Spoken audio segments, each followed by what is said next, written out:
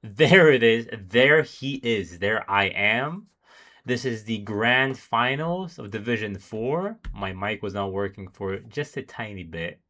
And it seems one of the Leona's Chairs players, Madness, streaming as well. So whoever you prefer to watch, by all means, go check out Madness. But today we have Sushi Prime, Salmonella Speedrun versus Toji Stairs. I am expecting great things since both teams are pretty good. There's an Emerald player on Sushi Prime. There are two Emerald players on this side of Toji's Terrors. So it should be fairly even rank wise. There are some gold players on Toji's, though. I think bot lane is definitely the weak link of Toji's. I've seen some atrocities being made on Smolder, for example, in the previous series they played.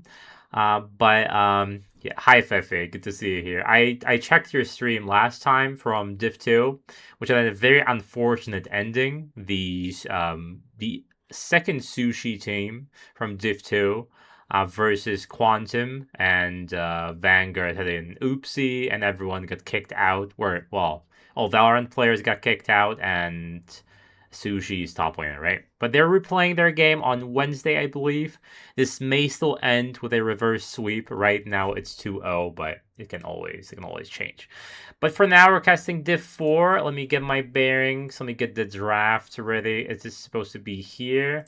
I believe we are about to start. So let me just make sure everything is where it should be.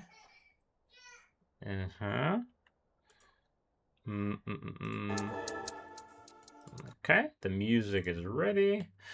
But needs to really up their game this series? Yeah, I think so. I mean, you upped your gameplay, Beth, in the final game, in your losers bracket. So, as long as you persevere, you learn from mistakes, I'm sure they can do the same thing as you did, right? Anything is possible. Wait for Aku? Oh, wait for me? No, I'm ready. I'm ready, guys. I am flattered you'd be waiting for me. But it's okay. It's okay. I'm not that important of a person. I am not a VIP, even though some people claim I am. Let me move the client to the left. Our draft for real now. Let me get the tunes ready for you guys. I tried to switch between the world's music from 2025, 2024, 1, and so on, so on. I think it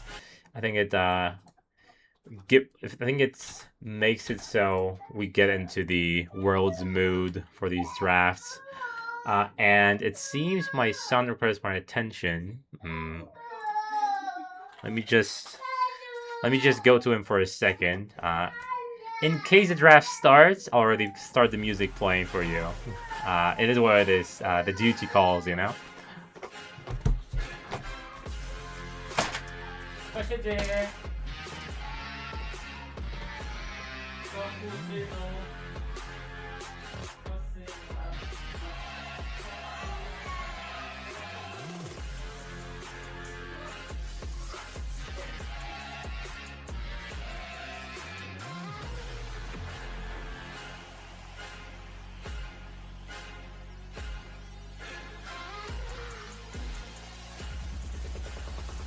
And now I'll rise above you.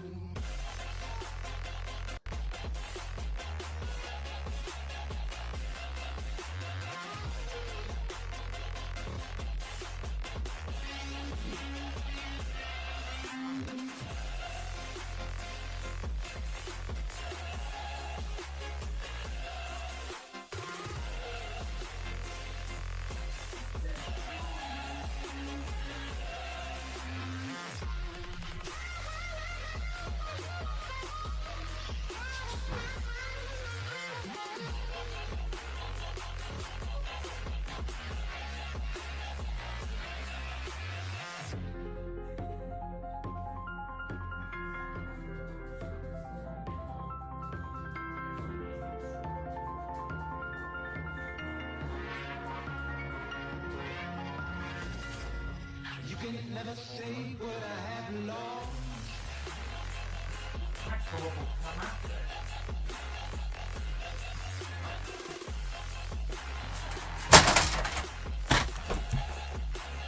Right, I have returned, guys. Let me lower the music. There was some crisis with a phone missing. It appears my son hid it under the couch, but it's alright now. Let me get myself mid-spot exploit. That was your main role, if I remember correctly. Pile of Misfits. It's not a team I've heard of, but I wish you the best bet. Now, when it comes to this draft, I see Jinx has been banned first, followed by Seraphine from Sus. Which division to go to? I think Gipto. I'm not gonna say you're like a flawless player. Like, you do make mistakes here and there, but you are definitely one of the best junglers in Div 4. I think you could definitely try Div 3, as long as you maybe make your champ pool slightly bigger. I think that would be splendid for you. Yeah. I mean, I hate tanks. I hate tanks myself. Oh. Were you put on only tanks? I mean, you played Nunu. Okay, like, I understand, like, the meta is what it is. There is, like, Jarvan. There is a Wukong. There's a lot of bruisers, tanks. There's Sejuani. There's Zac. There are players. Mostly, the junglers are expected to engage your front line. Sometimes disengage for your carries in the back.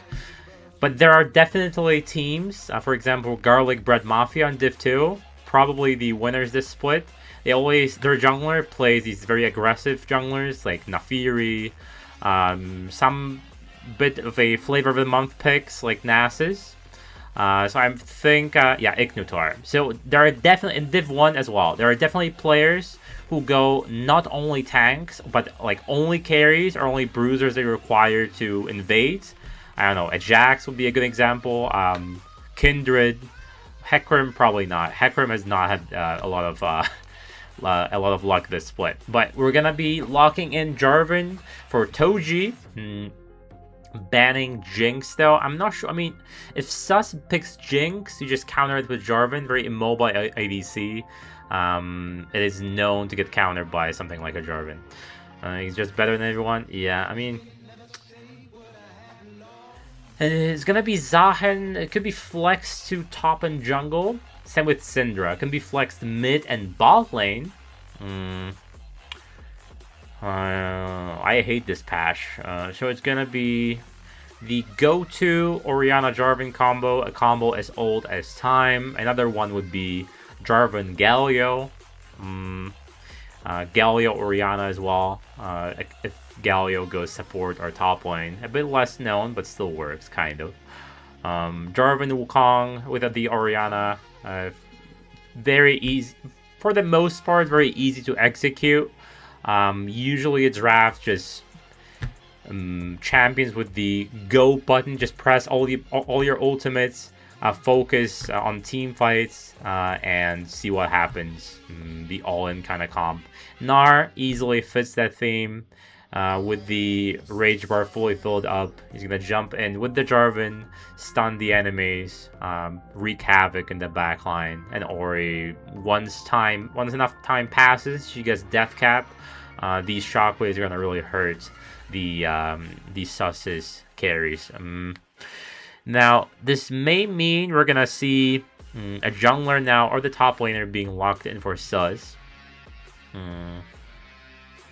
I mean, there are plenty of champs to learn in League. It's just good to be an all-around player, to have some tanks, some carries, some bruiser, and especially to have both AP and AD picks, right? But I think you can easily check these boxes, right? Okay, we're gonna be locking a Yunara, so that confirms this is a Syndra mid lane into Orianna. Now, good Oriannas will say that it may be Orianna favored. But the Syndra Scatter of the Week, the stun, is a very wide hitbox. It's fairly difficult to dodge at the lower levels of gameplay. For my Div 1 team next play, any prospects? I think Gen Orca is very good, the ADC from Sus. Especially on Ashe, he is known for hitting these very long ultimates from bot lane, top lane, his base, it doesn't matter. His game sense is fairly good, but since it is Div 4, obviously he has a lot to improve on. But even though you're kind of memeing, I know, Steve-O, you're scouting for Div 1, I think he's one of these players who could definitely go far in the future splits. And he's willing to learn. He's a young lad in his early 20s, so very pleasant to talk to and always willing to learn new things. Yeah. You just need to find some redundancy. Yeah. Again, Gibdo, like you're a fine jungler. It's you just need to refine your gameplay and refine the champ a little bit. As long as you have an open mind, it's all good, you know. As long as your team is willing to build around you sometimes, like when you are the carry, like a Kindred from Dilo as a Div 2 jungler, right? With a fairly wonky champo. Okay, it's gonna be Milio ban, Ornn ban, and Nautilus and Blitz, so a lot of support bans. As far as I remember, Gooey J, the support from Toji, his signature pick is the Blitzcrank. I think he feels the most comfortable on the Hook champions. There is still Thresh available, but bot lane is yet to be picked by Toji. They are gonna be against the signature combo Yunara Lulu. The longer the game goes, the worse it gets for Toji's, but Yunara has no dash, no flash, so once that flash, an ability flash, right? Once the summoner spell flash is gone and Jarvan ults, she has no way out, and then it's an easy peasy Shockwave Nara ulti combo. We're gonna be locking in the late game champ, Smolder. I was not impressed with Chaosmon's performance last time he picked it in the previous series, so I hope he got the memo and he's not gonna be farming as atrociously as last time, because I believe the stacks were not on point. I believe if you're stacking semi-perfectly, you can get the 225 stacks around like 19-minute mark, if I remember correctly. Oh, and it's gonna be Smolder Thresh. Now, a good Thresh will be able to predict where the enemy is running, flay them during like dashes and whatnot. This is still a gold support, right? So I'm not too sold on this. And again, his hooks are pretty good on Blitzcrank. Thresh is a bit more like you can do some finicky looking to do one direction and queuing in the other direction, but I'm not too sold on this bot lane, Smolder Thresh. I think there may have been some better picks. Something that goes in early on with the Gnar, with the Orianna, with the Jarvan. Here we have to kind of wait until the Smolder becomes relevant with this. It's not even about 225 stacks. It's just after the nerfs to his kit, to the rune that he's using, and the items, he's just not the same champion anymore. Now you really have to get to the late game point. Unless you get camped by your jungler, then it may be fine, but yeah.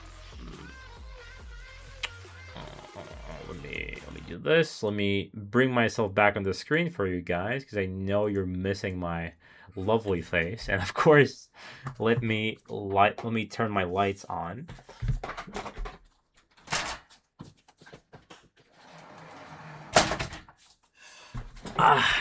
Perfect.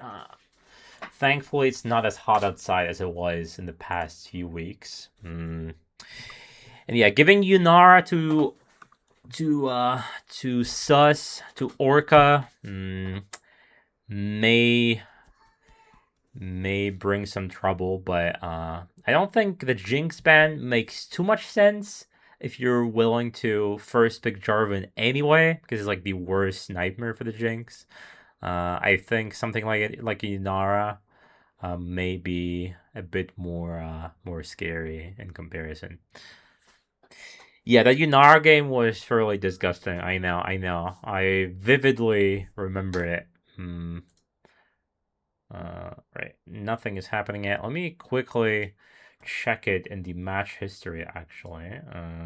Toji Stairs, OPN Next Gen. Where was that game? There was the Ash game, Jinx game, and Yunara.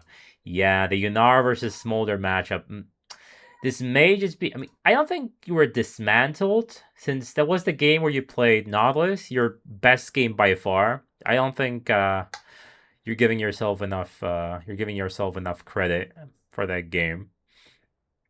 Okay, and there is I completely ignored the Malphite, I'll be honest. It's just against the Gnar, he might have a lot of trouble in a ranged matchup. First game on. Oh, I see. Okay. Oh. I'm so sorry. If that was the game, because you mean because you mean a different series. You don't mean the series OPN Next Gen against Toji's. You mean a game against Sus. Right. My mistake. You mean the winners bracket. Yeah, that was a slightly unfortunate game on your part, but I mean, you learned, you got better, so you know, it doesn't really matter that much, you know. Yeah, I think the Toji's draft doesn't make too much sense to me.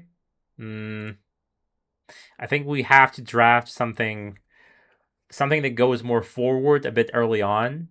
The Smolder just doesn't do that. He's at his weak point especially taking into account the previous game, the previous losers bracket semifinal, the losers bracket final, where he was irrelevant for the first 25 minutes. I want to say, uh, he may just get dismantled by the Inara Lulu. Oh yeah, you played Morgana. You played Morgana. You know, the Morgana. I mean, you are landing all your Qs, if I remember correctly.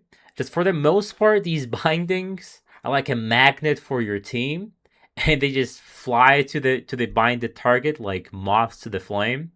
And sometimes it ended in hilarious team fights. Um, but um, but yeah, the Morgana. I feel like the Morgana support isn't just doing enough. The Black Shield is just not enough, right? Where do you like her? Jungle? Mid lane? I assume mid lane.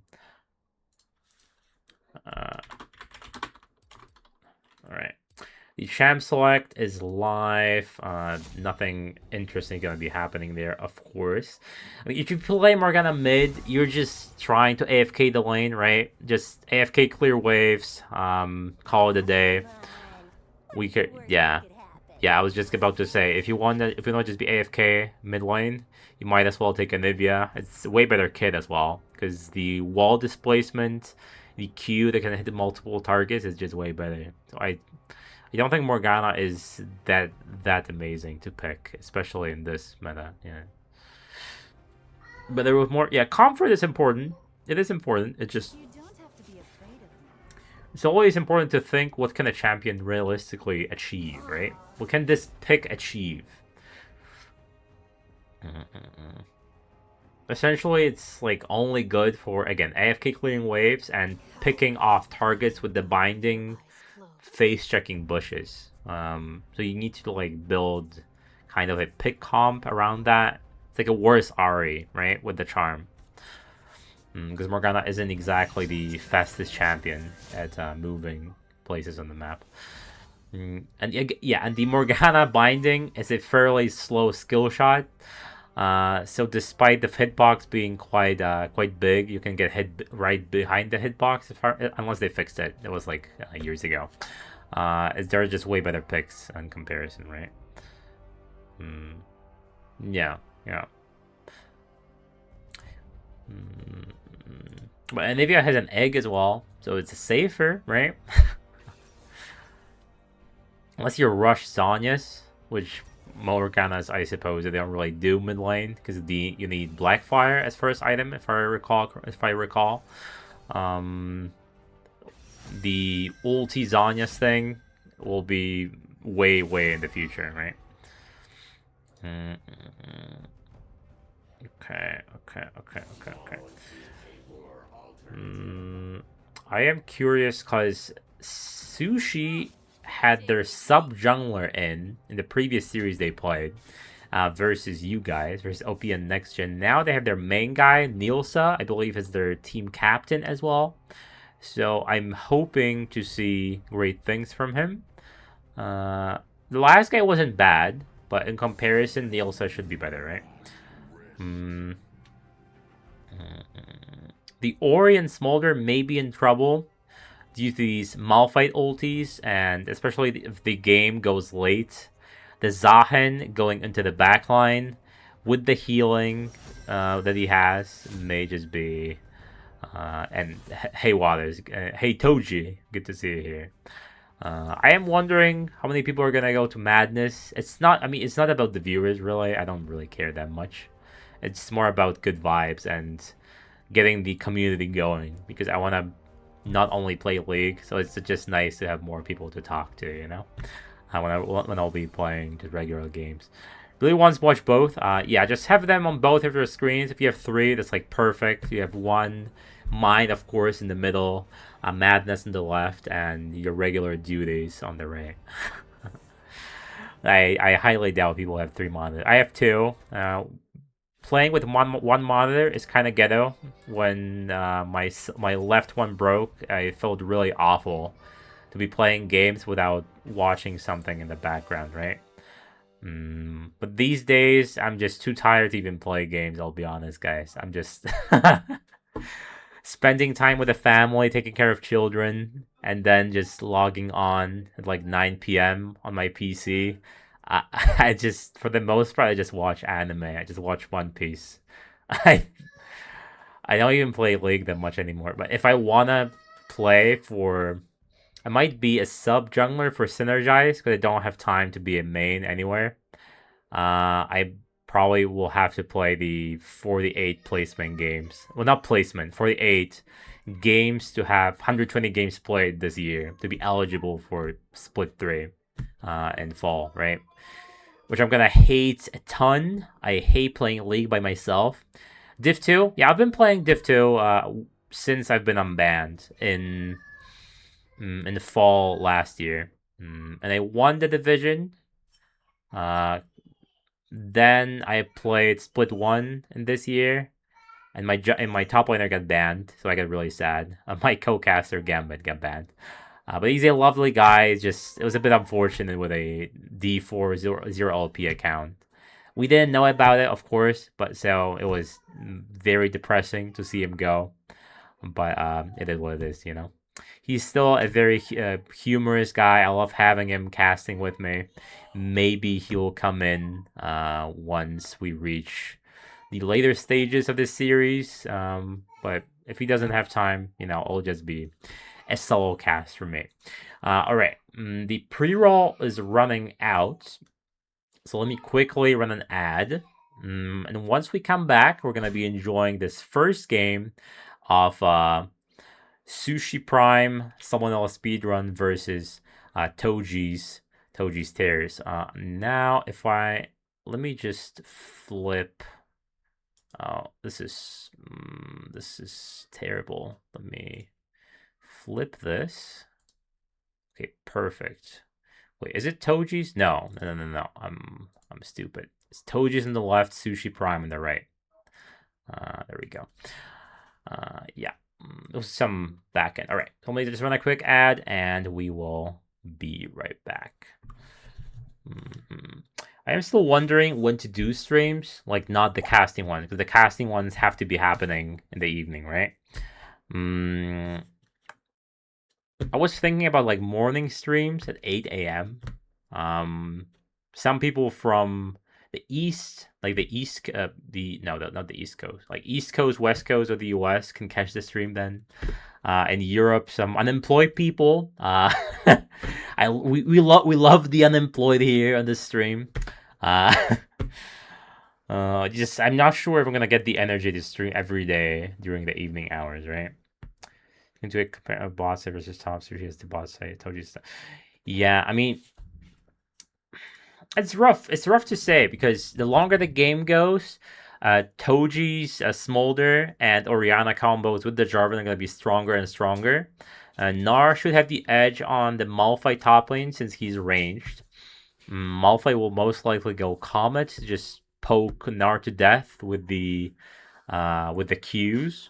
But it's gonna be a close one. I think the Yunara Lulu combo may just be the last nail in the coffin.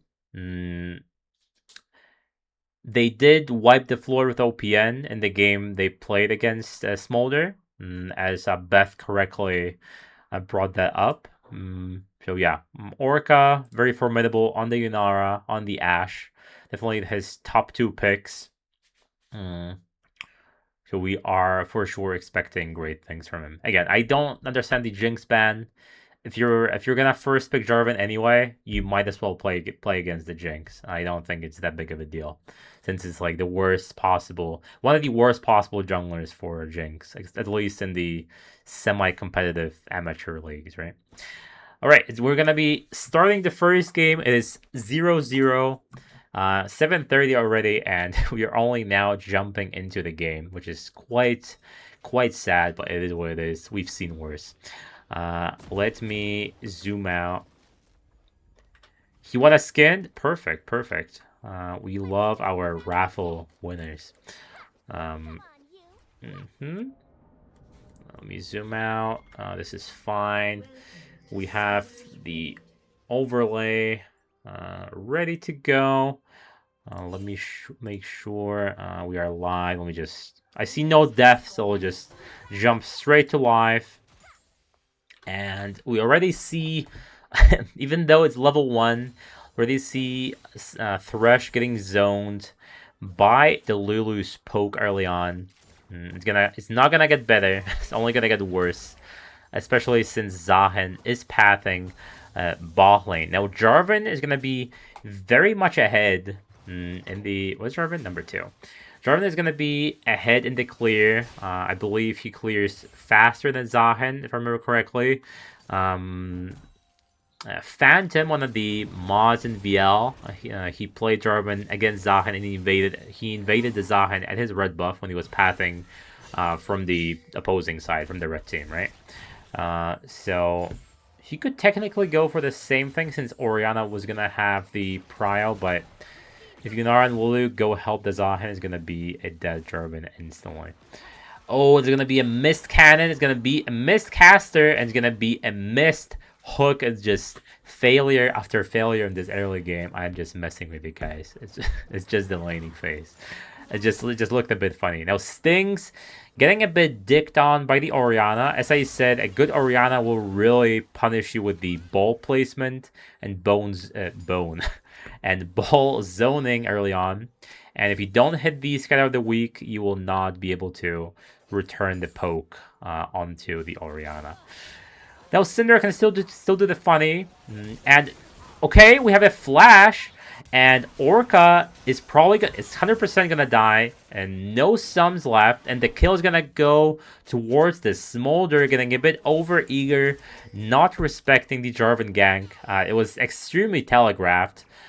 He did sacrifice his crab, but he's just gonna get the one top lane. Now Stings should be aware of the EQ combo, even though Ori has no mana, so there is no kill pressure. But very much well played from Toji's jungler. And just okay. Gooey making plays around the map with the slither of his mana. He is now Yamalos is going for a dive, decides against it. He still had flash, so maybe that was playable, but a well-timed Scatter of the Week would have completely shattered his plans and possibly killed him on the tower. So good of him to know when he can be aggressive and when to retreat to his jungle. I am very much awaiting the Grims. It is Kondi Gragas. The way he played it, the way he was dodging by just simply aura walking, I want to see it again. But this time he just locked in an easy peasy Gnar pick. This Ori is taking barely any damage. If this was Diamond gameplay, you'd be okay. He is actually trying to freeze the wave, and never mind. He's just walking. Yeah, if he froze that versus the Syndra and Jarvan would come, now that Syndra has no flash, it would spell immediate disaster for the Syndra. I don't think we should recall the Jarvan. I understand he wants to spend his gold. I think since Yunara has no flash, we just call it a day. We keep clearing and possibly counter gank the Zahen ganking. Now Adi has to flash out. Still has the ultimate ready as far as I can tell. So for now, let me see if these work on my hotkeys. Yeah, so far it is the bad Pobla in the top lane. Is not the evil Pobla. And now, holy, okay, we're gonna need a replay of this one for sure. We're gonna need a replay of this one, guys. It is just unless something's gonna happen. Okay, Orca, let me get Pobla off the screen. Orca getting completely destroyed by the hook demon that Gooey is, hooking across the wall, and Yamalos is there again with the knockup. Orca is playing too cocky. He thinks this is OP in next gen, but these are grand finalists, Toji's terrors. Bermuda Triangle Mafia combo. Yeah, it was the It was the 6-pack kind of combo, you know? You make them think you're gonna miss all your ultimates, and then you just get these nasty unstoppable forces in the 5 people instead, you know? So he's biding his time. He's biding his time, but it looked very funny that he see that I never really recall target. I still don't think there was kill pressure, even if he. Okay, Gooey, the roamer that he is trying to make plays around the map. So far, red team is looking really shaky. Graham's gonna just spend his cooldowns. Audi has no way to retaliate. Grems will just push this in the recall, I would assume. Now the grubs will be spawning in 3 minutes. I imagine Gooey will be moving for these in due time. Let me check something. Okay, I'm gonna try to actually sit in front of my webcam this time because I keep like sliding away very slowly and slouching in my chair as well. It just looks absolutely horrendous on stream. So I'm gonna try to be better, guys. All right. Even if this hits Tome, I doubt much damage will be done. Now Chaosmon is just breezing through this lane. I think he actually. Okay, a clean Lantern to get Chaosmon to safety. So I think he's playing better. He's not making as many mistakes, many blunders as last time. He knows he's not that guy. Just has to be a slave to his Thresh. If Thresh doesn't want the hook, he just quietly sits at the back. Yes, master. I'm gonna keep CSing. And Nielsa trying to invade, but there's just gonna be a pink ward left for the wolves instead. Now Grub's up there, and as I said at 8 minutes, sorry, I thought they spawned at 10. A professional caster, by the way. Nielsa is trying to get, and okay, these combos, the the lantern is the thought that counts, and Nielsa really saving his ult for next game, even though he'll be unstoppable. He was trying to bait out the Flay, I guess, or bait out the Cataclysm, just dies almost instantly. This early game is looking extremely bad. Now Audi has to flash out again. It is yet another Pobla-esque ultimate, but what it is, again, he's just biding his time, guys. Now Talyori, easily dodging the Scatter the Weeks. Very, very good mid laner. One of the best, for sure, in this division. But keep in mind, he's Emerald, you know? So, yeah. I know up to Emerald 2 players can play if they got the rank above Plat 3. Now, okay, Gooey J a bit out of position. I think he will possibly die due to this. Yeah, there is no way. Completely out of position. It's a good pickup from the red team. There is no objective on the map, unfortunately. No Herald, no Hextech. First Drake, keep in mind, went towards the Tojis, of course. After Orca passed away. I mean, we all knew that Audi is gonna have a very tough time into the Gnar matchup. I think there may have been better picks, but I'm not in Livid's head, the coach of Sushi. So I'm sure the reason for picking the Malphite. Okay, let me get my soundboard going, and I don't have my Wi-Fi turned on. I know you love these meme sounds, guys. I cannot refrain from using them, but I should probably install more, like at least like 20 more. Otherwise, it just they're way too repetitive, right? Gooey's doing it me. Yeah, I mean, he's been hitting a lot of hooks, but you were okay. He was in no man's land for a second. But what was I saying? Yeah, you were pretty good when it comes to the accuracy on their hooks. But at some point, we have to put the fries in the bag and play a bit more safe, play with your team. But Nielsa in the bot lane, and it's going to do absolutely nothing, unfortunately. Now, Livid, if you're here, what's the game plan behind the Malphite? Because right now he's having a bit of a rough lane. Is it just to ult the Smolder and Orianna? Is that the goal? It's an easy Pobla combo, easy R combo, you know.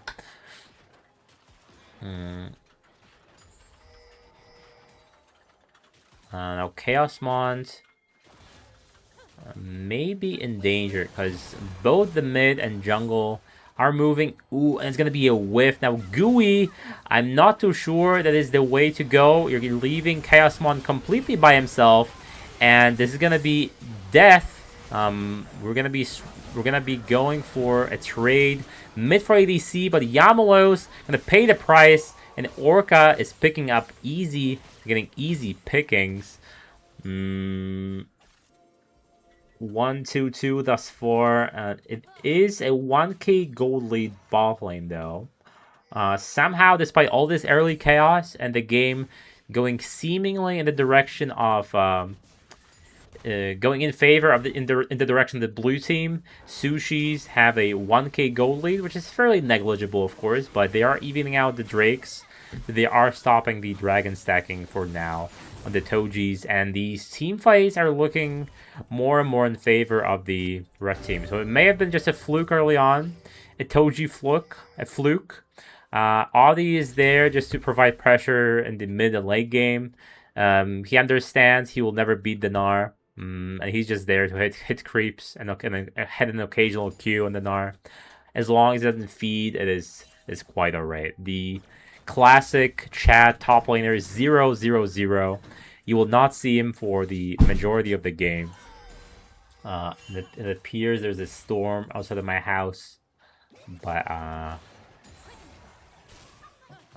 it should be fine. Now Orca is paying a lot more respect now to the Jarvan.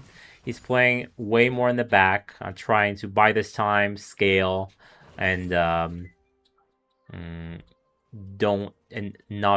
stop egoing. This is the grand final. Like, Tojis are here for a reason. They were in a losers bracket, but they're still a great team, especially way better than when they were a part of the synergized organization. I'm not sure what changed, but I'm sure it was for the better. Okay, Audi doing his best to just again, auto creeps, doing nothing really. Okay, we had a nasty flash Q. And unfortunately, Yamalos picks that one up, but I have been watching some Jarvan guys because I'm trying to become... But Chaosmon, they're trying to get a cross-map play, and Nielsa, I'm not sure that ulti is necessary there, my guy, but to each their own. Now, Jarvan at his tower, Nielsa is going to pay the price. There's no way going to live that one. Talyori, and there are so many ultis. TP's Malphite, huge shield on him, but I believe Yamalos is going to die. Yeah, that's very unfortunate. There's a Malphite. He still has the ultimate, but the perfectly timed lantern saves Talyori and brings him closer to his tower's safety.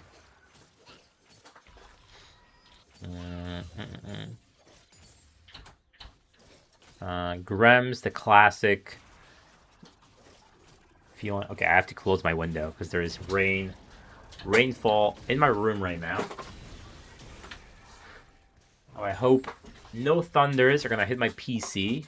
It happened once, like 15 years ago. The thunder hit my PC and fried like two pieces inside of it. All right, let's look at the gold lead. The gold lead is still 1k, so again, extremely negligible. Both teams have a late game ADC. Both teams can definitely go in with the Malphite, with the Zahen, and with the Jarvan and the Gnar. There are definitely combos to be had. Gooey really loves his flash Qs, flash pulls. He's trying to be that guy. He's trying to be the hero. He's trying to make the plays, making the montages, who no one makes, unfortunately, for Div 4. But hopefully that changes in the next split. Now, Tome. Okay, Chaosmon is really and doesn't want to pick that lantern up. He's trying to get as many stacks as he can. Let's do a quick, 87 at 60 minutes. That is god awful. That is exactly as awful as it was in the previous series. Tome, good flash from Yamalos. As I was saying, I was watching some Jarvan guys, and the guy told me that I mean, he didn't tell me per se, but he was talking in the video. Like is like a Jarvan one trick, and he said that Jarvan is a extremely high economic jungler. You're not supposed to be spamming ganks. You have to be clearing your camps fairly frequently. And for the most part, you just get Eclipse and Sunder Sky every single game. You're gonna be a monster, right? I do love the lethality Jarvan build, Hail Blades, but I do recognize it's mostly just meme worthy, right?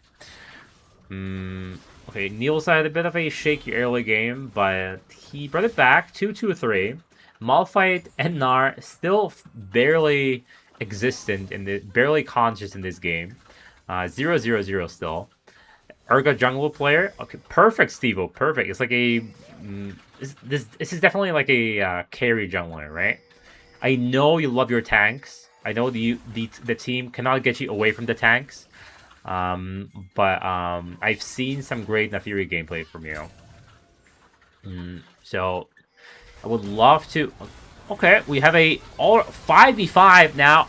I have no clue who's gonna win that one, but there's a huge Ori combo. Holy, just hitting every single member, I believe, on the red team. Orca, with the skin of his teeth, is gonna be running to the safety of his bot lane tower. Niels will probably be fine. My team begged me for carries now. Oh, okay. They recognize who's the real carry. They do understand that 4B is playing for the KDA mostly. He's playing from 10 screens away on his fabled Xerath. So they know that Steve-O is to carry the games instead. Smart. How do you rate your chances in your next game, in your next match in the losers bracket? I don't remember who you're playing against, I'll be honest. I think Celestial Helios, right? I think the team where Stink is playing and his infamous brand. No idea who you want to win. I mean, again, I think both teams are good on Sunday. Okay. I'll definitely tune in and possibly stream if you allow me to. Because I didn't have a pleasure to stream your games yet, but I definitely would like to do one. This is still game one. Yes, this is game one. It started at like half past 7 CT. Both teams showing teeth. Sushi's had a bit of an edge on. We're definitely being put on the edge of our seat in this game. Talyori is playing nearly perfectly, I would say. He recently hit a 5-man shockwave, so it doesn't get better than this, right? I think Fefi wants to stream it. Oh, okay. Okay, that's fine. If Fefi wants to stream it, then, you know. Are you non-biased? I am fairly non-biased for the most part. Unless it's someone like I completely hate. And I don't really hate a lot of people. Okay, Nielsa is trying to make an offensive play on the Tojis, but okay, they're gonna get the gold from the inner tower in the mid lane. So the aggression definitely paid off. I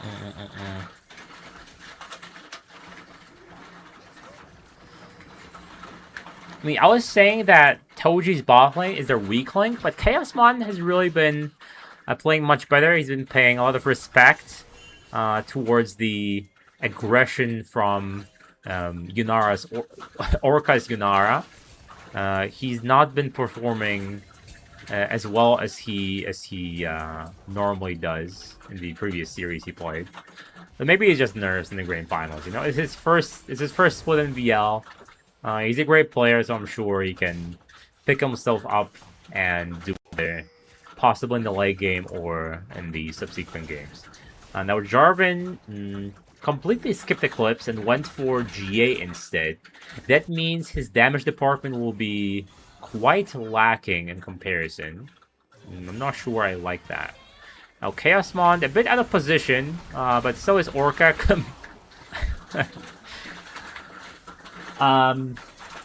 Yeah, I'm not sure. I think Orca was trying to make the montage.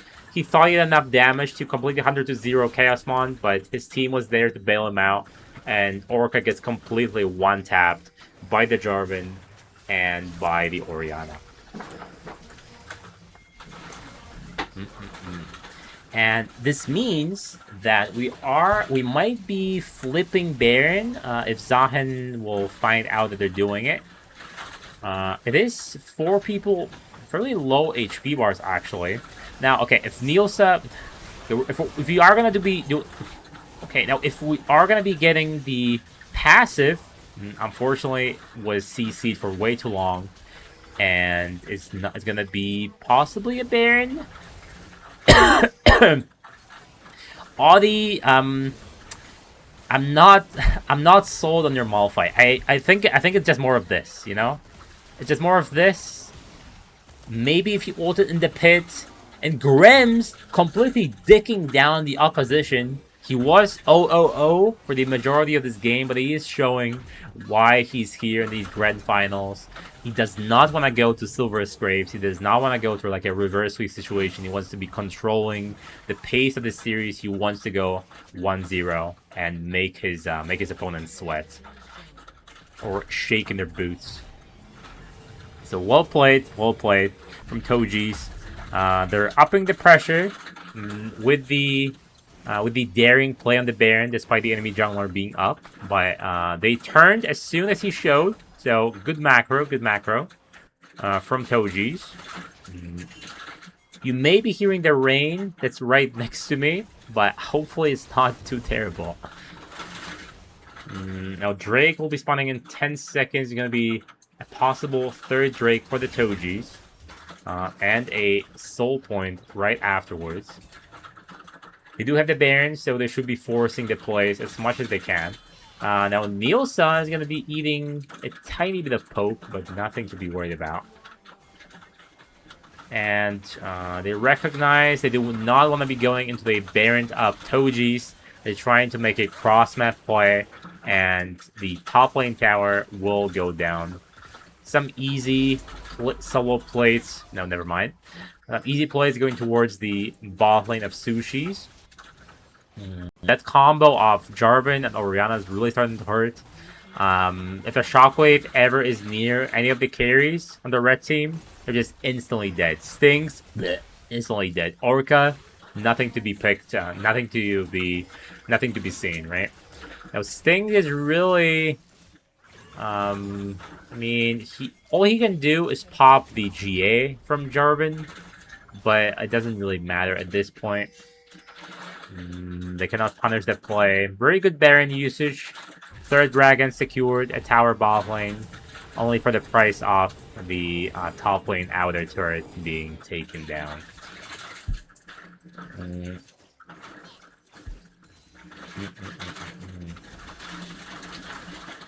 Grimm's, so far a perfect game, no deaths yet. But I am hoping he's going to be going for something a bit less tanky, bruisery, more playmaking type, like the Gragas, right? Apparently he's known for his Gragas, which I found out in the last series he played. And he even sang, it is Condi, the infamous remix song from the Gragas montage plays. So I am for sure his #1 fan in this series. Okay, we are going to be diving Orca. Yamalos is stuck in his Cataclysm, but he has GA, so he should be fine for the most part. Nielsa eating a hook. So he might just pay. Yanar has the ultimate, but is not able to close the gap. I mean, Toji's are really trying to up the pressure and force force the red team make an unforced error, like in tennis. And that's a pretty good ulti from Audi, but I imagine blue team will just walk it off. And the slows from the boomerang blade. That might be too much to handle. Great hook from Gooey, unfortunately not on the target that they would want. Shockwave not available anymore, so I imagine we just walk it off and call it a day. Very close encounter in the mid lane. If Orca died and possibly 2 more people, I believe there would have been end right there and then. But for now, it is a 3k goal lead for the blue team. They seem to be in a pretty commanding position with their comp. Smolder seems to be almost online. Yeah, this the stacking is quite horrendous in Chaosmon, but we are gonna be forgiving him since he is a gold player, right?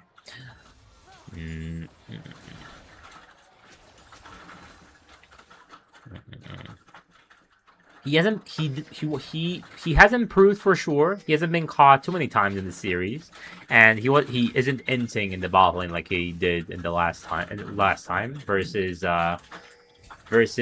who was it? OP at next gen, right? And these thunder strikes right outside of my window are starting to scare me a little bit, but hopefully I'll be fine. We are gonna have a Cloud Soul in a bit, slightly more than a minute, so I'm sure that will spark attention from both teams. And the red team loses more than, I would say, at least 2 members there. This may spell disaster. This may spell a Baron. This may spell the end of this game. And the red team is trying their best to get any vision they can in the river, but face checking a Gnar and a Jarvan with a Shockwave combo is quite scary indeed. I mean, the Zahen engage is very slow. Malphite ult can be easily flashed out of. I don't think we ulti the Lulu, right? Yeah. Okay, we bait out the TP from the Malphite. The ball is on the Jarvan, but unfortunately he was stopped by the pull-in from the Zahen. And a huge ulti on both carries. He does not care if he dies. He has GA, right? The Shockwave hits a lot of people. Nielsa has the passive. Jarvan, okay, he soaked a lot of damage from the red team, but Stings is gonna pay the price. Walked up a bit too close. Now Nielsa is gonna be the next one on the menu. Audi, the last one, and Tome is gonna be completely out of position.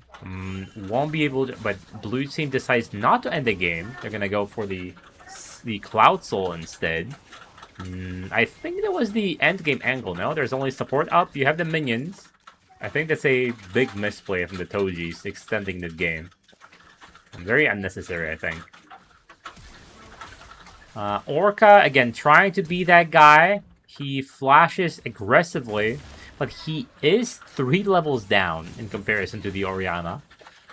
So I believe there is no kill pressure there.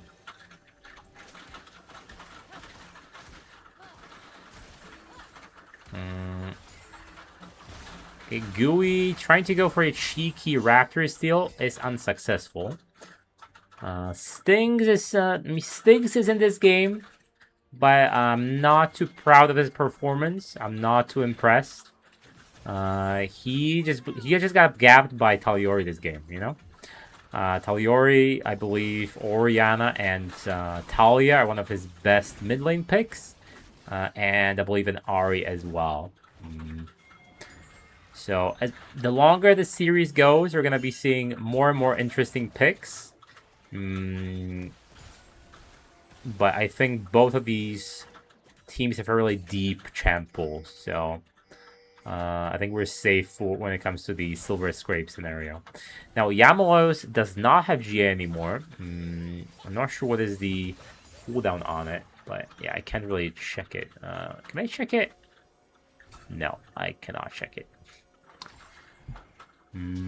We are posturing. I think what we should do on the blue team is get the vision control on Baron, start it, and then once someone tries to face check, then we turn on the on the closest target with the Thresh Hook, with the Cataclysm, with the Knock-Up. I think it's a fairly long cooldown. Doing this, okay, we are turning on the Malphite. That is a huge Jarvan. Not on the targets you would want. Grems is completely out of the fight. Audi.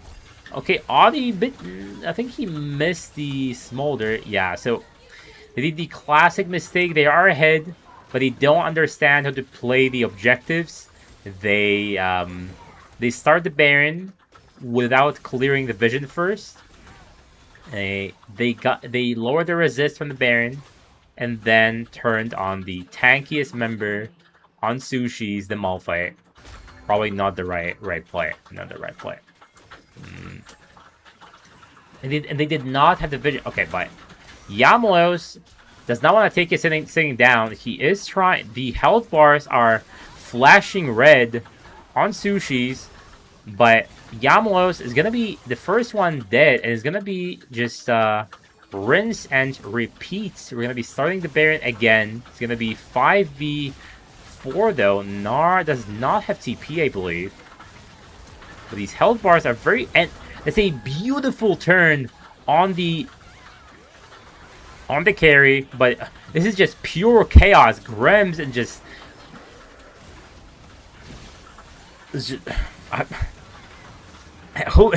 who is winning this team fight in the end? Chaosmon running from the base, full HP, beautiful hook predict, and Orca is dead, and it's gonna be almost a double ace. What is happening in this game, guys? The gold is dead even, 60,000 gold on both sides, 33 minutes in. This was just a display of terrible micro and macro on both teams. Yeah, I mean, I guess props for the red team trying to get this Baron during this very short time window that they had when they had a numbers advantage. But seeing how the half of the team members were less than half HP into a Smolder coming in, it is quite unfortunate what happened afterwards. Yeah, this game just blew itself wide open. As we've seen just now, both teams are completely capable of wiping the floor with the opposition and acing each other. There is a Yunara late game, there's a Smolder late game. It all comes down to the Malphite ult and a Shockwave position, right? If Shockwave hits only the tanks, I don't believe Toji's will be able to close this game out in these team fight. But the GA is back up on the Jarvan, and Elder Drake is spawning in a minute. Whoever gets the Elder wins the game. That's usually how this goes. Now, since GA is on the menu again, Jarvan can just completely go full retard challenge, just dive in the backline and care about nothing in the world. Now we are just funneling into the Drake. We walked on Vision, so they are aware that the red team is trying to sneak a Baron, or at least lure Toji's into the Baron. Let's go Serenichi. Unfortunately, there is no Serenichis to be had in this final. Very sad indeed, Mirandis. And we are just getting Baron for nothing. I'm not sure how is that allowed. We're just trading Baron for Elder, I guess. And blue team has the upper hand. They're gonna get the mid tower for nothing. And no, actually no, Elder has not spawned yet. So there's just completely botched play and botched macro from Toji's. Their late game looking very shaky, but Tome is why are we face checking? Why are we face checking a Jarvan Shockwave combo? But despite completely face checking, I think it does not look as bad as it sounds. Orca, holy, that Shockwave just just completely destroyed them. I mean, it's Smolder triple kill. This is just game. This is just game. Red team, great macro play.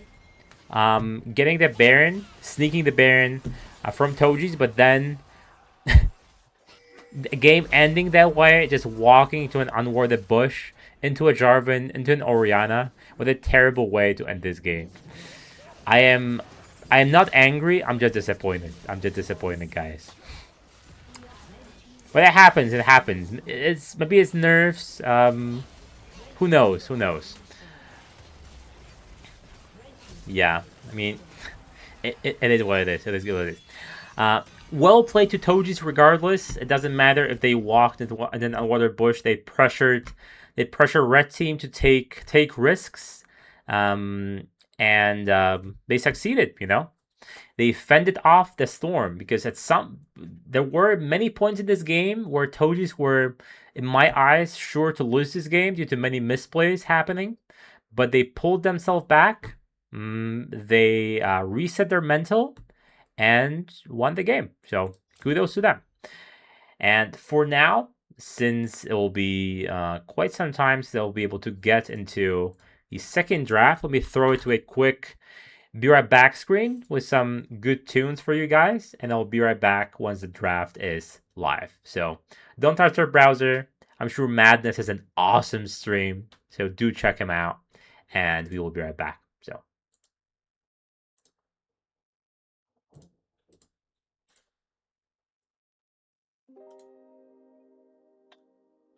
this is not the one.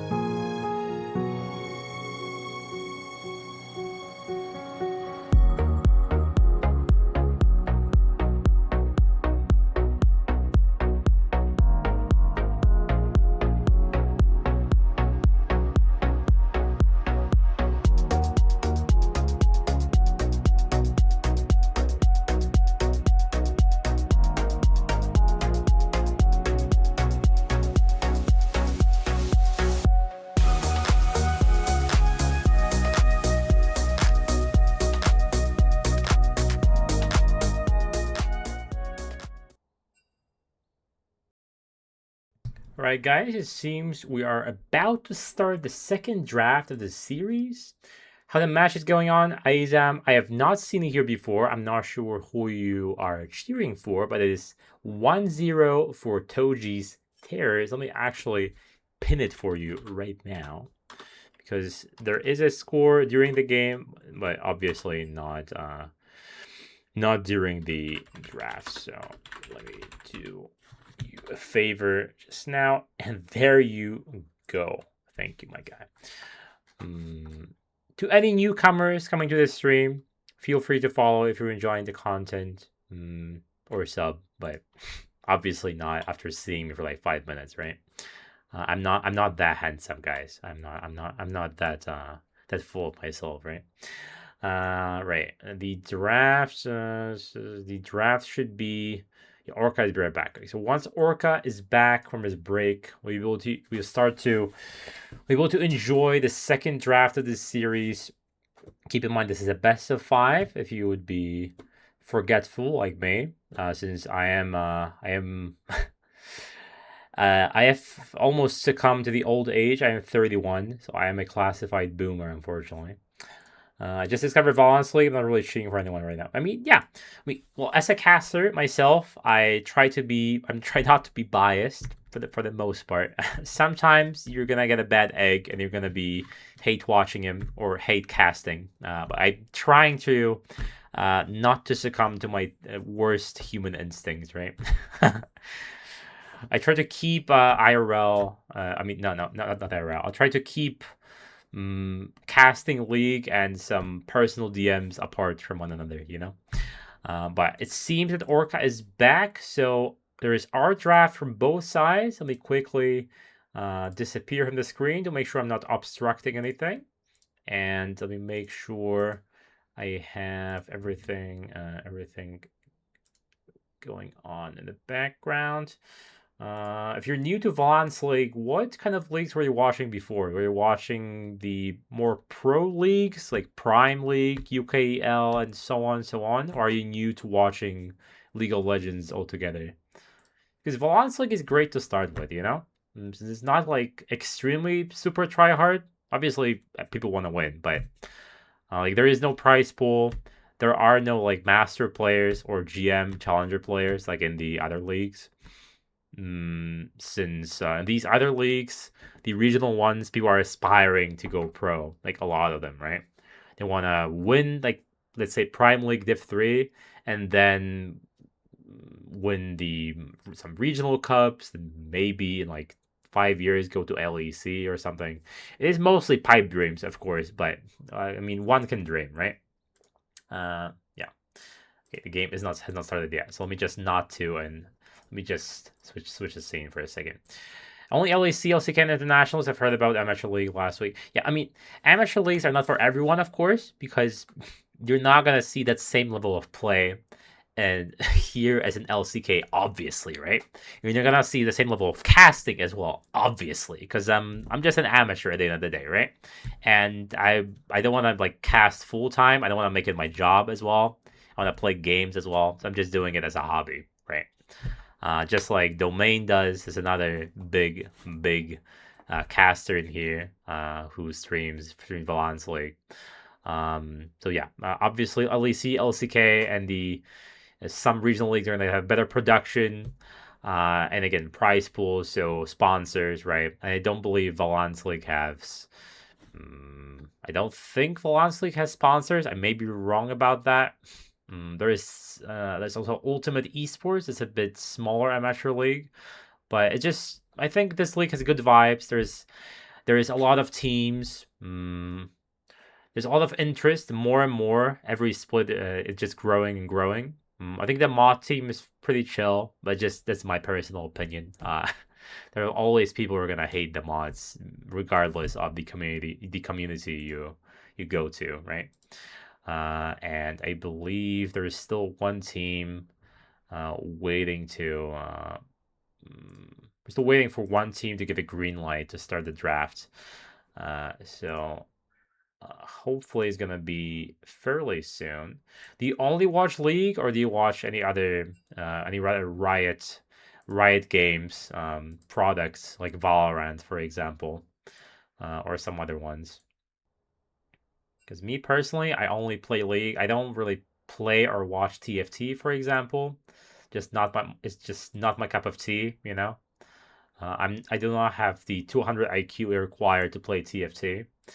Uh, and it seems that my YouTube bugged out, but I'm gonna be fixing it right now. Okay, we are gonna be jumping into the second draft of this series. Let me go here and start this for you right now. This is Jinx ban again, so there's a huge respect for Orca. That's I'm sorry for blowing your eardrums right there and then. It's gonna be a Jinx ban again. Since they first picked Jarvan, I'm very confused about the Jinx ban. Ashe, I completely understand, because again, Orca is amazing at these long-range Ashe crystalline arrows. Jinx, maybe they're scared of a random getting excited in the late game. Who knows? But yeah, we're gonna be banning Aatrox from Grims. I think Yamalos plays a jungle, if my memory serves me right. I may be wrong. It is the old age and Alzheimer's getting to me again, but we are paying a lot of respects to Orca. He was on his infamous Yunara though, and unfortunately got ganked repeatedly by the Jarvan. Got hooked by the Thresh as well. Gooey J, again, very famous for his hook champions. Blitzcrank, Nautilus, Thresh. So huge pick for him. Many plays he did, many flash flays, flash hooks that landed. In the Roam's mid lane, top lane, he was all around the map. So my MVPs for game 1 are definitely Talyori, the late game and mid game shockwaves, and the Thresh starting out the fights with his hook, completely fearless. We're gonna be targeting a Mumu and Ari again.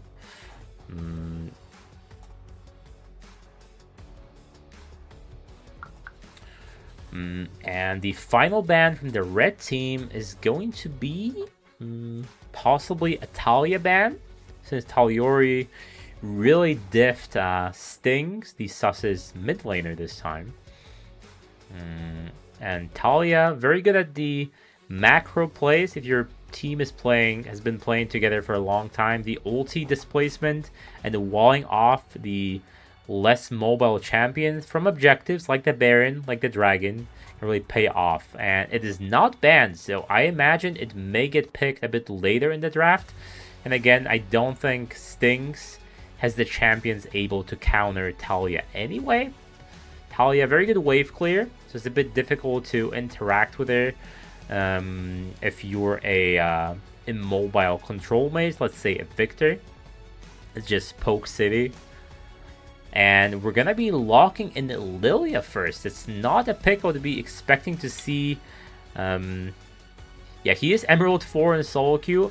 Again, if you're used to the other leagues, this may not be something too impressive, but this league has a Plat 3 peak. Now, as long as you're Platinum, up to Platinum 3, as the split starts, you're good to go. But after the split starts, once the game is already going in the group stage in the playoffs, you are allowed to reach up to Emerald 2 in the Division 4. So he is still in the clear with his rank. Just in the subsequent split, he will be not allowed to play Div 4 anymore for 2 years, I believe. And Sus, that's a really beefy lineup. Pantheon jungle, and then Ornn top lane. I doubt this Pantheon will be a flex pick. I doubt this will be going into the support role or the roamer role, like the players are starting to name it. Especially the higher divisions and higher elo, the supports are never to be seen again in bot lane after like level 3. They just go mid, die, go top lane, die, and rinse and repeat. And we're gonna be going for a Mundo top lane. Not something I would be expecting Grims to pick up. So he is mostly on tank and bruiser duty thus far in this series. Okay, Ornn jungle, fine. I mean, yeah. Ornn jungle is a very unlikely pick. I've seen orange junglers in like Div 1, I believe, or Div 2, failing their clear and costing them a minute. And it is going to be a predicted pick by me, Talia. So right now we have a lot of micro plays to be had with the Talia ult, with the Lilia ult, and the Mundo running fearlessly, ferociously, push in the front lines. Yeah, Orange Jungle, it's not amazing. It's possible, it's just not amazing, right? And yeah, as I... who is this caster, guys? I'm just predicting things left and right. It's going to be a Talia versus Victor matchup, but Victor being mainly just a poke champion early on, seeing how he did on the Syndra versus Ori, I think he may have some problems versus the Talia, especially if he gets hit by the knockback rock even once. And if he gets hit by a stray Lilia slow ball in the early game as well, it's a guaranteed not knockback from the Talia and a must-have flash from the Victor. So the Yamalos, definitely looking forward to his plays early game. I doubt he'll be pathing top lane. Both are flex AP carries. Yeah. I'm not sure if Sus's ADC plays Victor bot lane. I think it's much more likely to see it going mid lane. But you never know. You never know in this day and age. You're right. You can even see something as wonky as a Vladimir bot lane, right? Or a Yasuo ADC. You can see pretty much anything these days. But after the recent changes, the added MR for the ADCs, maybe we're going to be seeing a resurgence of ADCs mid lane, like in seasons 1, 2, 3. Maybe? Who knows? I doubt this will be happening. I think the ADC would need way more MR, way more help to be able to go to a solo lane again, like they did in a way slower state of the game, where the game was more of a strategy game, and not what it is right now. Right now, it's just a whack-a-mole on the ADCs. If you're out of position for a second, you're just insta-dead for the most part. And we're going to be banning Caitlyn, Kai'Sa, Ashe, and Jinx, so huge respect towards Orca. I would be just ruffling my feathers if I was Orca, but he may be running out of champions to play if this keeps happening. Right now, 5 ADCs out of the picture. If you count the ones picked in game 1, actually 7 ADCs. So we are going to be having to dig deep in these champles if this goes long to like a 5-game series. Picking away a hook champion from Gooey J on Toji. Now taking away... Okay, a Zeri pick. This is a bit too spicy for my taste, but okay, we're going for the Xayah. Probably a pretty good play. Anti-dive from the Ornn ult into a Pantheon ult into a Nautilus ulti. So whenever Nautilus ulti is a Xayah, it's a guaranteed dodge. And fairly standard combo Xayah Rakan. Should be pretty difficult to die in this lane for the most part. Now I'm very eager to see what will Orca whip out. If it will be Victor bot lane, I will be extremely surprised. However, I'm not sure what is even left for him to pick in this.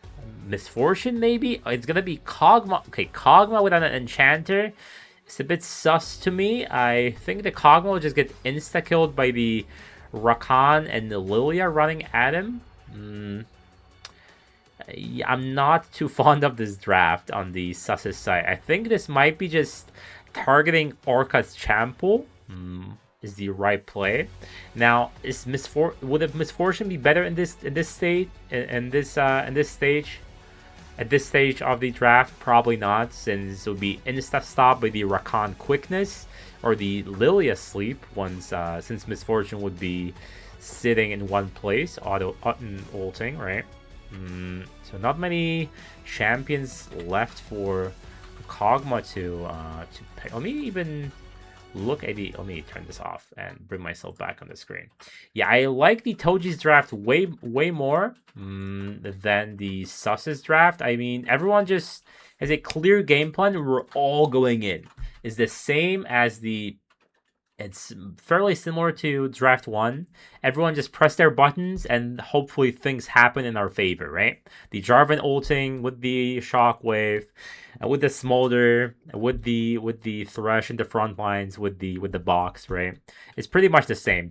Talia initiates the fight with the Lilia, with the sleep, walling off some targets from possibly the objectives, the Drake, the Herald, the Grubs, the Baron, and then you fight with the numbers advantage, assuming Talia knows how to ult. But seeing how Talia, one of his one of his most comfortable picks, I think he will use the wall to his team's advantage for sure. And Rakan initiating the fights with a quickness. And Kog'Maw without an enchanter, I'm not sure I've ever seen it having too huge of a success, but maybe I'm wrong. I haven't seen Kog'Maw in ages, both in solo queue and in pro play. This champion does not really see much play in this day and age. I think quickly, just it's just easier for me to look for champions this way, right? Bot lane. What other champions could have been possible to pick? Twitch? Probably not. Tristana? Maybe. Then again, Tristana not great. I mean, Tristana Nautilus is an alright combo, but into this, not 100% sold on it. But I think would have been better than whatever this is, the Kog'Maw. Maybe an AP carry bot lane would have been something to think about. Maybe a Seraphine, and maybe a Ziggs. But not many ADCs left really. There's an Aphelios, but I don't think Orca is too proficient on the champion. So yeah, I definitely think Toji's win this draft by a landslide. It's gonna come down to some micro decisions early game.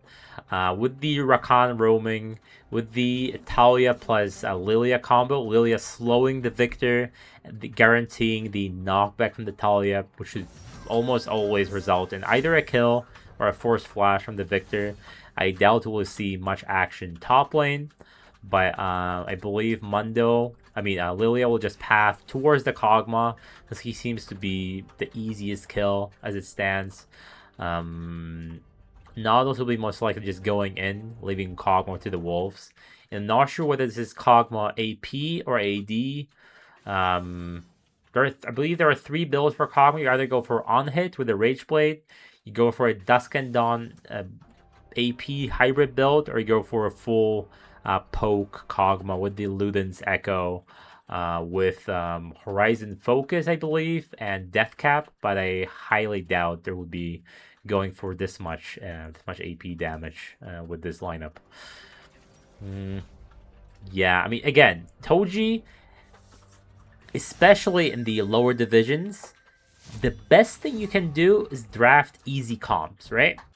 You have the comps, you have good voice comps. You've been playing together for the whole split, for more than 10 games together.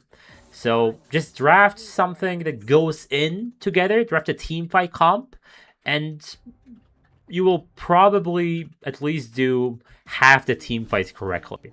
And sometimes it's enough. Like last game was very, very close. Both teams had a strong late game carry, and some team fights panned out, some didn't.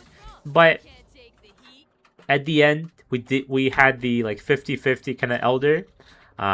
Enemy team had Baron, and they face checked. They did a macro misplay, and the full-on team fight aggressive comp paid off. Right, instantly killed the backline, and this will possibly happen even now. It may be even easier with the Rakan, with the quickness, and the Talia ult walling off. Let's say walling off an Ornn and Nautilus, and able to tank for the carries. So all eyes on the Talia and Lilia. I think they will decide the game. possibly before Rakan roams. Gui J was very active in the early game. I've seen him as early as level 3 versus the Syndra, flash hooking and forcing the flash out of the Syndra, winning the lane for Taliori essentially. So, yeah, I think this will be a very interesting game. For now, I'm going to say it's very much in favor. Yeah, it's either OP champ. Third one would be Ari, maybe. I think Ari is his third most played. Correct me if I'm wrong, Kobe, but that's what I think it is. But they're banning it against Sus's Millionaire because I think Ari is his most comfortable champion. Yeah. So if they decide to go blue side, if Sus, assuming Sus would lose this game, and Toji would get blue side again, they could just go for Ari first pick, right? Yeah, and Toji, I love your draft. It is very simple. You have your comfort picks. You have Taliori on Talia. I imagine he's well versed with the ultimate, and he can use it at the strongest point. So the objectives, right? The objective control, I believe that's how they did it in LCK. There were many Talia mids and Talia junglers in LCK. What you do, I briefly touched upon this, but I'll just reiterate since Toji is here. You wall the enemies off. You either wall them off so they can't enter the pits entirely, the Baron pit or Drake pit, or you try to make sure you're having like a 5v3 or a 5v4 at least. Like you wall off, let's say, an Ornn, and now they have no one to tank for the Kog'Maw, and you win the team fight just like that. But again, this requires great micro from Talia. I think it's a fairly difficult champ to play, but since it's his most comfortable pick, most games played, I doubt he will have any problems with doing these microaggressions on the Talia. All right, we are at the spectator delay mark. Let me go briefly to a pause yet again, run a quick ad so that you don't have any surprise ads during the game, and we'll be right back in 1 minute 30 seconds, guys. So don't touch your browser. L draft from Sus Drafter. Who drafts for Sus? I believe Livid, right? Yeah, I don't think it's Orca's fault. I genuinely think that Orca is just running out of champions because they're just fully targeting him. There are 4 ADC bans. So again, counting the picks from game 1, 7 ADCs are gone in this draft. And I'm not sure he plays any AP carries, which right now is a huge problem in this meta. If you're an ADC, you're a bot laner, playing both AP carries and AD carries, you are like impossible to be banned out. If you are lacking in the AP department, then we're running into problems. We're running into having our champion pool completely depleted and having to fall back on whatever this is, right? I'm not saying he won't win, but having a Kog'Maw with no enchanter is might be quite difficult. If anyone gets on him, he's insta dead. Like that champion is just a walking turret, right? No defense mechanisms on the champion. No peel. There's like a slow, I guess, but it's fairly negligible versus what the lineup that Tojis have. So yeah.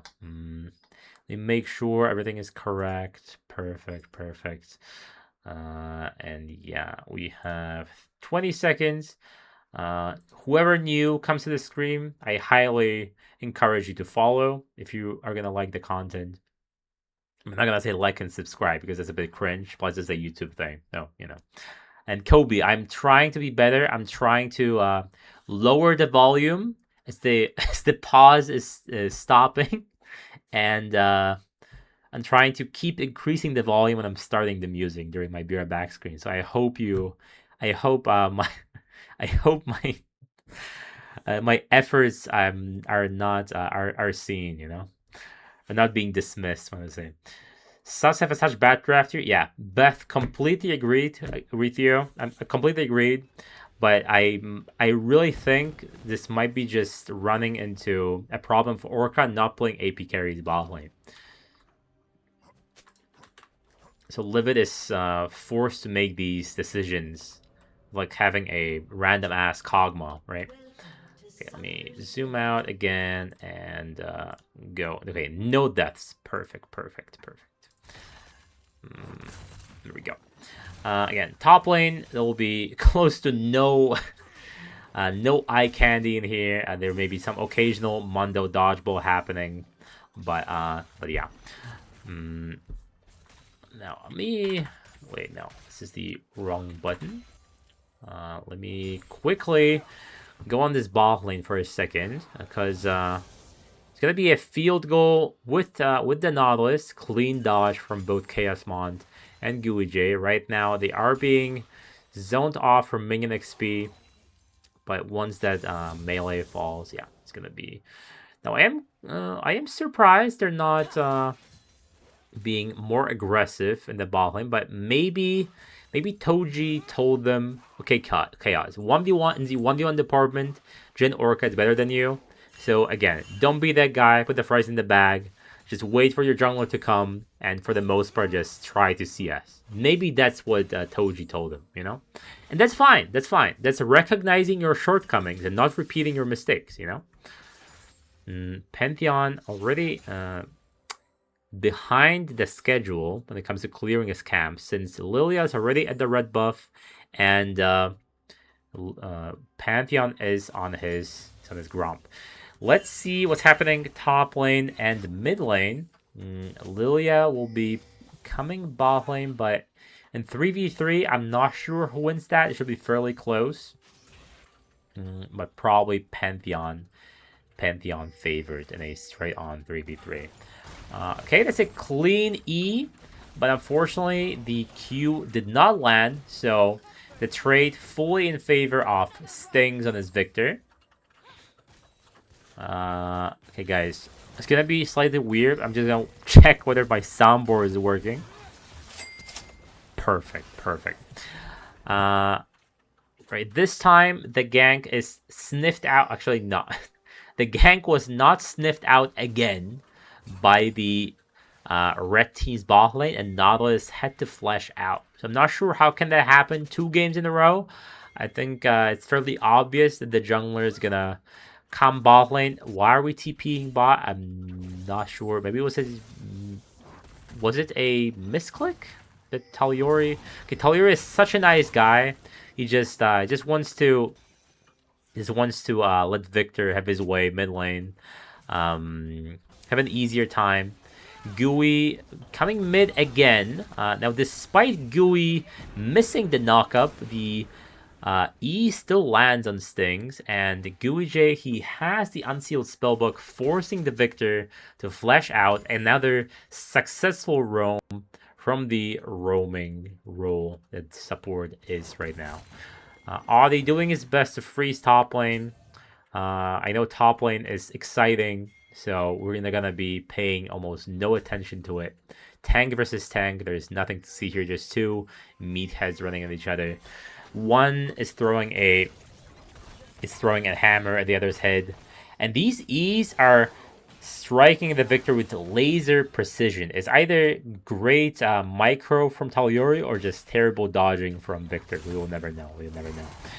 Okay, Audi will for sure lose this trade. He may even fall and force to flash out, completely disregarding the Mundo passive. He will not be knocked out, right? First CC landing on Mundo. Remember, guys, first CC landing, it's not gonna matter. It's gonna be blocked by the Mundo's passive.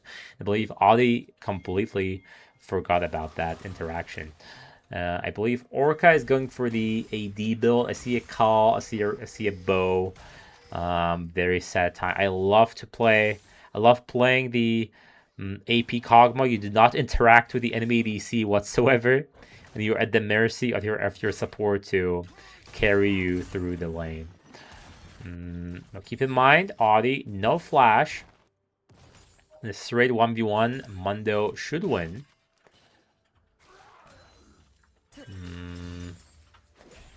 Red team sneaking that first Drake.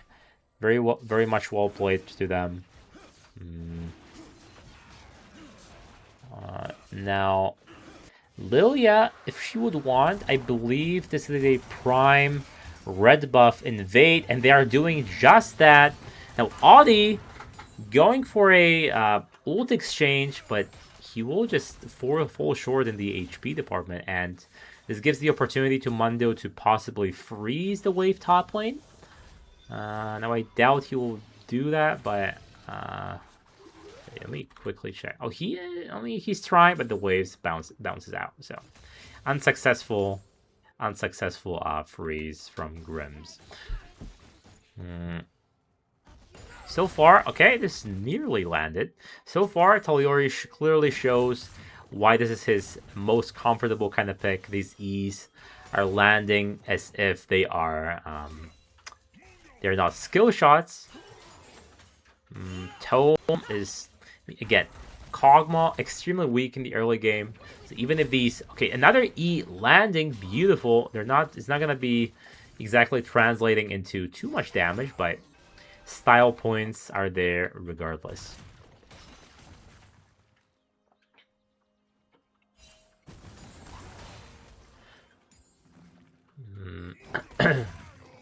Okay, now Audi does not have his brittle up, so he will lose these trades 100% of the time to the cleavers. And this is a very strange gank, because even if you ult on top of Mundo, the stun will not matter at all. So this is a pure, I think this is a kind of a tilt gank, perhaps. Now, Gooey J is top lane. Audi, remember, has no flash. This is a extremely dead top laner, and the first blood is gonna go towards Grims. Push is gonna be happening this game for sure. And the red team will be fully at the mercy of Kog'Maw to take down the mad scientist that Mundo is. Excuse me. That means that Mundo will get the benefits of all three groups for the split push. Definitely not something you want to see on the Sushi side, but Gooey J, great roamer, great impact he's having on both these games thus far. Looking like he'll be close to an MVP or an MVP yet again, at least in my heart, you know. Now Audi, I made fun of Audi for missing all his ultimates, but so far he missed the first. He hit the first one on one target, so hopefully this will keep happening. You know, Yamalos has not been. Unfortunately, had this Drake. I blanked on the English there for a second. He blanked out on Pantheon sneaking a Drake. That's what I want to say. Sorry. It is almost my bedtime, guys. It's 9 p.m. It's just these old bones speaking again. But now that means Grims is ahead by 400 gold. Kog'Maw ahead by 600. These gold leads are fairly negligible at this stage of the game. Top lane, any lead is not negligible. Even missing one component may decide whether you will succeed in the 1v1 or not. Once you start falling behind in top lane, it's extremely difficult to come back, especially if the enemy top laner starts freezing your waves. You cannot get CS, you cannot get XP, and you fall way more and more behind. Now we have our first pause of the series, hopefully the last one, so I hate these happening. I have PTSD from the Div 2 semifinal where Vanguard kept DCing one of the top laners. ADC Discord. Okay, so... Okay, he's not in VC, right? Yeah, that's probably what it means. Okay, slight pause. Let's reiterate what's happening here. No goal lead in comparison to the first game. There was a first blood, but it probably doesn't really matter. First Drake went towards the red team, and I mean, this Kog'Maw is just quietly scaling. Lilia is unable to gank this bot lane. The vision is there. Both the I'm completely lying. They have no whatsoever. So I'm fairly confused. I'm gonna do a complete 180 on my boy Yamilio. I'm completely clueless. Why isn't Lilia ganking them either from the river or from behind? Right. If it's from behind, the E is surely to land. It's sure to land on the Kog'Maw, I think, and the sleep will follow, and that will probably mean a CC chain with the feathers, with the knockup from Rakana sure kills. I'm not sure why is he being that passive all of a sudden in comparison to the stellar performance he had in the early game as the Jarvan. Now, Yamalos is here. His top side is gonna be coming up. Right now it's only a Gromp, and he is going behind the enemy lines, but so far not been spotted. And it is a bit... yeah, okay. He's been spotted now. He's gonna be going back to his full clear. I believe they are setting up for... never mind, the Drake is spawning. They set up the vision beautifully. The jungler is not there. He could ulti in. It's a beautiful stop on the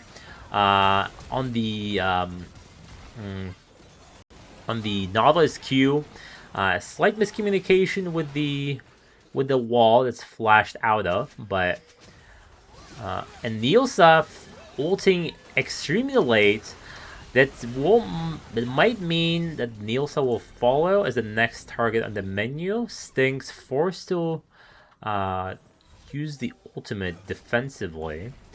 Now these health bars are not tremendously low apart from Gooey, so this Drake could be still on the menu for the blue team. And now Sting's is controlling the pit with the poke of the laser. Kog'Maw will be providing the DPS, and Yamalos, I don't believe, is able to even sneak into the pit. There won't be any smite fights. Plus, it is only the second Drake, so I don't believe suiciding for the Drake is something you do at this stage of the game. How's my boy Madness doing? Anyone there watching him? I've never seen him stream, so I know nothing about the guy, right? He played jungler, right? For Leona Shares. Okay, that's a good roam from Tome. Grem's forced to ult and just walk it out. He will just walk it off. There is not enough burst damage from the side of red team to take this Mundo down before he heals up. A good attempt nonetheless, forcing out a TP from the Rakan and forcing the Mundo ult, but for the most part, he'll just get it back up, and he will continue to be a menace top lane, just forcing Ornn to be in the salt mines with him, slaving away, hitting the camps. Now, Kog'Maw was sent mid. Gooey J caught out of position, but he should be able to just walk it off with the Rakan. So offensive plays are being tried to be made by Sushi Prime. Losing the vision in the river, that's very unfortunate. Okay, Gooey nearly escapes with his life. Now Talyori is still was unable to show his prowess on the micro and macro knowledge on the Talia at these objectives. Orca able to fully scale. He has not died yet. He is ahead by Chaosmon by 800 gold. And Chaosmon will not be able to pay any dividend to this victor. I don't believe he'll be able to 1v1 him. And Stings may be forced to flash out if he has it. He does indeed, and he will just be queued to death by the Talia. That was a slightly wrong angle, but a kill is a kill nonetheless. Now, Lilia, Tome is being ping-ponged around. These Nilsa ults are very questionable. Gooey J killing himself for fun, I guess. He is feeling bad for Orca having his champs stolen from him and banned out. Now Yamalos, a big dig play, flashing in, and just as I say that, he does one of these. You know, we're doing cartoonish kind of plays Division 4 right now in this game too. Both teams making misplays. Nielsa with the offensive ultis. Grems does not care what's happening around the map. He's just pushing, pushing, and pushing. Best Mundo skin out there. And if this, I mean, they are on a timer. Kog'Maw will absolutely melt through any tank that will come his way. He just needs a little bit of time, right? The Rage Blade is already finalized. I believe the second item will be either Dusk and Dawn or a Blade of Ruin King. Probably Blade of Ruin King. The sequence, yeah, pretty good sequence. I imagine we're going to be going for a uncontested Herald with the Mundo right now. And Orca, yeah, Orca is going to be the most generic build you can find of Kog'Maw. As old as time, everyone has been going it for the last, I want to say at least 5 years. For the Blade of Ruin King and Rage Blade. I think now there can be a lot more variety, as I said. You can go AP, you can go kind of on-hit AP hybrid with Dusk and Dawn, which I believe may be the strongest right now, but I may be wrong. I'm not sure what is the state of the items that Kog'Maw built with this. I think Dusk and Dawn was actually nerfed, so no. It's going to be an uncontested Herald. Yet again, gold influx for the Tojis. But the gold lead is nowhere to be seen. It's a mere 200 in favor of the blue team. So basically nothing. But the Drake will be up in 10 seconds. Now we have a huge team fight happening. Yamalos again out of position. But Tome, no flash and quickness being stopped by the jungler will pay the price. So they do in fact get the jungler getting over eager at the end of the day. Orca still full HP. Sting's still able to use the ultimate offensively at the Drake. So I think this may be just another Drake attempt being fumbled by Toji's. If Ornn decides to join. If Ornn does not join, this should be a free... never mind. Orca just completely dicking down the Xayah. And this is a nice attempt from Taliori, but he has no mana whatsoever. So I was trying to praise his ultis prematurely, proactively, but so far they have not really taken me aback. I wasn't really taken aback by the ultis. And this will be a soul point from Sushi's. This Kog'Maw pick is paying dividends. I mean, they cannot get to him. Completely unable to get to him. There is a wall of Ornn and Pantheon in front. Now Nielsa is really questionable with these ultis this time, but okay. As I say that, unfortunate step up by Orca, getting overconfidence is a slow and insidious killer, as Wise Man once said. From my favorite game, one of my favorite games, Darkest Dungeon. Now Grimm's he is just walking at them. He does not care. Since Kog'Maw is dead, there is no one who can touch him. And just as I said that Sushis are in a prime position to win this game, they make a slight misplay with the Kog'Maw, immediately punished. But red team making a cross-map play. It is a top tower for a mid tower. If they are allowed to get it, probably not. I think they fend off the attack. So overall, I think it's in favor of the red team when it comes to the gold and overall map pressure. The more turrets you take, the more vision opportunities you open. Usually, if you get the mid tower, you should be pushing your vision deeper into the enemy jungle. Let's see if that happens with the Nautilus. That turret is still very healthy. There's no Ziggs on the map, right? And Kog'Maw is not terribly known for hitting objectives. He's mainly known for hitting targets while standing still until they stop moving. And that's exactly what he has been doing thus far, right? I mean, they do have a much better front line than last game in Draft 1.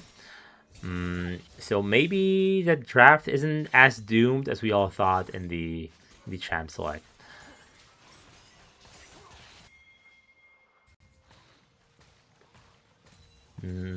Soul is still in 3 minutes, so still ways away. We are just posturing now, trying to win back vision, trying to force the opposition to walk into unworthy bushes or make some movement mistakes like Orca did just now. Okay, Gooey misses. Gonna be a huge ulti from Ardi, and the wall is just completely blocking the blue team. I'm not sure what was intended. Probably not. So thus far, I mean, this Talia pick is not really doing much. It's, okay, the huge Drowsy, and again Orca stepping up a bit too far, thinking he is that guy, and they lose the team fight yet again. They're gonna lose mid tower. Okay, whenever I praise Sushi, they immediately make a misplaced right afterwards. So I am jinxing them on a huge scale, it seems. Yeah, the play was won exactly. That's why it's made me a bit confused what happened straight afterwards. I think Kog'Maw really felt himself. He was like doing one of these, you know. He was like he thought he was a sniper, and turned out he was just a grunt on the front lines, and he was shut down by a mortar shell at the beaches of Normandy. That the comparison really did not hit as much as I thought it would, but I hope you'll excuse me. 1 minute for Drake. If Sus get a Cloud Soul, let's say second Cloud Soul, I believe. And game 1 with a Cloud Soul as well. So far, blue team did not secure any Drakes.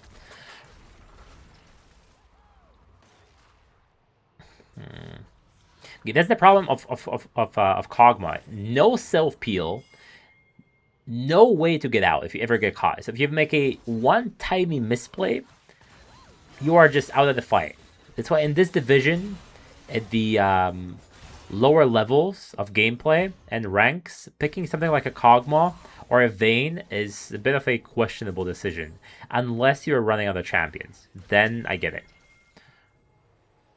Now, if you're playing AP Kog'Maw, there is much more room for mistakes to be made, right? You are playing way further back. You're just spamming R and spamming E and not interacting with the opponent. Now, they're trying to exchange Soul. No, they're trying to exchange Baron for first Drake for Toji's. Arguably a fairly decent play, but they are getting kind of low from this Baron, at least Nilsa is. And there is no jungler. So I think this may be a mistake. Or not. Or not. There is no jungler. It's a 5v4 and the red team just wins the team fight anyway. So Toji's really fumbling the bag, or are they fumbling the bag? Okay, at the end of the day, is a good play.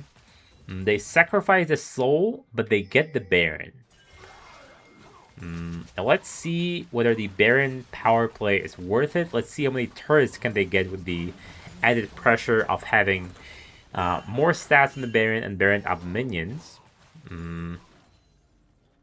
Is blue team good at clearing the waves? They have Talia and Xayah, so it's not like as amazing as Kog'Maw plus Victor, but it's doable, right? Clearing the Baron up minions. Kog'Maw reached his third power spike. He has Blade of the Ruined King and whatever the item was called. The item that lowers your cooldown on the abilities with every crit, right?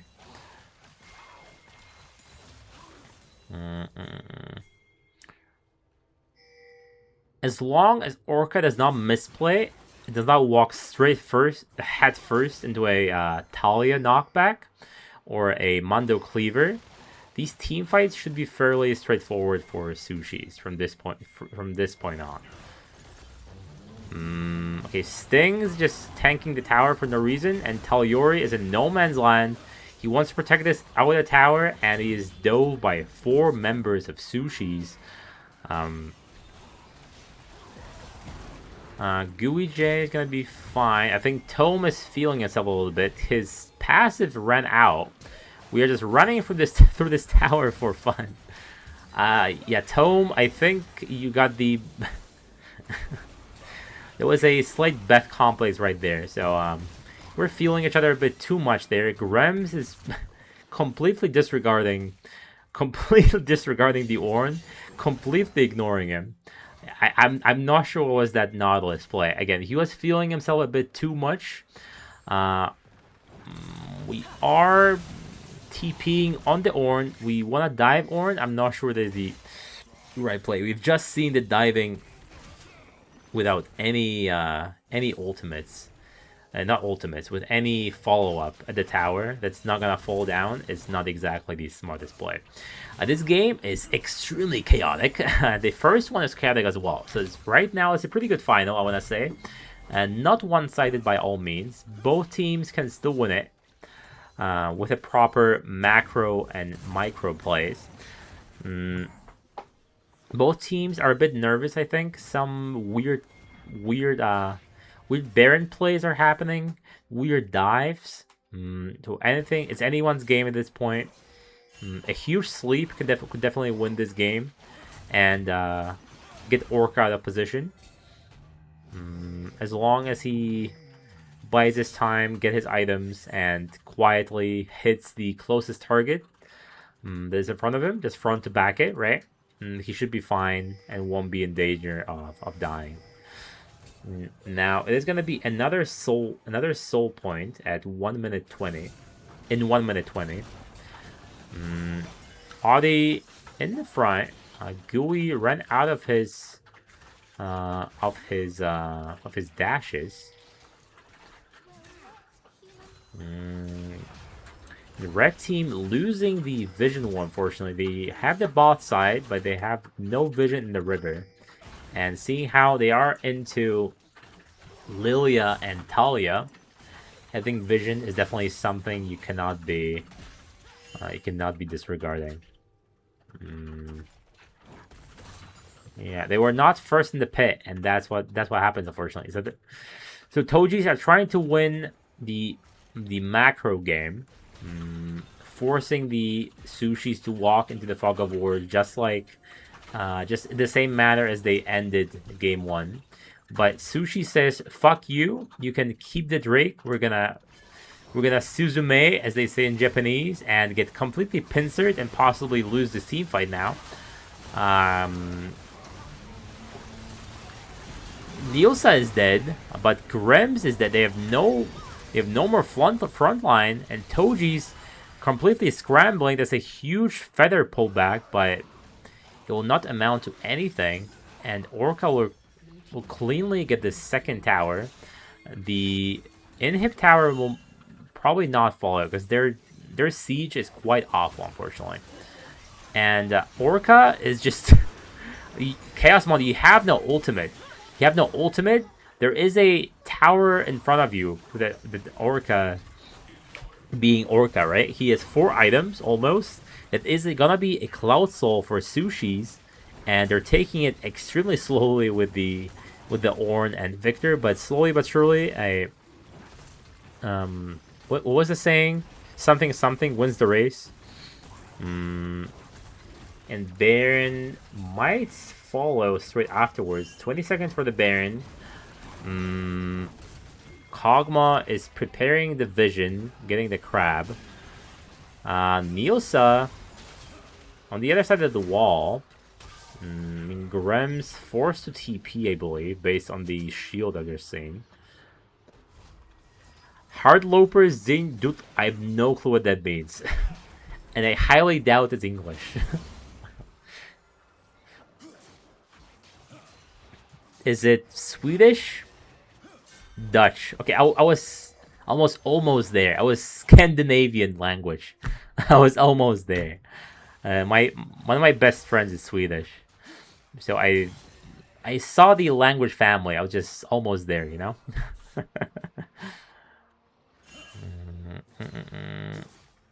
Okay, let's not flip Baron again, please. Because in the Baron pit, Orca may be slightly cooked. He's trying to show the Tojis that they may ban 4 of his champions, ban 6 of his champions. He will still whip out something unexpected. And flashing for the Mundo, that's not something I would have done. But once the Mundo is dead, they're gonna have no front line. They are using a lot of ultimates. If he does not die, there's gonna be surely a lost team fight for Sushi's. Why are we focusing on Mundo so aggressively? There is a TP from behind. The HP bars are quite low. I'm amazed they did not lose the team fight. But Orca eating a pullback from the Stone Queen.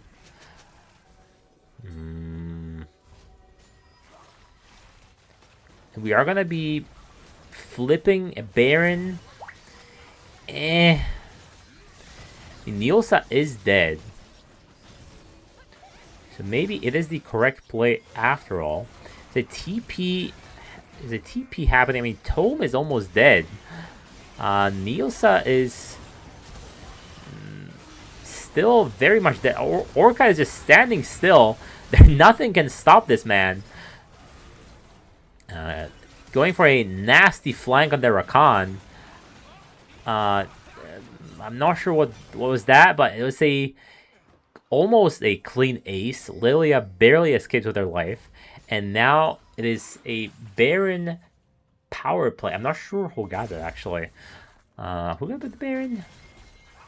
Yeah, blue team ended up getting the Baron, but only Lilia did not perish, so it's gonna be only for the gold, only for the stats for the Lilia.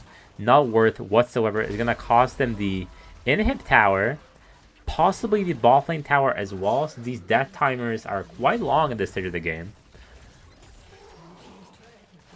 It appears that having an immobile tower is quite good this game.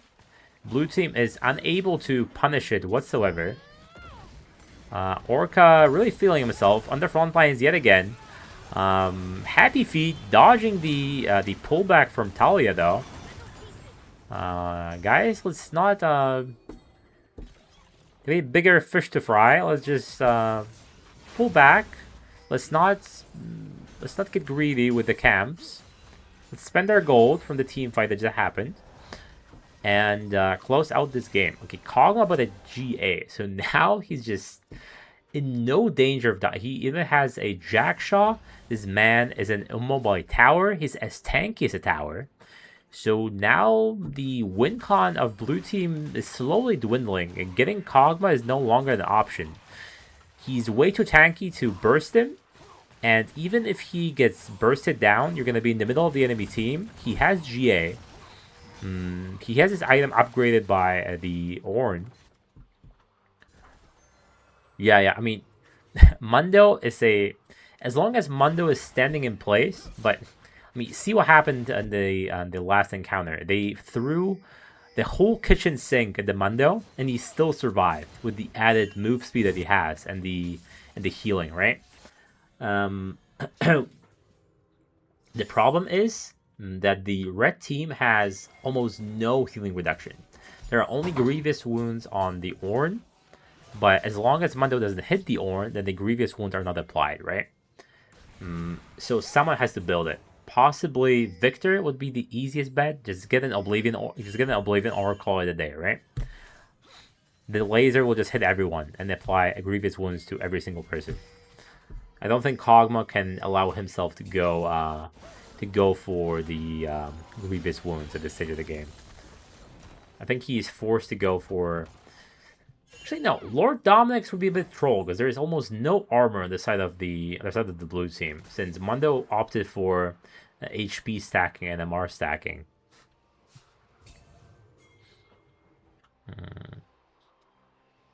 Now, if Kog'Maw wants to go for full safety, he can go for a buffed Terminus. If he wants to go for full damage, he can go for Runons or single target Wit's End. Since he's been mostly hitting a single target, a Wit's End would probably be the right choice at the end of the day. Now, Yamalos is not having an impact as he did on the Jarvan for sure this game. Toji's fumbling this. Yeah, the draft gap is quite huge, but it's just Orca diff. It's just Orca diff. It's the immobile Kog'Maw pocket pick that's winning the game, and I'm losing my voice. What's happening? Mundo is in no man's land. He's gonna be destroyed by this Kog'Maw. Gooey J, everyone is just okay. This game is over, I believe. It's gonna be possibly an ace. We're gonna be missing a flash Q. I'm gonna pretend I did not see that tome. But I think they're running it down mid. There is only Talia alive. And I believe Ornn will just tank these tower shots. He's going to be aura farming in between them. Talia is doing his best. Talia is doing his best not to lose this game. But it's going to be 1-1. Nilsa evening it out. Despite having some monstrous ultimates in this game.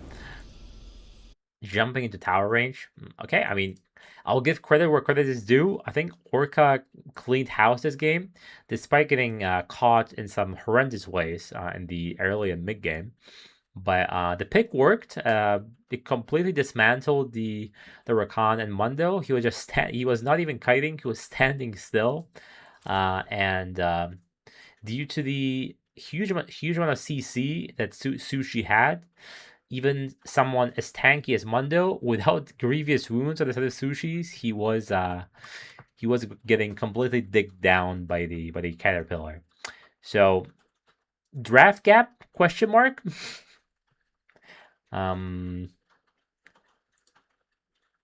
Huge shoes to be filled in the second game.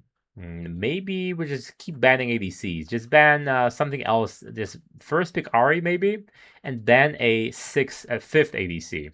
Make Orca completely out of champions to play. Oh my god. Okay. This was a good one. There was another nail biter, just like the first game. Hopefully you enjoyed it. I certainly did. And when invited to the third draft, the people are slowly filling the lobby. So I'm gonna be for now going for a quick break, and once I come back, we'll be enjoying the third match of this series. It is a very close one, so I think we may actually be going to Silver Scrapes this time, which I'm not totally fond of because I'm going to be streaming this until close to midnight. But as long as the viewers enjoy it, I'm gonna endure it as well. So again, don't touch your browser. Hopefully you're enjoying the stream, and I'll be right back.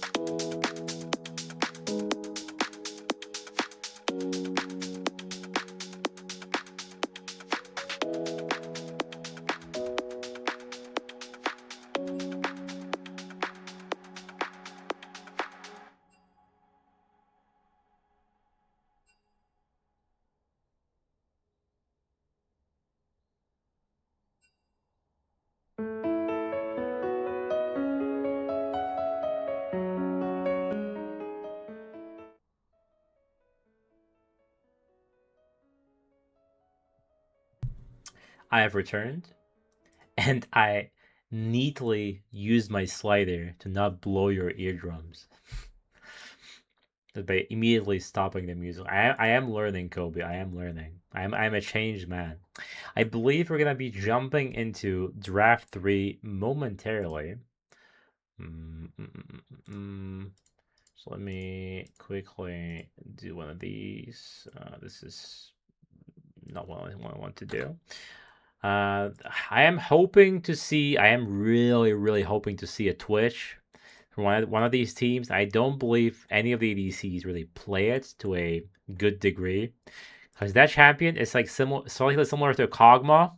You may just get, you may just get insta kill. And thank you for the follow, Rabdo, Rambo Robert.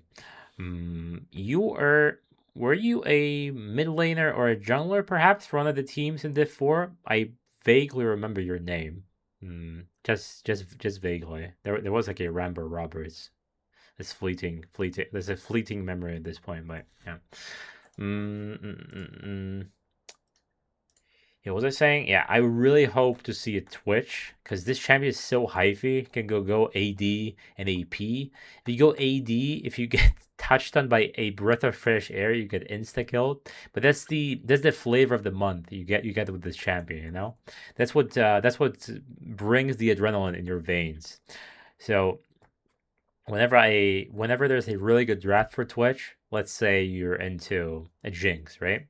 Jinx just completely gets shit on by Twitch. Mm, but especially in Div 4, a stealth champion can go a really long way in Div 4, I feel. So, especially since teams are banning ADCs left and right, like now, if we keep the bans the same, so if Sus bans four ADCs last time, and there was a Senna ban on Toji's side, we're gonna have 9 ADCs gone, counting the game one and game two, right? So maybe we're gonna see some more AP carries bot lane. Maybe we're gonna see Ziggs. Maybe we're gonna see what else is out there? A Veigar, perhaps. A Seraphine is still in the pool, I believe, but not sure whether either side plays any AP carries. I think maybe Orca plays Ziggs, but I'm not 100% certain. Um, uh, and it appears the lobby. Nielsa left the lobby. Oh yeah, it's Xerath. But for some reason, VO players don't really play Xerath bot lane. Now my favorite streamer, Red IRL, he loves playing Xerath bot lane. Well, maybe not loves, but he succumbed to the AP carry era bot lane, and he just cleans house with the Xerath.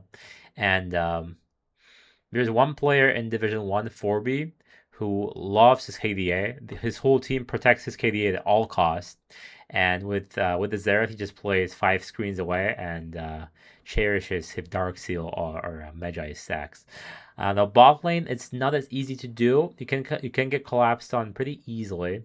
You need a really good support to play Xerath bot lane in the tournament setting because you may just get dove if your support ever leaves lane.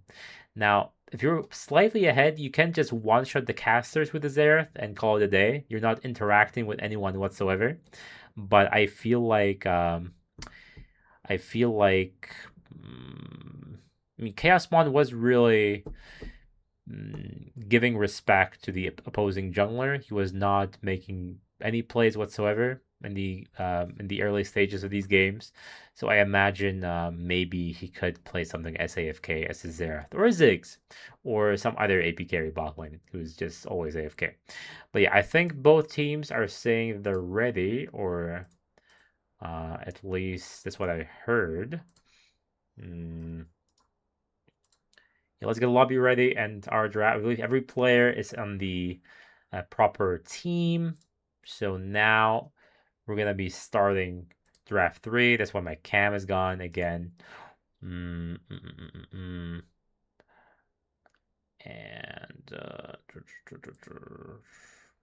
no, no, guys, please don't leave me hanging. I hate dead air. Okay, I'm coming back. I Whenever there's a stream or a podcast or whatever, having dead air is unacceptable, right? So maybe I should have some elevator music play in the background, like one of these. Okay, it seems there's an R draft. What's the scoreline right now? It is 1-1. Let me do just that for you. There you go. Pretty even game thus far. I think both teams are showing their strong sides. Now, Sus had a completely unplayable draft, and somehow they managed to win with an immovable object that Kog'Maw is. He somehow got to 6 items, and the game was unplayable at this point. But yeah, Radical. That rings a bell. Are you possibly an ADC or a support playing for Vortex in Div 2? I think that's how I know your name. I've never seen you here, so good first time chat, and hopefully you'll stick around for more streams.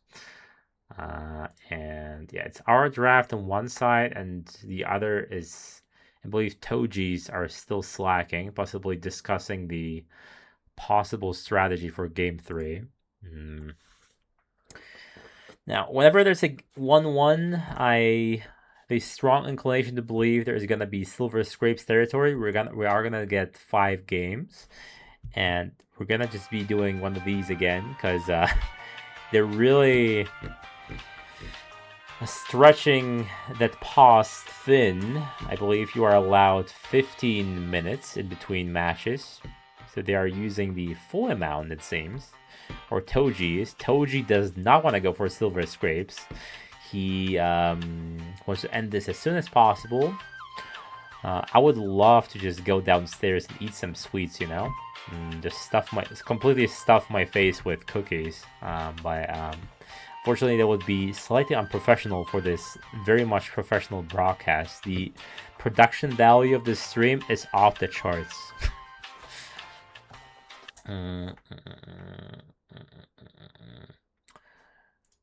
Now, if my boy Gambit was here, we'd be having laughs by now and getting very close to getting banned of Twitch. But regrettably, he is busy. He's not able to attend the finals.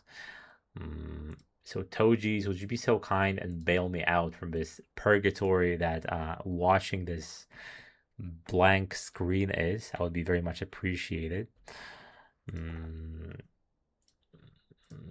Yeah, all right. Since we're doing one of these, let me quickly take a gander at the Orca's champ pool really quick. Let me bring it on the screen, actually. Yeah, let me do this and do one of these, yeah? Okay, let's see. I believe he has 2 accounts, but just looking at this, I mean, there's there's Ezreal as well. I completely forgot. Top 1 for P. So Ezreal is still up for the taking. Lucian, I guess. I mean, Lucian, you really need to put the what was this saying? Put the pedal to the metal or something like that. Like, you really need to make your early game count. You really need to get this early game going, because the longer the game goes, this champion gets more and more useless. All right, we are in the pick and ban phase. Let me quickly get out of here and get the music going. There we go. Perfect.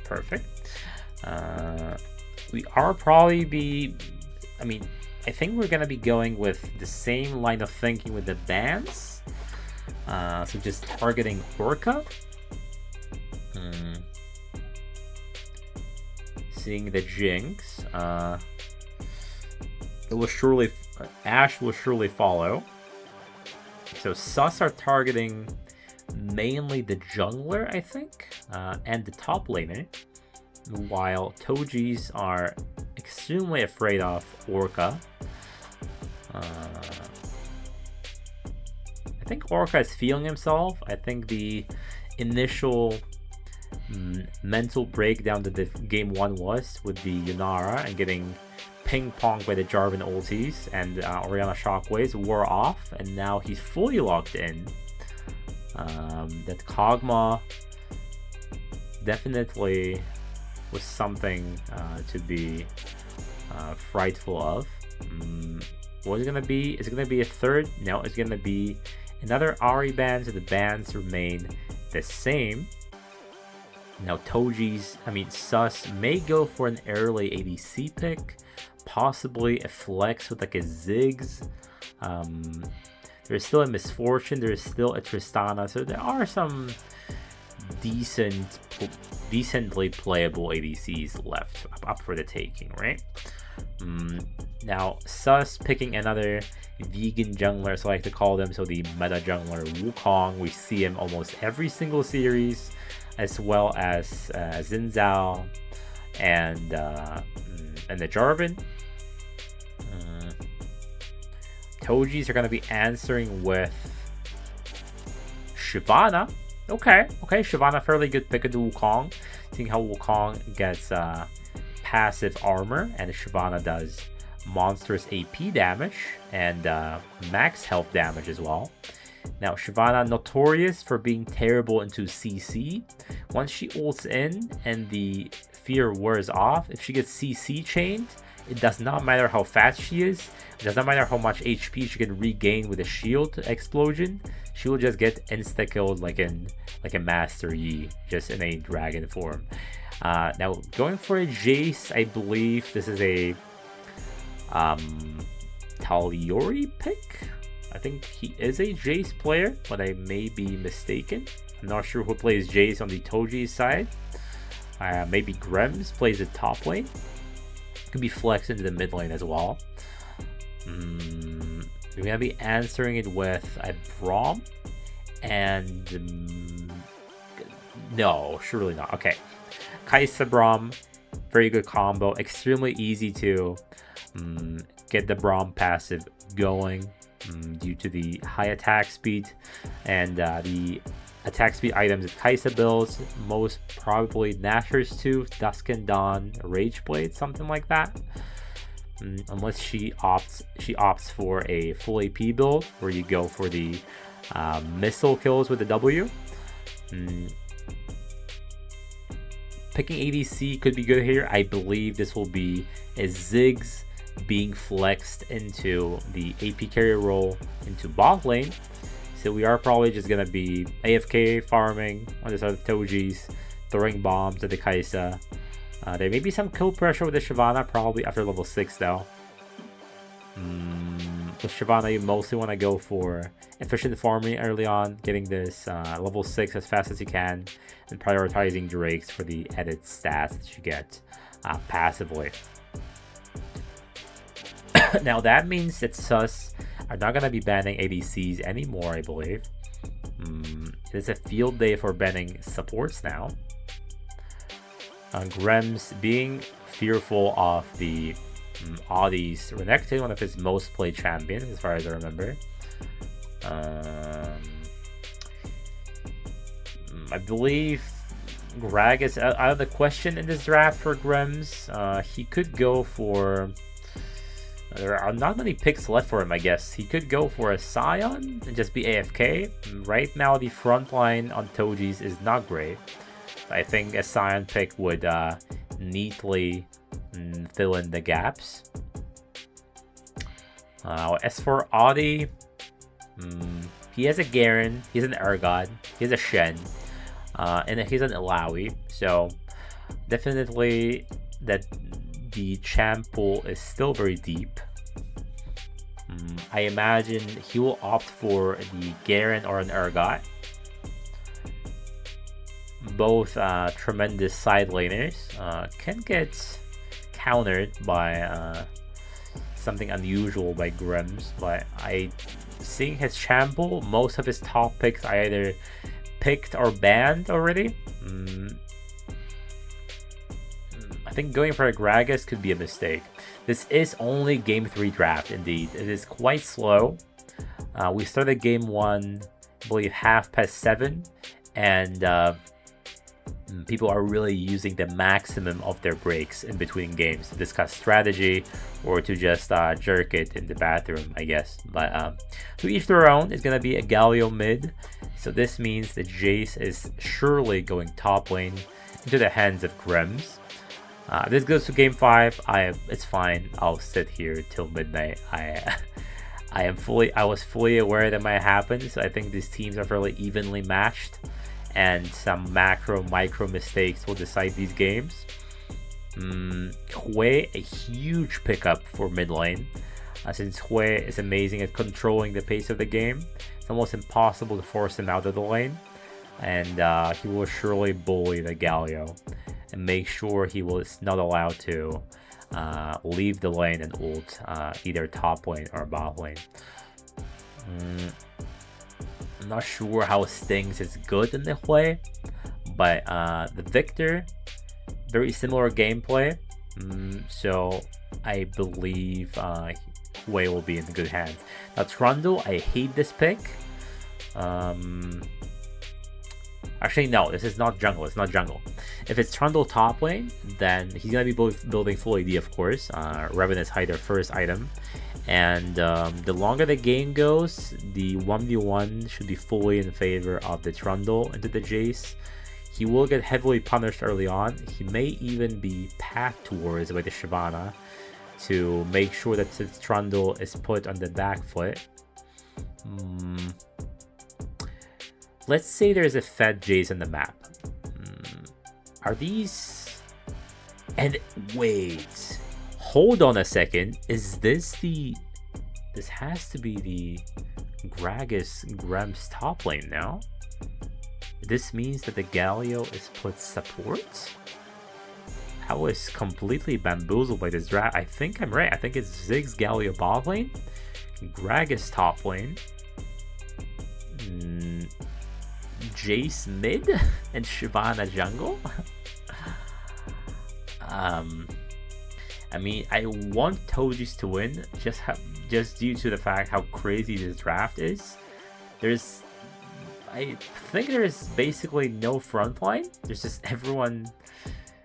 every man for himself. The CC is a bit lacking. There is technically a fear from Shyvana.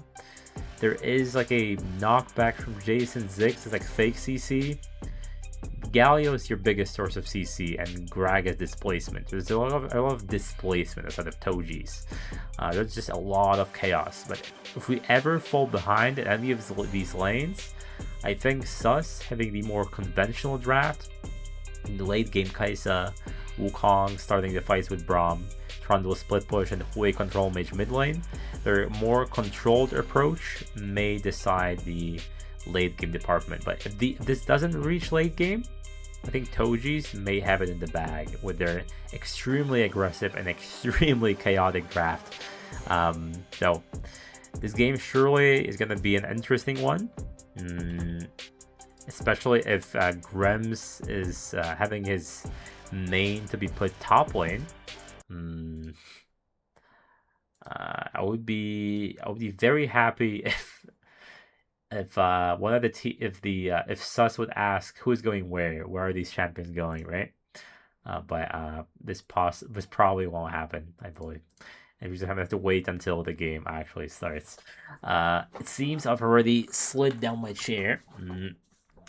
And since the champ select is still not live, and we are just going to the bathroom, we are doing anything but playing League. For the sake of my sanity and to allow myself to give myself a refreshment, I'm gonna quickly go downstairs and throw it to a quick be right back screen yet again. And once we come back, we're gonna be enjoying this Gragas top lane with Ziggs Galio bot lane. Not something you see every day, but I mean, it's a clear-cut AP damage heavy comp with Shyvana AP, Ziggs AP, Galio, and Gragas. So Jace should have a field day if he gets ahead with these shock blasts. Possibly goes to lethality like the ones like the Jaces in LPL and LCK. Hopefully it doesn't go man immune since that build is extremely outdated and does not really go damage. Does not really provide any damage whatsoever. Also, good to see you here, Rosh. Highly encourage you to hit the follow button. And enjoy these casts that I do every week. But for now, I'm gonna be going away for a bit since it doesn't seem like this game will be happening anytime soon. and I still want my voice to be um, up par to the casting standards for the game 4 and probably game 5, let's be real. So yeah, don't touch the browser, guys. I'll be right back.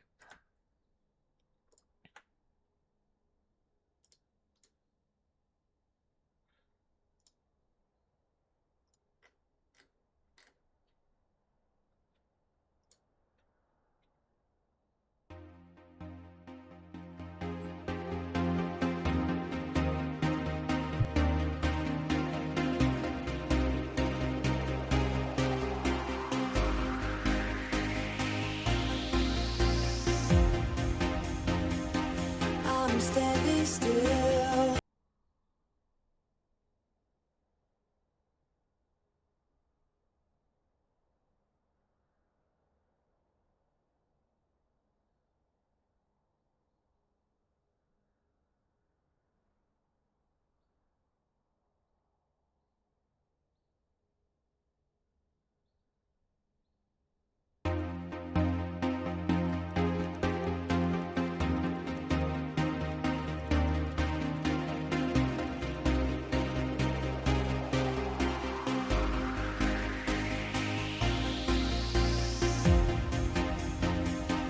I'm standing still.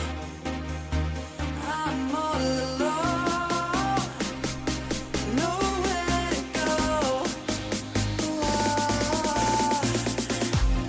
All that's changed has made it clear to me.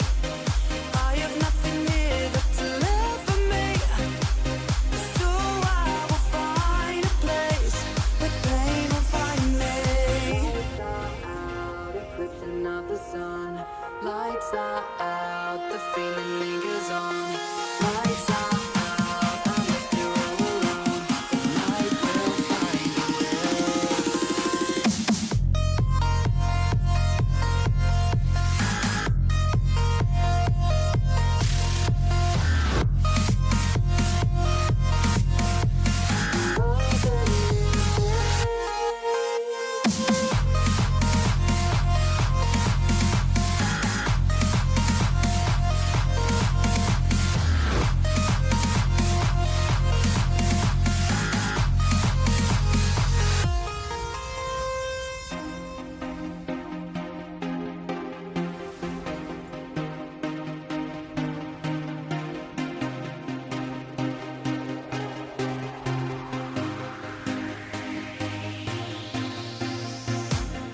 Oh, I don't belong to anything, to anyone, not anymore. I draw the line.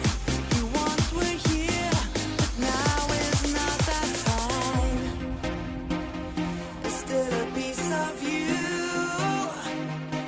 It lingers on. Oh, I'm alone. It's never been like this. All that's changed has made it clear to me. I have nothing here that's left for me. So I will find a place where pain will find me. Eclipsing of the sun, lights are out, the feeling lingers on. Lights are out, I'm left here all alone. The night will find a way.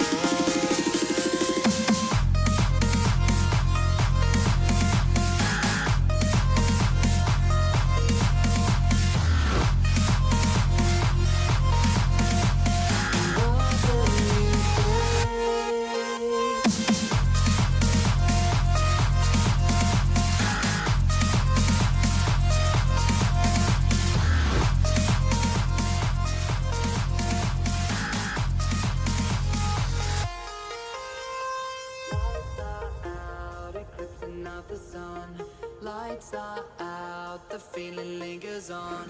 Lights are out, I'm left here all alone. The night will find a way. You are the new day. You are the new day. You are the new day. You are the new day.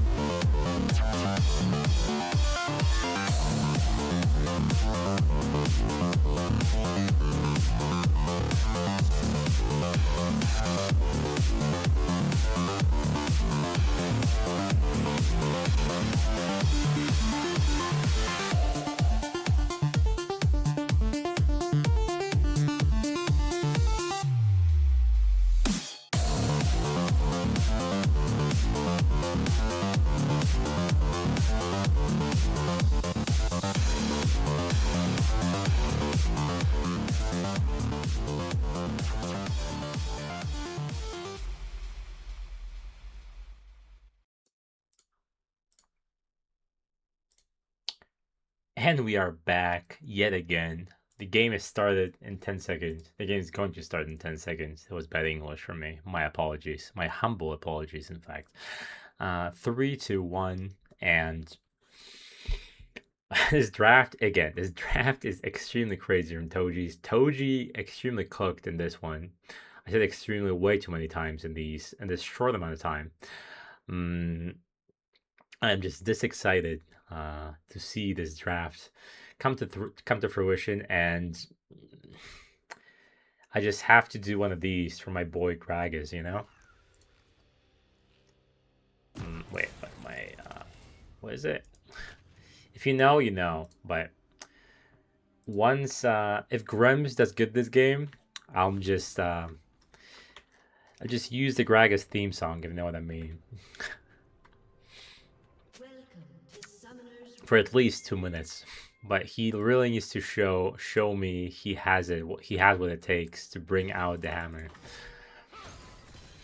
No, Gooey obviously getting shit on in this early game. I believe the Galio will get absolutely bonked by the Braum and Kaisai, already less than half HP. He's used to playing the more conventional supports. I think Galio zigs in exactly or conventional kind of lane. Extremely grotesque actually. And Tome, I believe Braum is one of his best picks by far. Not including the hookers. But same as the Gragas for Grim. So it's even footing, you know. Chaosmon is only there to hit minions as usual.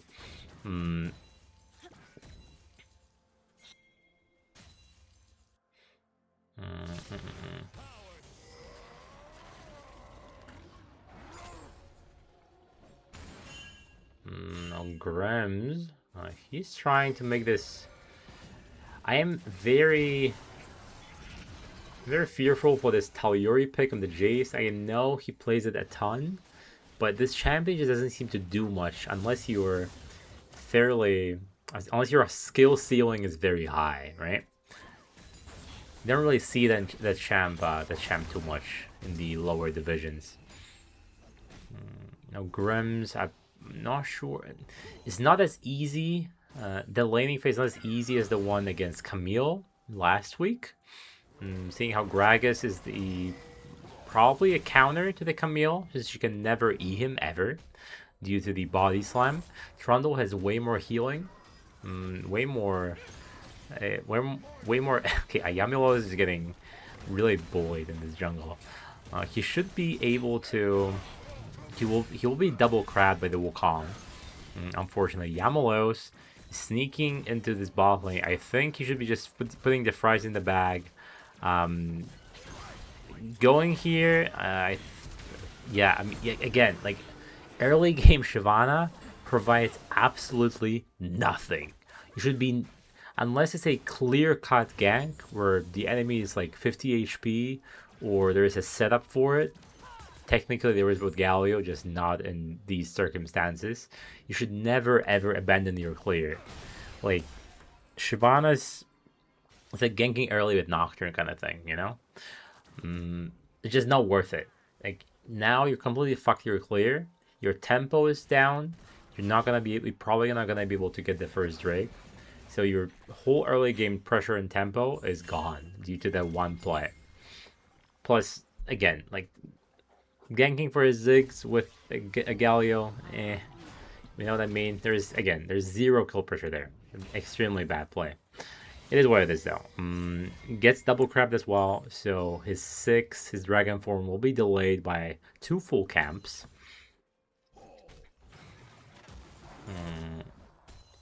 Grims, when he can, he's losing in the CS department, and this may get frozen. Yeah, this is a very good pillar. He should be fine, since I guess we're flashing for HP to make sure he can reliably stay in this lane and keep trending into the Trundle. I guess that was the reasoning for the flash. He never dies there, but I guess he just doesn't want to be forced to flash out and lose his whole tempo in this lane. Guess the cannon, goat. No, I think I forgot to. Okay, that looked intentional. I promise it wasn't. And somehow Shyvana, despite being behind 2 camps of the Wukong, sneaks in Dragon, and Audi gets dicked on by the Gragas, and 1 barrel for the road. Now, you know what that means. That means I have to make the volume a bit higher. Right now it's extremely low. And I have to play a song from my boy Graham. So give me a second. C'est la meilleure chose qui m'est arrivée, mais aussi la pire chose qui m'est arrivée. Ce jour où je t'ai rencontré, j'aurais peut-être préféré que ce jour ne soit jamais arrivé. Hopefully it's not copyrighted. I highly doubt it. La plus belle des malédictions. De toi je devrais m'éloigner, mais If you know, you know. I'm sure a lot of people don't know this meme. Tu sais ce qu'on dit sur tes amis les plus chers. He definitely deserved it, you know? And that's enough. That's enough for now. But this will be a periodic. This will be coming back periodically if I see a really good play from Graham. He even sang it for me in the last interview, so I owe it to him. This bot lane is not looking too fresh right now.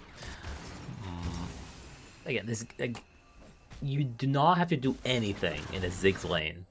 It's just clear waves and pretend you're sentient at the end of the day. Your only job is to clear waves and hit towers. So yeah, there is no playmaking.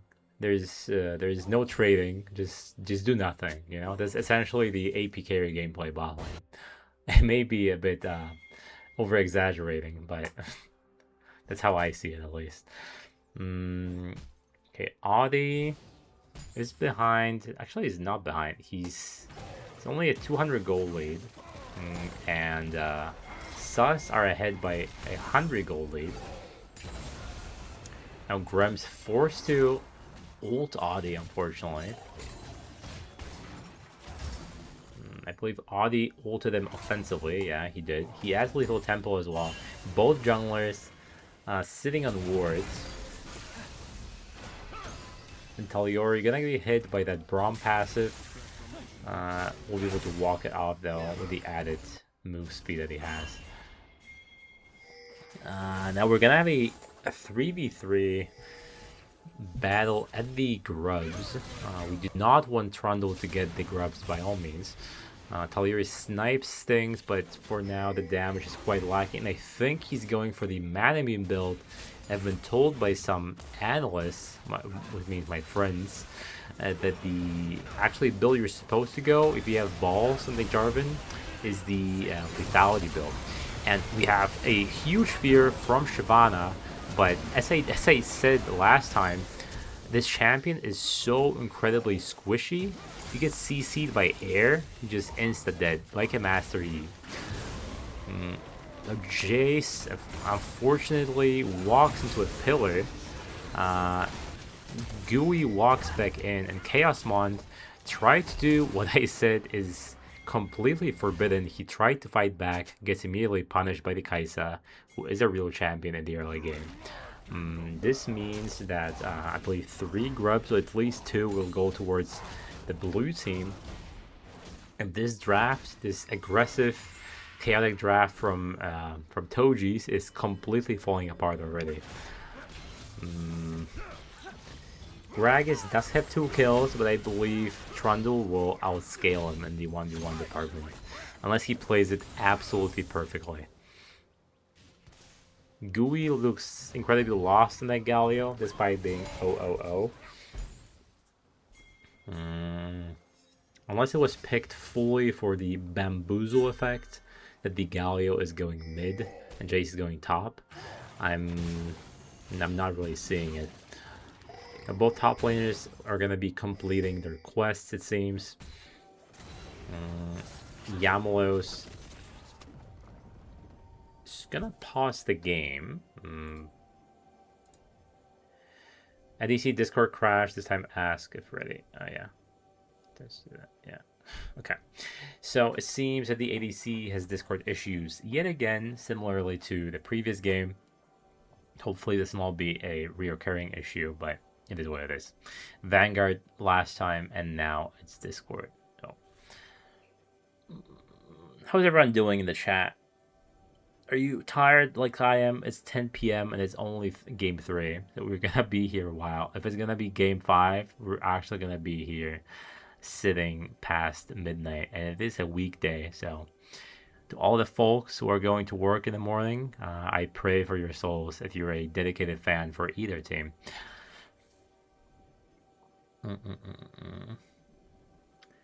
I really want to eat because I have these hunger pangs like Big Mom does from One Piece. If you know, you know.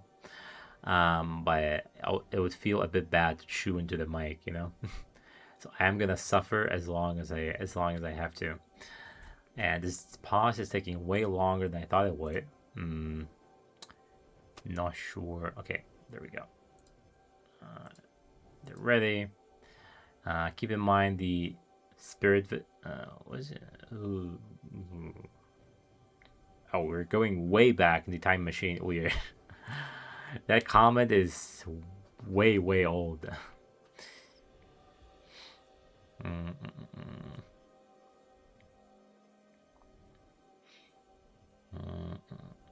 Now, the only problem for Trundle is he doesn't really have anyone to ult this game, since no one will really be building any resists, I think. Audi, and the problem for the Gragas is that Audi keeps healing his damage, keeps healing his poke. Now is the ult plus the Ravenous Hydra, and Trundle is back to full. So that's mainly what counters either tanks or healing bruisers. That's what Gragas hates the most. When he cannot poke them, can't really all in them. The Jace pick seems the most off. I feel like it's not gonna do a damn thing in this game. Now Tome is taking a bit too much damage. Nielsa in the front lines, and this Galio is just gonna die instantly. I doubt they can play this Drake. Yeah, there's no way. Shyvana is gonna have no ult form very soon. Maybe. Okay, is that a 1v1 kill I'm seeing top lane? Grams flashes. Ooh, that's it. Ooh, Grams. That's one of these, you know. It's most definitely not something you want us to be seeing. And now I think my headphones were broken, so that's how my volume was completely distorted. I'm not seeing this Galio pick. I'm not seeing the Galio pick. Also, the misplay top made me shit my pants a little bit. Grem's really disappointed me. But I know no one is a flawless player, so I'm gonna allow it this one time. Toliori bullying this Hui a little bit. I'm not enjoying the build. I believe he's going for the man immune, as I said, not for the lethality, which is the go-to if you want to go for full damage, especially since he's the only AD. Going full lethality, the most damage you can possibly do, I think, is the way to play Jace in this game.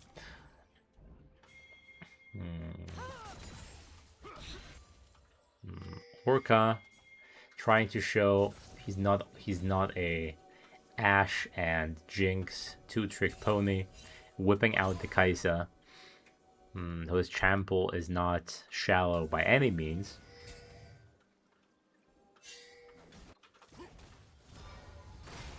Now, having said that, I believe Ziggs is the only AP carry that Orca plays. So, this may prove to be an issue a bit later in the draft.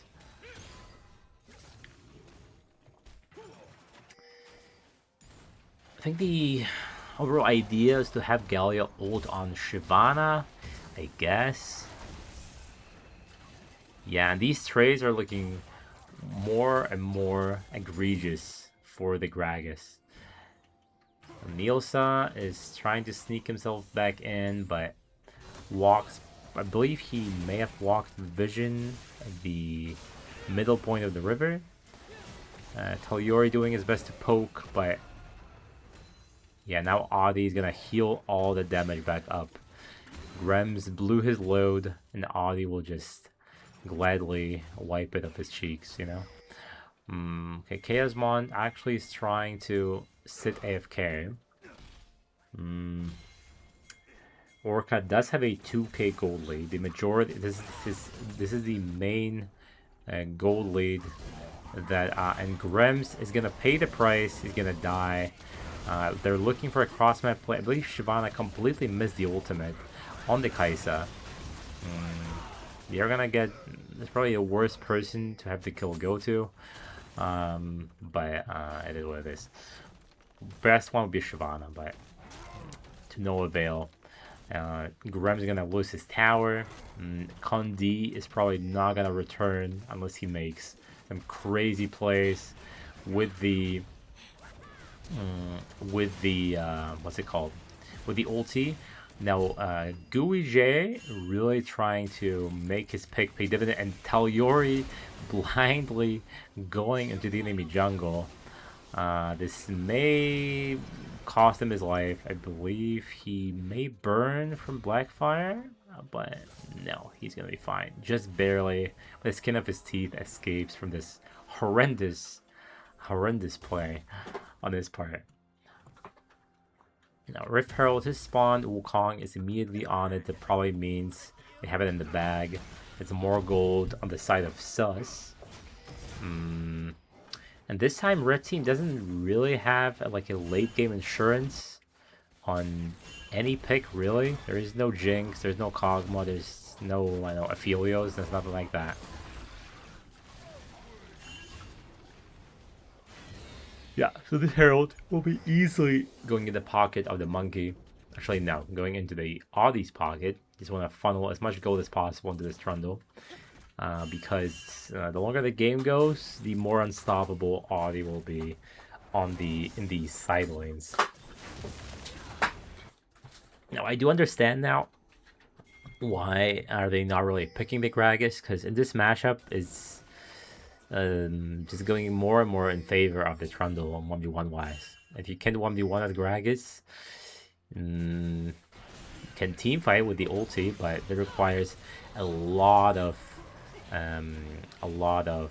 dedication and planning ahead as a team, right? The displacement has to be perfect. You displace the carry into your hands, your mouth wide open, say and the Kaisa just walks straight into a Jace and a Galio stun and the Ziggs damage, right? Now, this drag is fairly scary, but they want to continue the dragon stacking. Blue team is not in place to contest it, and more Drake stats are being funneled into the Shyvana. She is going for the... She went for the slightly tankier build with the Triforce. No Kraken Slayer, no Dusk and Dawn. Possibly the right play to do in these circumstances. Now again, Audie is now, from this point on, he's going to be taking no damage whatsoever. The healing is now insane. The poke will be completely negligible. And Grem is kind of homeless this game.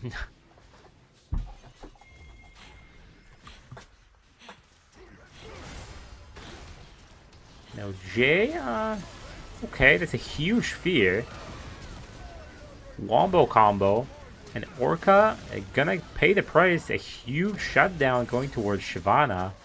This bot lane tower is still up, but this will surely change in the next 2 minutes.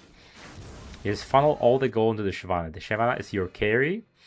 Should have very good healing.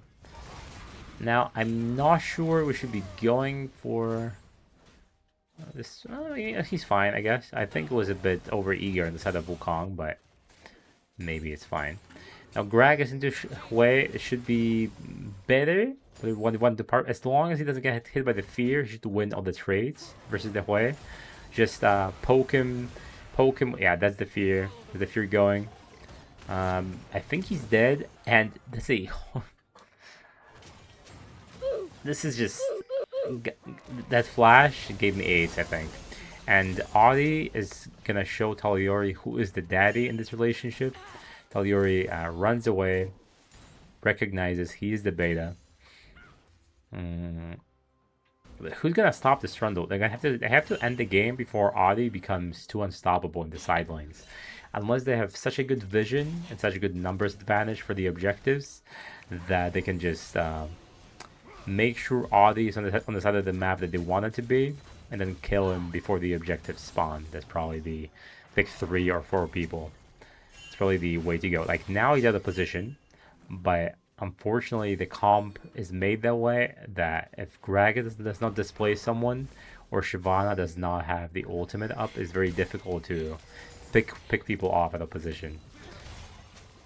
Your main way of engaging is a Galio with Shyvana, so not that ideal.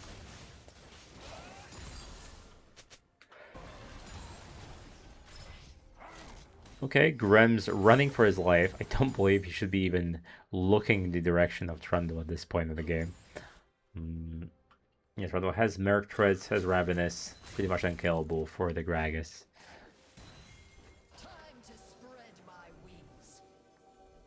I don't believe we just ult way raw. I don't believe that's the right play. There's a Mountain Soul in 1 minute and 1 minute 30 seconds.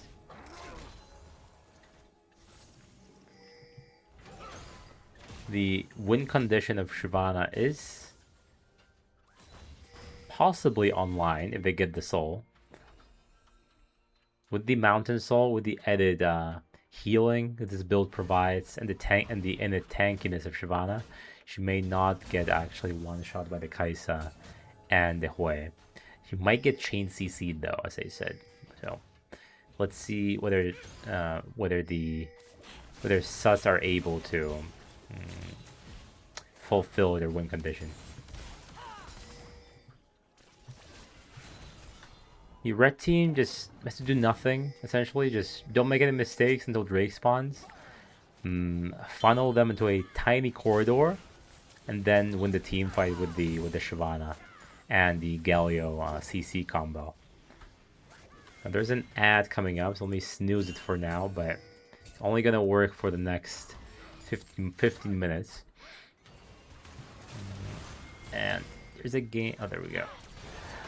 Okay, Gui walking in. There's a huge displacement. Wukong delivery system. Yamalo's, he's still full HP. He's kind of stuck in the CC, and it's a fairly ambitious, very ambitious from Grims, but the team fight was already even, and by doing that, he completely fumbled the bag. It's gonna be most likely an ace if Audi catches up. No. Yeah, Grims was again really feeling himself with this one. This time the play was quite bad. And this will mean no Mountain Soul. This definitely could have been won by Toji's, the team fight. It was just poorly played. Alright, let me do this, and yeah, okay.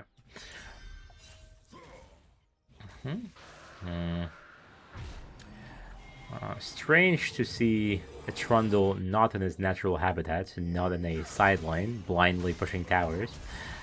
Gui forced to flash out, unable to escape with his dash. I mean, if we're going for the Shyvana win condition, there is a world we're going for the maximum on-hit build with the Kraken Slayer and Dusk and Dawn. Could be good, but I don't know. Seems fairly risky. Guess we're going for, Guess we're going for Death Stance, the 4th on Shyvana. But Orca is gonna just completely destroy this Shyvana the longer the game goes. He did opt for the maximum on-hit build with Static Rageblade and possibly Dusk and Dawn 4th.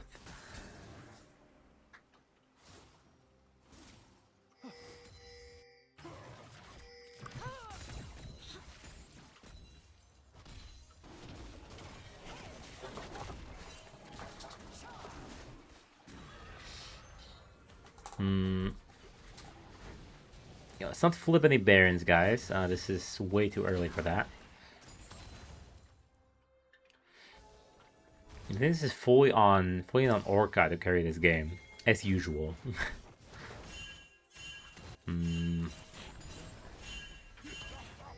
Slightly out of position. Taliori is a bit lost this game. Maybe he... Oh, sorry. Feels like he could have carried harder on the Talia.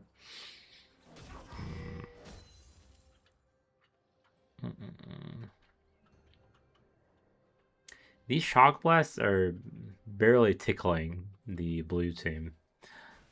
So I'm not really enjoying this. I think anything else could have been better. If you're looking for a control mage, then maybe Lissandra. Maybe Lissandra could work with this. And we ulti Kaisa.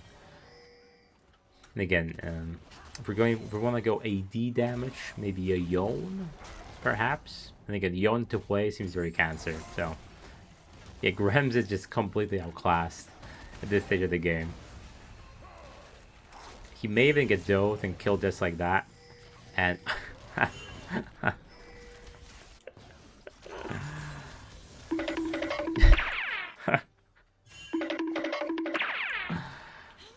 okay, this was just pure Div 4 gameplay right there. It was very unfortunate. Yeah, I'm sorry you had to witness that, coach. But the I mean, this play had good intentions, as strange as it sounds, you know? The vision was there. As the execution was slightly mismanaged. Hui, I mean, okay, you ult a Banshee's Veil. Let's say completely waste the Shyvana ult. Now there is no Shyvana ult for the Baron, which is gonna bring more problems to the table. Now it's not like they're gonna flip it or anything, but still, I'm not enjoying these Shyvana ultis in this game, at least. It's really sub-primal. Okay, there's a Drake 1 minute. We have to be there at least 30 seconds prior to the spawning of the Drake. Probably 1 minute earlier would be best, just to establish the vision. Blue team is there first yet again. That might mean no Drake for red team. Plus they have no engage with the Shyvana. She has to farm the rage up again through the camps, which will take at least 1 minute, 2 minutes. Talir is pretending to be useful with these shock blasts. Let's build. Maybe it's good. Maybe it's good. What do I know? I don't plan to play Jace. I've just heard great things about these Chinese Jace players. Yeah. Okay. We have to do something because Audi is just ending the game. You know. I think not pathing for Grims and not shutting down the Trundle will lose this game. Because he will just kill Jace here. Well, unless they send the whole kitchen sink after the Trundle. Yeah, that will mean no Drake, no Soul. And Audi is dying in... It's like the SpongeBob meme, like one eternity later. This will be more towers going in favor of the blue team. They are pushing their advantage for sure. Their comp is way better, as I said. Red team only wins this game if they close it out early on. They get monstrous leads from lanes, and that did not happen, unfortunately.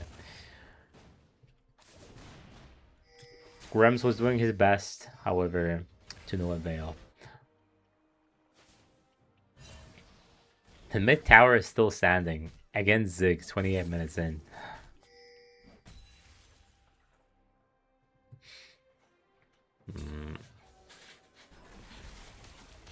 How is the Div 3 final going, if anyone was watching or is watching? I imagine it's still going, no? 3-0. Oh. Okay, so there's fairly lackluster end to the split. Whenever it's the 3-0 stomp, it's gonna meh. But instead, you can feast your eyes on the immaculate gameplay of Division 4.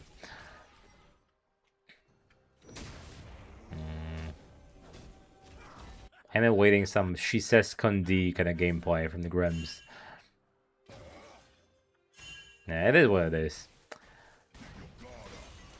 Okay, Tome is now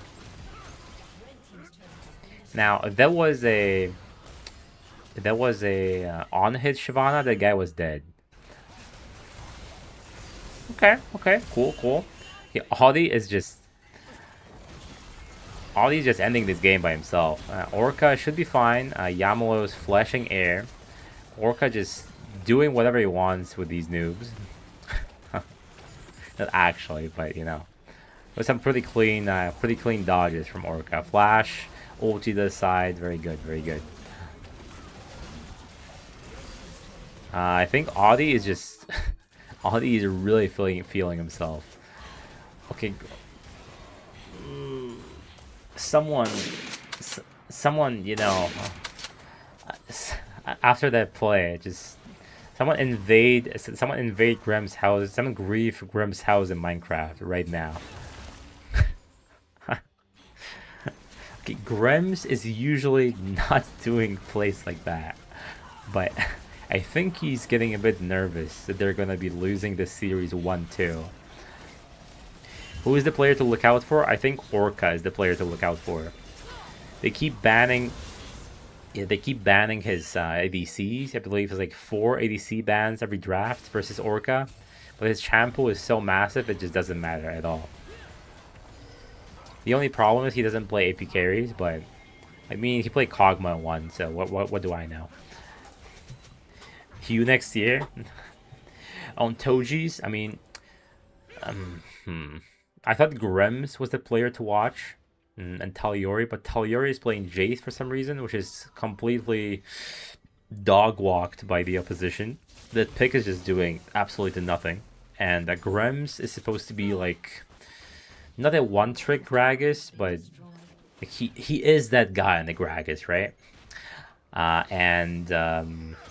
Versus the Trundle, he gets some early kills in the early game, but now it's basically just being ate for breakfast by the Trundle. There is no one who can stop Adi.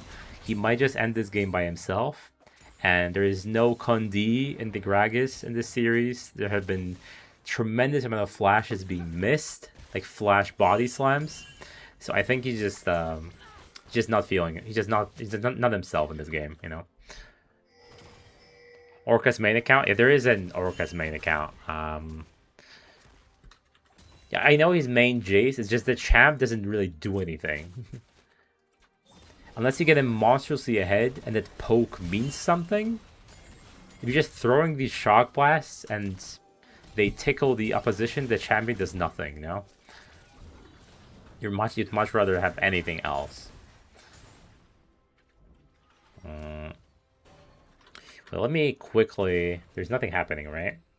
I mean, Gen Orca Gold 1 account and Orca Silver 2 account. So I'm not sure what are you mentioning. Yeah, I see a Gold account and Silver account. There's nothing to be seen. Unless you're accusing him on stuff, you know what I mean. Unless he's better than these... No, there's no way. There is no way. After some gameplay I've witnessed, there's no way the guy is Diamond or Master.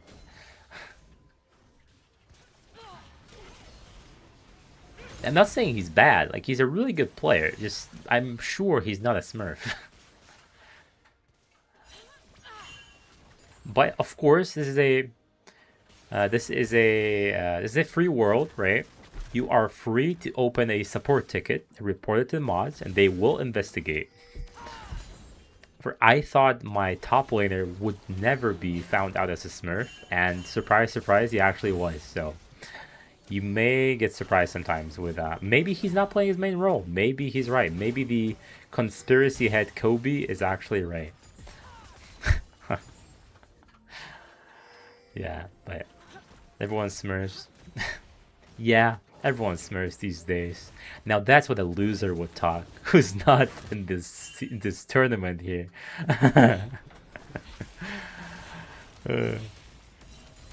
I'm just kidding, Kobe. You know I love you. But that's what would I say when I would be queuing. What's it called? Excuse number 50 for my notepad. Yeah, they were just sandbagging. I know they're actually just master. There is no way I would lose to these people. My big wooden spoon. Okay. Yeah, excuse number 6-7. For sure, for sure. Was it cringe as fuck if you're smurfing in div 4? Yeah, if you're smurfing in div 4, there's no excuse. There is no excuse imaginable if you're like if you're smurfing in div 1, if you're like I don't know, a master 50 LP player, it's like like obviously it's bad. You're breaking the rules. It's not as tremendously horrible. Like being even in like Emerald 1 player in a div 4 lobby against golds and plats. I think that's still like shitty, you know? What is the ego?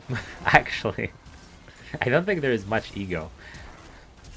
All these just completely body slamming Grims. Okay, we are just massaging Audi at this point. There is no objective on the map though, so Audi should be paying at least some respects to his enemies. And Grims walking back in, he has the phase rush, or not phase rush, the other new rune. I forgot his name. Yeah, he's just winning this game by himself. Let's be real. With this draft, there is absolutely no one who can stop Audi. Audi bottom our item is GG. Nobody kills him. Yeah. He's bottom lane. We're emerald now. Yeah. They are emerald. Well, Tom is emerald for sure. He is. He's emerald 4, I believe. I think there are 3 emerald players in this lobby. Yeah. Okay, that's like fine, but they have no damage really. Like Nielsen will just tank it, no? Hey, Taliora is emerald. Taliora has been playing really well this far. It's just now he's playing a useless champ that Jace is. So there isn't too much. Okay, and Orca going for the montage play barely misses. That Shyvana is useless as well, unfortunately. No. Okay, Orca is trying to end this game as soon as possible. And unfortunately, you're gonna get an ad, guys, because I ran out of snoozes. Audi is 1v3. He is gonna give a kill to Taliori. Probably the worst person to give the kill to, but it is what it is.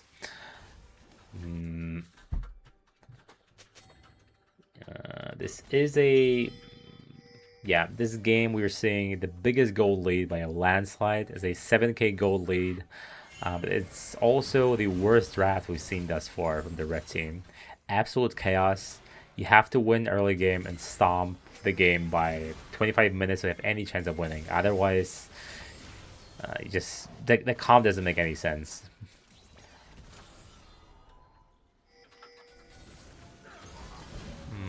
Okay, Gooey is gonna pay the price. Gonna get knocked up. No flash. Yamalos, no ulti, no way out. That's gonna mean a Grims TPing into a bush where everyone is, and hopefully after this loss they will not lose their mental. They will keep their chin high, and Orca will stop feeding in my game.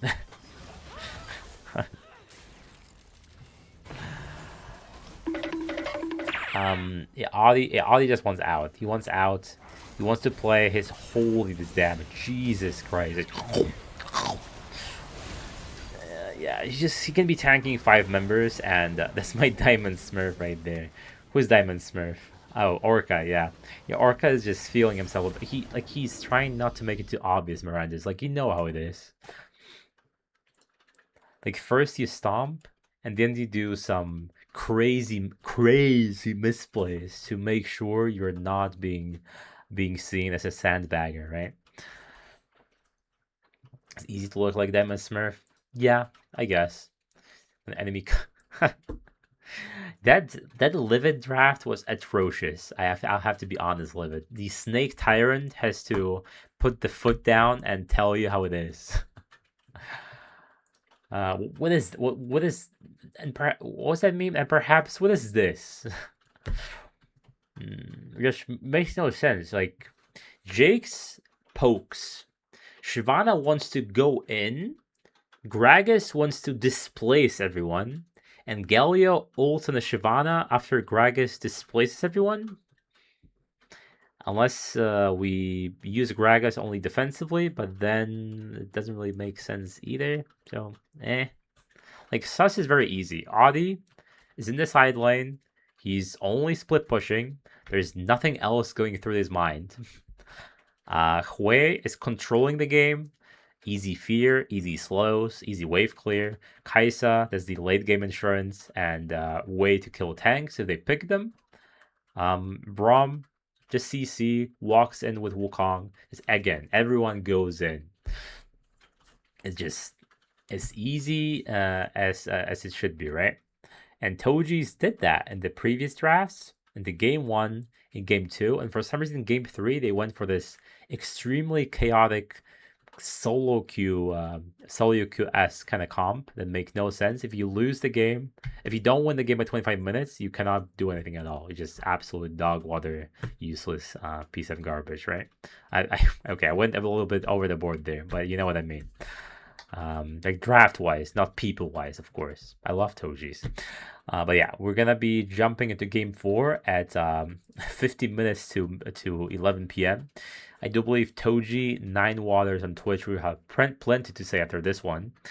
So let me jump to a quick break, guys. And once we come back, we will be seeing what will these coaches cook up next. Because these champ pools will have to be dug deep the longer the series goes. And now Toji's have their back against the wall. 1-2. Sus are leading the series, only 1 game away of being the Valanths League Div 4 champions. Don't touch the browser, guys.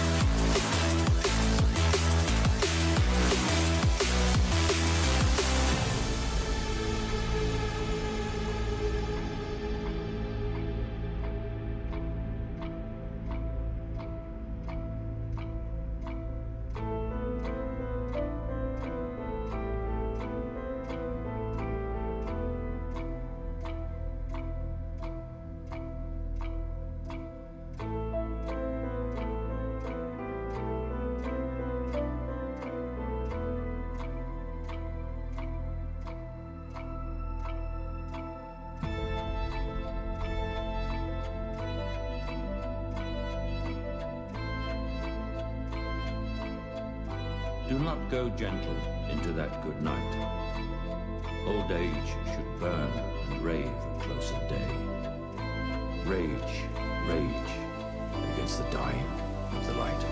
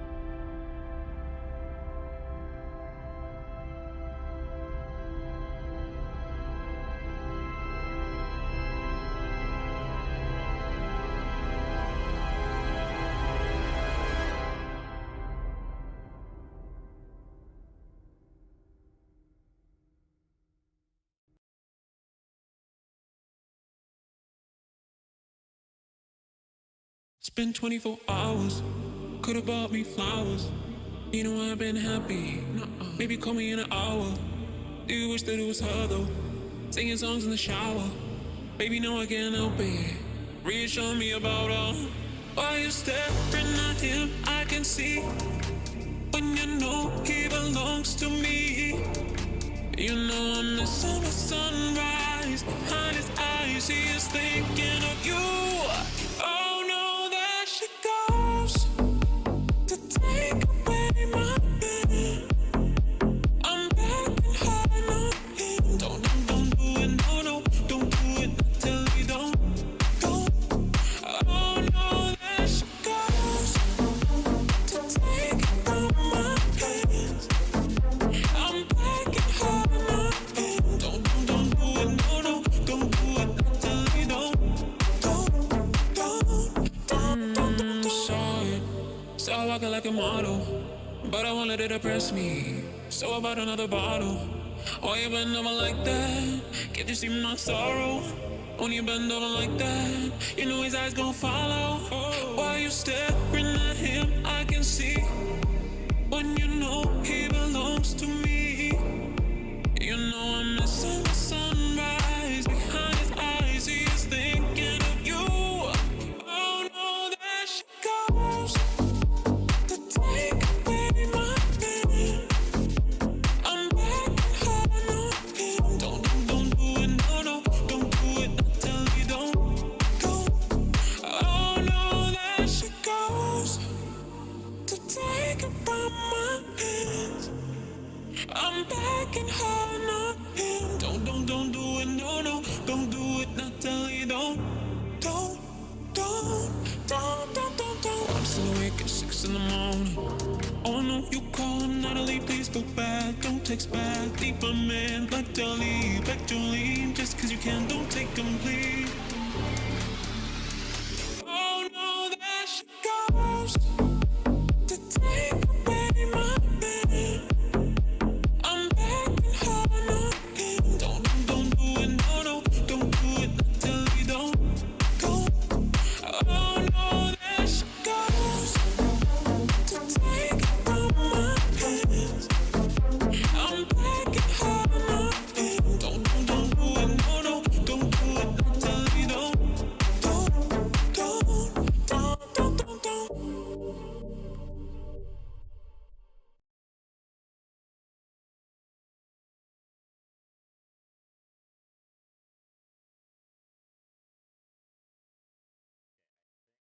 I think we are about to start this draft. It's a bit, it's getting a bit dragged out, I'll be honest, guys. It's 11 p.m. and we are at game 4. If by some chance we're gonna get silver scrapes for game 5, we are gonna be here past midnight. But it is what it is. It is grand finals. There's no time to complain. It's not time to bring out my excuse 69 from my caster notepad. I'm gonna be here as long as I need to be. There was a sorry. Yeah. We're gonna be here as long as we need to be. Well, I have to be. You don't have to be. But yeah. Sus are leading 2-1. Orca was really feeling himself at the end there. Died really stupid death diving 1v3 at the tower, despite having Baron, but it didn't really matter at all. He is my diamond smurf though, so he was just doing it for he was just doing it on purpose, you know. So yeah. All right, both teams are ready for the draft. Let me just do one of these as usual, and let me bring out the tunes as usual. This was a premature tune, so excusez-moi. The longer this series goes, the more unhinged I might become. So then again, I do become more unhinged in Polish than English, so we should be fine, I suppose. Yeah, the game will be starting right meow. And this is way too loud. Apologies. There we go. I have no clue what we're gonna see after the last draft from Nine Waters, Toji. Anything is on the table. Like Twitch mid, sure, why not? Varus top, sure, why not? This is the Ashen Wolves kind of draft, you know, from Division 2. I imagine the bans will remain basically the same. So we're gonna see ADC bans along with an Ari ban, unless the ADC in this Gen Orca will be picking in the 4th and 5th spot. Then we're gonna see even more ADC bans. I highly doubt it though, since the pool is getting smaller and smaller. There is still a Tristana, there is still a Callista, I guess, there is a Varus, there's still some champions to choose from, so it's quite impossible to ban out all the ADCs in 2026, but Tojis really are trying to put it to the test. What if they just pick ADC mid and top? They will surely fix the problem, no? More magic resist, so surely ADCs can go toe-to-toe with AP carries mid lane now. And Ari will follow the same. Will follow as in the previous drafts. Now I imagine we're gonna see a jungle first pick again, maybe a Sejuani, maybe a Zinzao. Who knows? Who knows? I mean, who is the jungler again? Nielsa. I mean, Nielsa plays. He plays Ivern, I guess. He plays Nafiri. He plays Viego. He plays okay, and it is gonna be an Nafiri. So very aggressive kind of jungler. It really puts to the test how much do you know about jungle. Because if you meet an Nafiri in a wrong spot in a dark alley, she will fuck you up completely. Not possible if you're Sejuani though, so gonna opt for a safe tank pick. I have seen a lot of Sejuani ultis being missed in Div 2 and in Div 4, so maybe I will be surprised this time.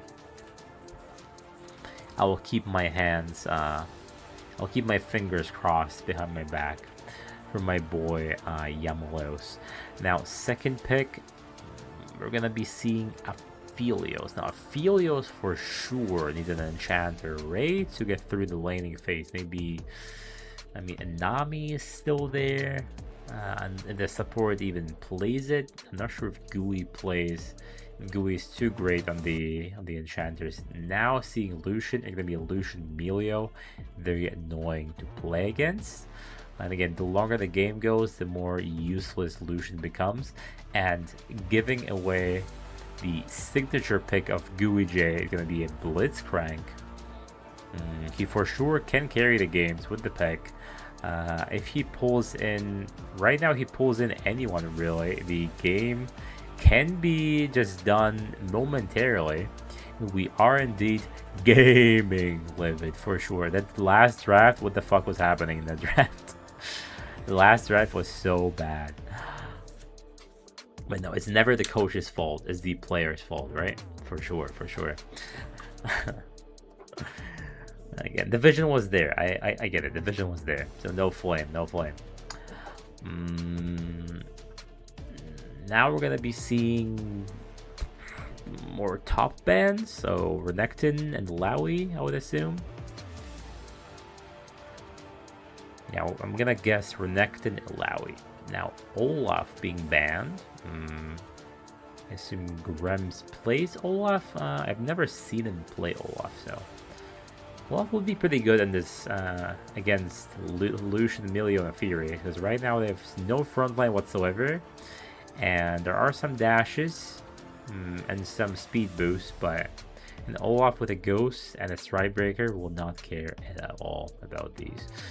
And we're gonna opt for a Garen ban. That surely means that it's gonna be all these Renekton being picked up. Now the question is, what do you run into it? I'm sure there are some good min-max 1v1 opportunities versus Renekton, maybe a Camille, but this is Div 4, keep in mind, so counters don't matter as much as they would normally. And we're gonna be seeing maybe Aurora. Okay, so we are giving top lane R5. We are fully believing in Grems to carry this game and make sure that they still have horses in this race. They're not eliminated from this grand final and Div 4 split 2. How do you finalize this draft? I don't know. This is very, very aggressive jungle. Aggressive bot lane. The only thing more aggressive than this is Kalista and Draven, I guess. We're gonna have a Mel mid. Mel, great at reflecting Sejuani ult. If she reflects the Blitz hook, I guess she can hook a carry instead. It should be fairly funny to look at. But you do need a lot of... You need great reflexes to block a Blitz hook from Fog of War, right? It's like instant. Like you see a pixel on your screen that's yellow, instant shield. I doubt that's what will be happening. Okay, we are eagling for sure. It's gonna be a Darius into Shen mashup. A good Shen will block the W of Darius and his autos, but I don't know, can go either way. Now, Suss's draft is very dangerous. If bot lane or jungle falls behind, these champions will do absolutely nothing this game. It's slightly similar to Toji, but I guess the champions are slightly better on their own. If Blitzcrank ever hooks a Lucian, he's insta-dead in these team fights. I doubt Mel will be standing in front of his Lucian, frontlining for the hooks. It's all about the vision for Toji's. Blind Seju ult, dead. Blind hook from Blitz, dead. Darius pulls someone, dead. And Shen is their only frontline. There is nothing else. I'm curious whether Nafiri will go for any invades. I doubt it, but maybe Livid will force himself on the Nafiri and force these kind of aggressive plays. Again, Livid didn't really strike me as too much of an aggressive jungler. I think Phantom from Celestial Fenrir did more of these aggressive level 3 invades, level 5. Yeah, that's what I said. I don't think you were that aggressive in the jungle now. But maybe I'm misremembering. I don't think you invade too much.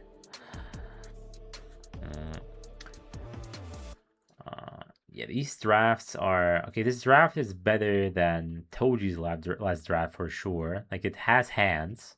The last one was a full blown cripple. Don't ban me, Twitch. This is just okay, but I'm like I was talking about aggression in the jungle, and you are the coach, so you are gonna get hit with a ricochet, you know, as a jungler with your gameplay. Mm, But you are right. You play for Sushi Prime Brook on the Rocks, and you're currently 0-2, right? So it's a do or die for you on Wednesday. Is that correct? I believe I am correct with that one. But it is after 11 p.m., so my brain is a little fried. I believe in you, though. I think it is possible to do a reverse sweep. The third game was 100%. It was extremely unfortunate that Vanguard interfered like this. It was very sad to watch. But hopefully you'll just do the same thing in the repeat game on Wednesday. Fingers crossed, you know. I remember the Fefi will be streaming that one. So I will just be a viewer, not a caster this time. Our game. All right. So we're going to be jumping into Champ Select. Again, especially since it is so late, I find it more and more mentally taxing to talk, especially in these voids between games. So in order to protect my voice, in case we're gonna have a 50-minute bangers in Game 4 and possibly a Game 5, I protect myself with a quick pause, quick break, and again once we come back, we will be seeing whether this Neferian Lucian can carry the game. I suppose. Great draft by Livid. I'm sure it's gonna be a flawless victory. Kappa.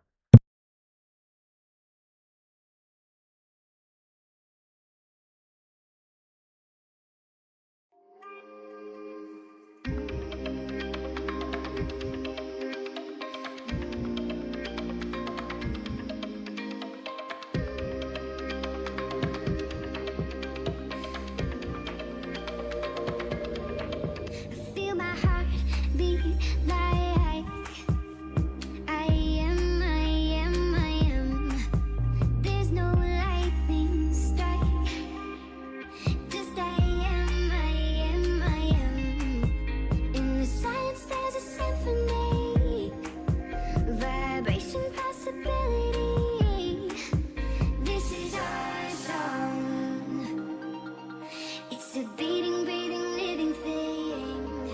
Let it all fall away. Get into the beat, feel the sway. Let it all fall away. Get into the beat, feel the sway. This is all. This is all. This is all. This is all. This is all. This is all.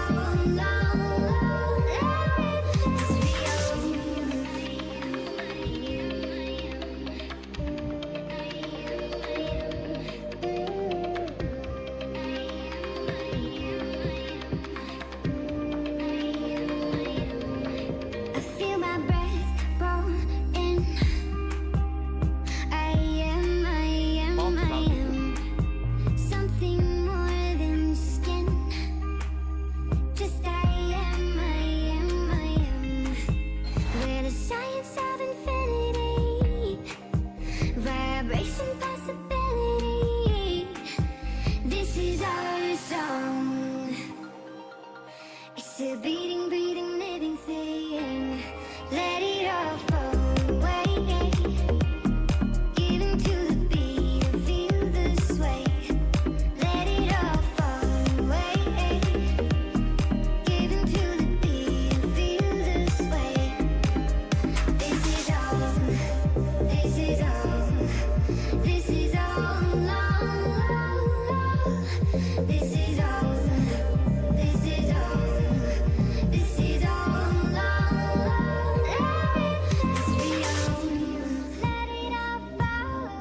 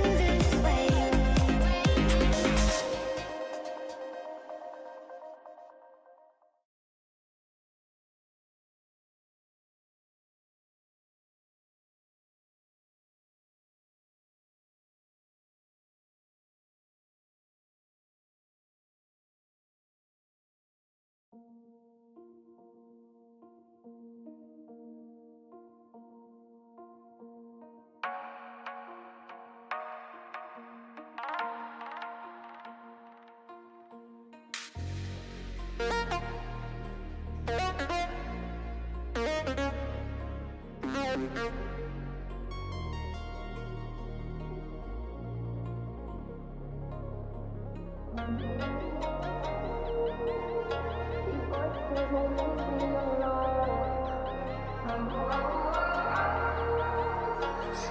heart is gold and my hands are cold, cold, cold, cold, cold, cold, cold, cold, cold, cold, cold, cold,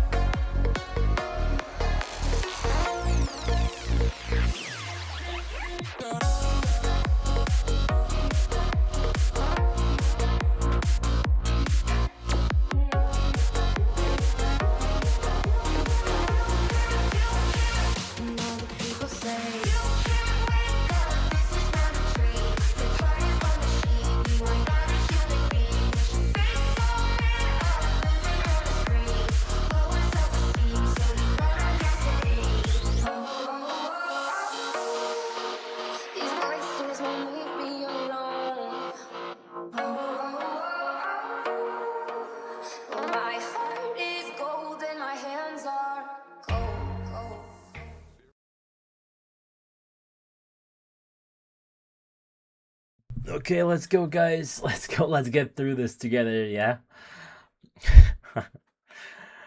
I'm sure it will be fine. I'm sure this game will be extremely enjoyable to watch.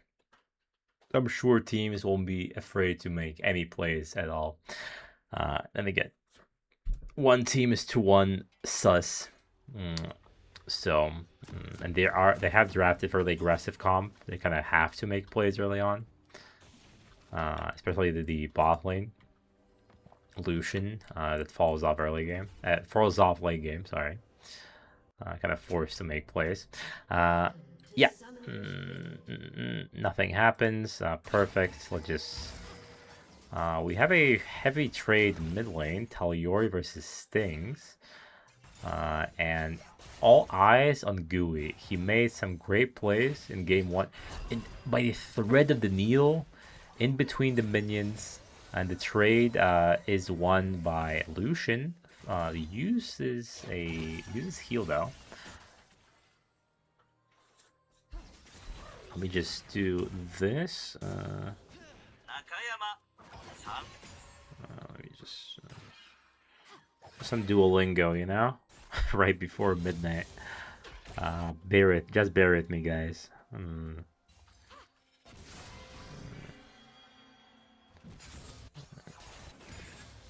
Perfect. And someone wrote to me on League. Okay, I am not able to check it right now, guys. I'll be honest. I cannot risk a blitz. Hook to be unnoticed.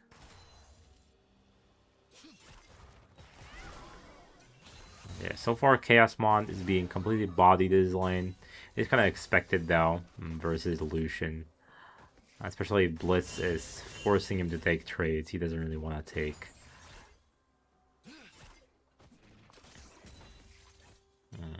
I don't know how good Chaosmon is in the Filios, but was possibly taken just it's a pick taken away from Orca.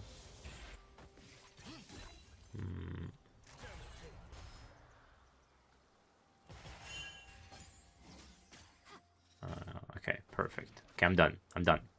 I'm done. I have my full undivided attention on this game. Yeah, I think Taliori is not having the bestest of times versus Delmel. Gooey really trying to show why is the champion supposed to be banned against him. He did have a field day with the Thresh. The Fury is invading Sejuani. Well, he's trying to. Both junglers sniffing each other out.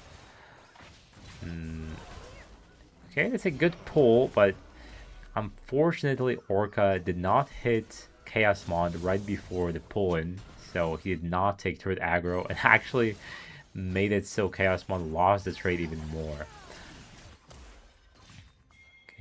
Okay, Stings, I see you. Even trades in the mid lane. I believe once Chaosmon gets an item, he will get some breathing room. As long as he doesn't die at the very beginning of this game, he should be chilling with the Blitzcrank.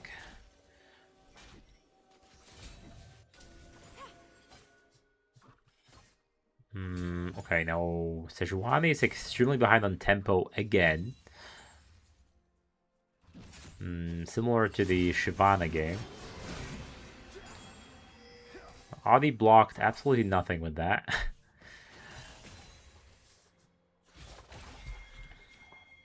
Did not bode well for this lane. And again, he will just play passively on his tower and Darius will be stuck in this perpetual hell kind of matchup doing nothing. You know, Tome trying to make a play. Taliori hopefully backs out.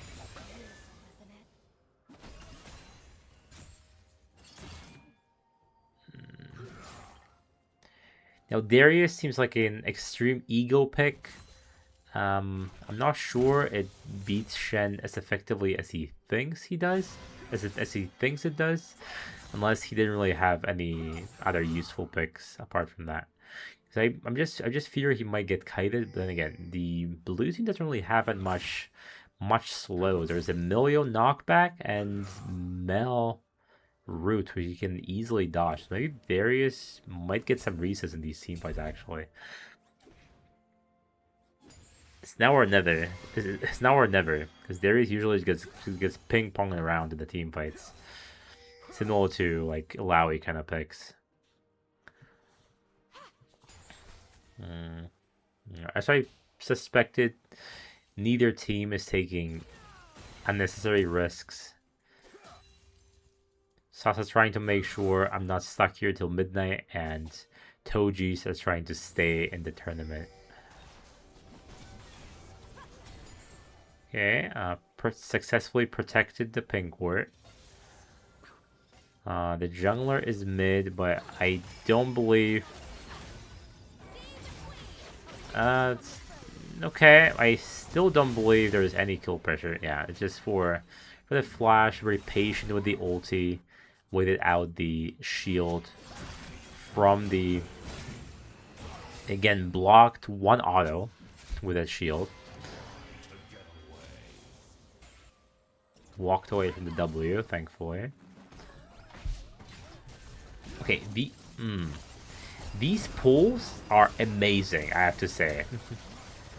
Orca had to use both sums, but no flash. That probably means Yamalos is gonna easily kill Orca. Okay, Aphelios first blood, and Nilsa provides free meal, free dog food for the Darius. Well, very well played from Gooey, proving why this champion should be banned away from him at all costs. Whenever there's like two minions with a slight angle in between them, he finds the play, finds the pull angle, and makes sure that this Lucian will regret picking it.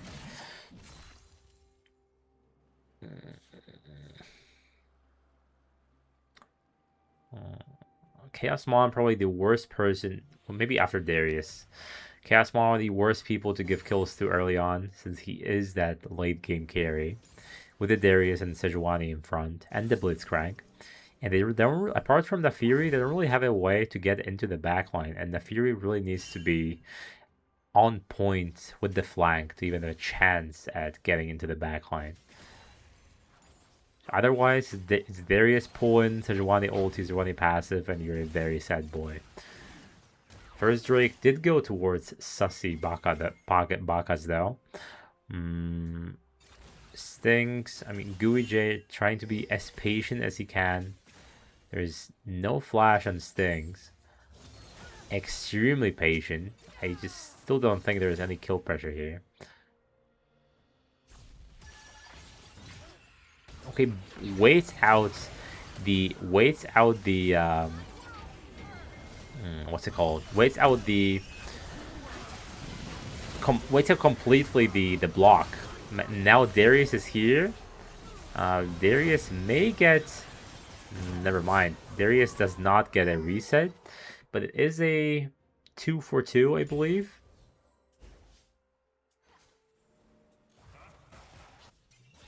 Yeah. 2-for-2, or like rather a 1-for-1.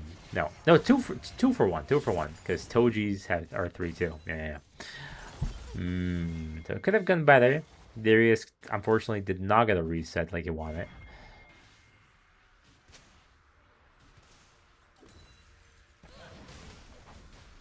As meaningful as he wanted to. He wanted to ace their entire team, I imagine, but early on, Darius doesn't really provide as much one-shot power as he does once he builds Yumus. And that only having only one tank, Shen, may really bite them in the ass. I believe the Shen ult stopped the execute from the Shen ult stopped the initial execute damage from Aurora. Yamua is a bit of a no man's land. Will queue to safety with the boar. Now there's a second Drake spawning, and most of the key ultimates are still down. It's quite sad to lose that blue buff, but it is what it is.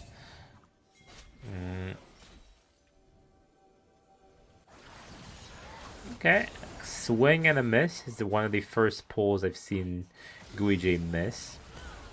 As long as we just keep posturing, Darius has to make sure that Audi is not allowed to just stand still and ulti whoever he wants to, right? Just stand united. Okay, barely missing. That's a huge stun with Chaos Mon, but the second gun is a bit bad.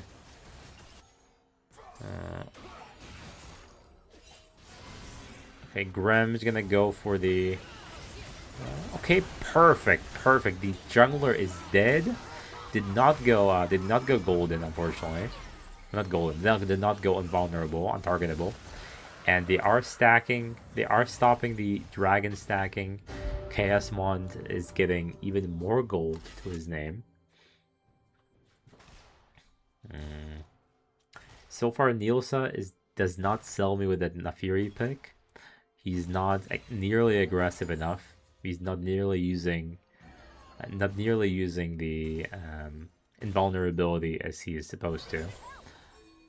Or the untargetability. Grem's in complete no man's land. I'm not sure what he's doing. He is just gonna die, no? Unless he has flash. Does he? Oh, he does. Okay, he gets away with murder. It's a huge flash from Gooey J. It's gonna be a dead Orca almost. I think his Chaos Mon kept hitting him. He would have died. Gooey will be completely fine. What a go! He may even take one for the road across the wall. Decides against it. That man is an amazing blitzcrank, I have to say. Very, very well played. Now Audi is gonna lose even more farm top lane. Does not have TP still, I believe. But I do think if Chaosmon kept hitting Orca, he would have been dead, and Audi would not have arrived with the Stand United. Maybe I'm wrong, though. What do I know? I'm not Diamond, it's Livid, you know? Okay, Grims really wants these plates, and he's gonna pay the price. There is no way he can live this one. There's no way, guys, right? Okay. Some of the resources spent 3 top lane, and Grims is still fine and dandy. Aurora gets prio mid lane. That means they're gonna get vision, maybe deep vision in the jungle bot lane. Blitz is just posturing, looking for whether win. Yeah. Completely understandable with it.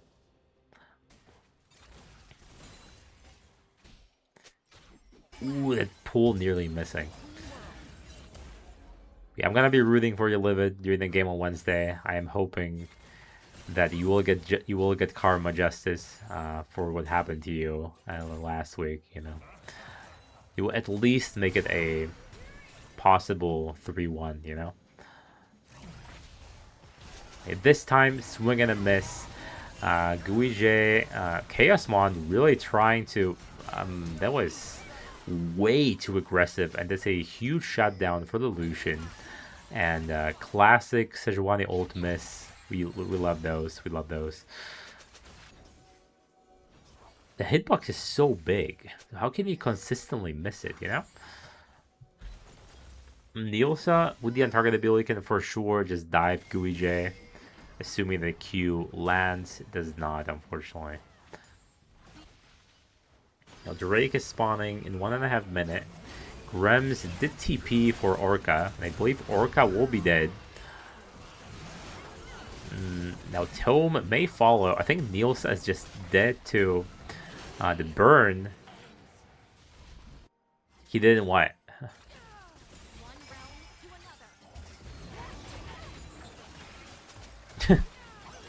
He stopped reselling an aura farmer, yeah.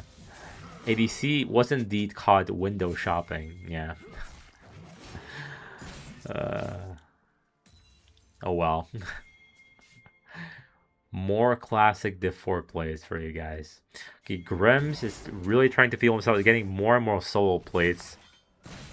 I thought Orca was no, he's just doing these on purpose. He's making sure he mocked it. He's making sure that he escapes these Smurf allegations.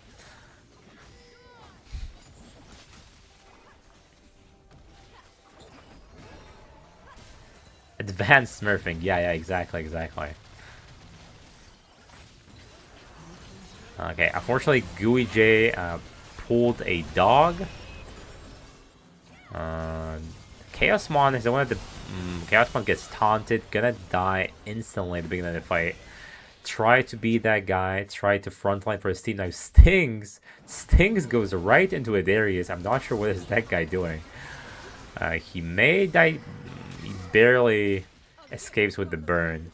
Now there's another Sejuani ult hitting my window, as Fefi would say. This is #1 joke. Skill shots hitting windows. Sting somehow, despite the illegal play, it walks away to safety.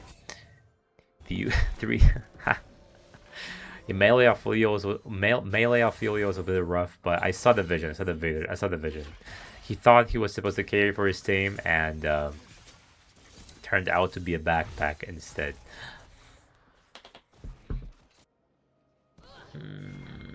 Okay, Yamilos, I'm not liking this Sejuani. So far, I've only seen one ulti landing, unfortunately. All the other ones hit Narnia, I'm afraid. Not even close, hitting the target. Okay, red team are first to the objectives. That surely means that Stings is dead. And a COD Gooey J is just advanced, just advanced face checking of bushes. You catch the bush, you walk into the bushes that are unwarded as Gooey J, get caught by 3 people, and then you bait them into getting hooked into your team. Classic, classic. Now Orca, a classic Master Smurf. Gooey J, a classic Sandbagger, missing a melee hook.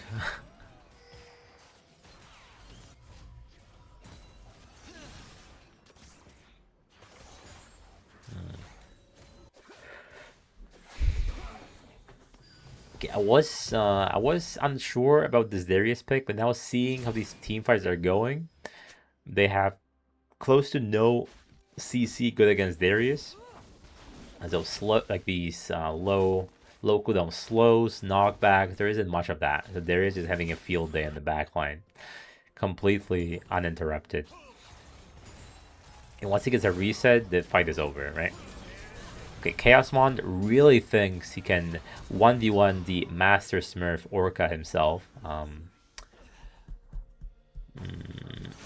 Orca turned on the scripts again. Now he will carry this game on the Lucian. He said, "Enough is enough. I'm done pretending."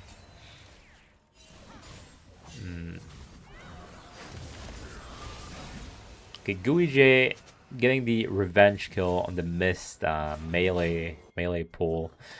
That Sejuani is keep proving why the champion is not as brain dead as people think. Missing the Q from Fog of War, missing ultimates, just the list goes on, you know. Hey, you miss all the hooks. You miss all the hooks you don't take, you know.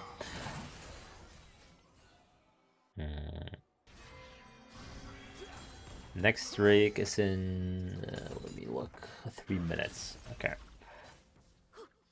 Taliori is just quietly pushing these waves versus the Mel.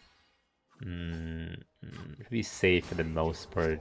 Does not have vision at all, but since he can just go invis with the ulti, he has this false sense of security, right?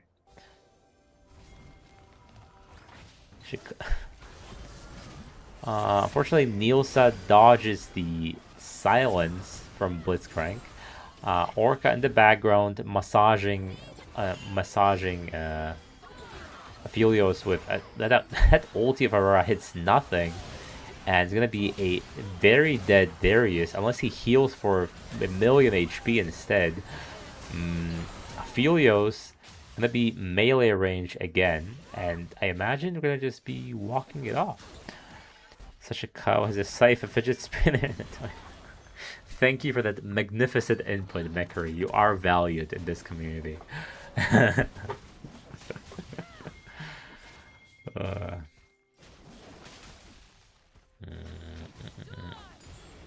Where's the gold lead? It is 3k gold lead for Toji's Terror, so they are trying their darndest to make it into silver scrapes and make me sit out this 5th game way past midnight. There's a red team down to one of like Mega Sandbaggers. Are they Sandbaggers though? Be honest. Be honest. You are always honest with me, you know? I mean, Orca is said to be a master diamond smurf, so you tell me. You tell me.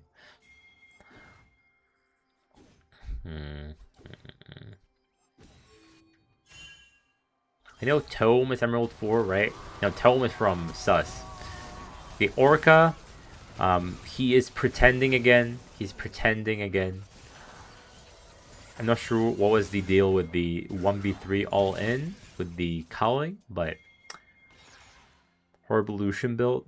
What's the build again? I know nothing about. I see Lucian almost never these days. So.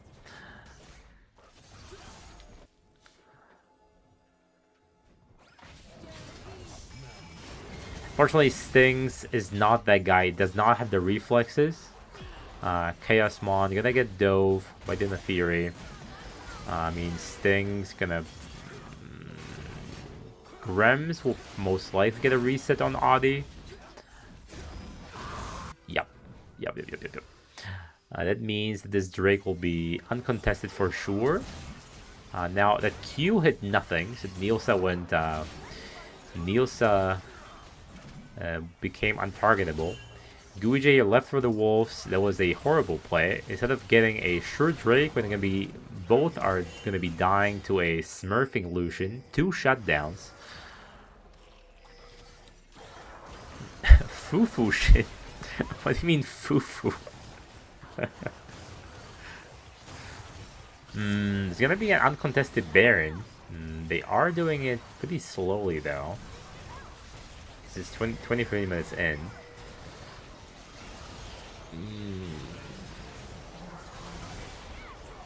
The huge shield on Audi. They're gonna be trading mid tower for Baron.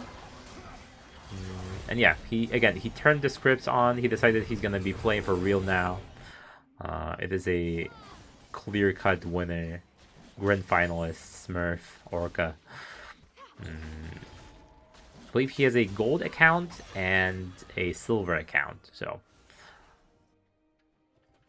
be that as it may, Guijay. We're looking. Yeah, he is the one that needs to make plays to end this game. Since Sejuani is missing all of the ultimates. Darius does not have Ghost. He has Ghost. He has Ignite. I think not having Ghost on Darius is a huge misplay now. This needs to catch up with the constantly dashing Nafiri and Illusion. They have a chance of getting a reset. Yeah, I think you're right. Cat. Okay, Guijay. Kobe. Missing. Okay, that's an Audi flash. Beautiful. There's gonna be a tower. And Yamalos almost taken down by the Nafiri. Okay, I thought Toji's have this game in the bag with the 3 to 4k gold lead, and now it is only 1k. Now Sting's gonna get bailed out by the Shen ulti. Keep in mind Shen has no flash now for the engages. This is the second Sejuani ulti landing on the wrong target though. Yeah. Real Chad would go Dusk and Dawn into the what's it called? Zeke's Convergence. I believe that used to be a build for Sejuani's. Dusk and Dawn Zeke's Convergence. Malignance. I mean, they are fairly squishy. Unless that ult gets reflected at you. But then again, these ultis were nowhere near hitting a target, let alone a Mel shield, so it's just zoning ultis baiting out the Mel shield. It's all they are. Aurora on Stanos and Royce are not doing yeah, Aurora is just on the sideline, laning against Stings, doing nothing for the most part. These ultis have been hitting no one as well. Whenever Aura was ulting, no one was in the circle. So maybe that's why she's been sent to the Salt Mines top lane. Okay, we're pulling the invulnerable member into the back line. Grems is being thoroughly massaged by Orca. Yeah, this draft is looking more and more cooked for Toji's. They are missing their moment. Too many misplays happened in a too short amount of time. Now gold lead is basically even.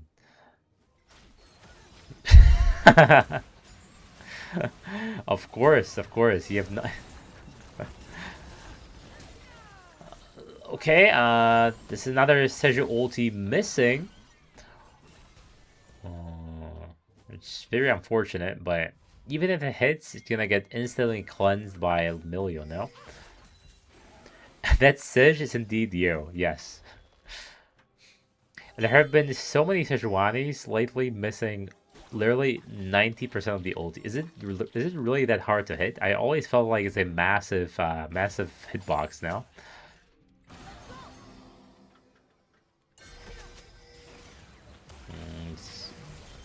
Okay, now we're actually in a good target. Okay, Gooey J the GOAT. That's the problem with the. This is the problem with Blitzcrank. You can miss 10 hooks in a row, then hits the crucial one, and the game may be extremely unplayable from this point. Now we're pushing. Okay, we're pulling a Shen. Not ideal. And again, Shen has no flash, but I believe he blocked the Darius ulti. Is that possible? Okay, the Master Goat getting pulled into melee range. And I think it'll be completely fine. This is... that was extremely unfortunate with the Darius. No resets against this team. Okay, Gooey J smurfs it. No. Okay, there was room for a steal. It was smited at 80 HP. I mean, it was 80 HP after this smite. You pissed your pants?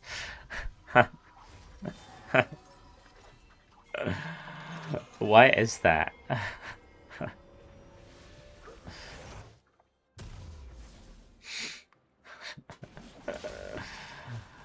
Oh my day. Okay, I am the dad here. I am the one for making dad jokes, you know? Yeah, Aurora was... it's not really doing much this game. But then again, the major comfort picks are already gone for Talyori. Now it's okay. That's a good dodge from Orca, I guess, but shooting an illusion is a recipe for disaster since the ulti is fairly slow and the dash is almost instantaneous, right? Winning lane getting picked on, yeah. Someone giggles.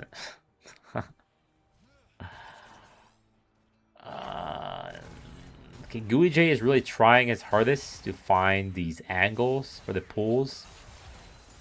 I am really surprised the illusion has not fallen off yet. Unless he does this. Okay. Okay.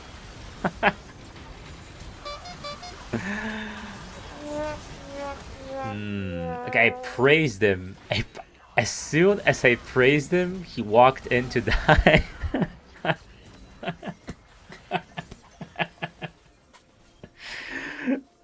That was... Okay, that was quite comical timing. I laughed twice. I cackled. Now everyone else did. Okay, the GA, yeah. Okay, it is just a lemony snicket, is it not? As my good friend Gambit says.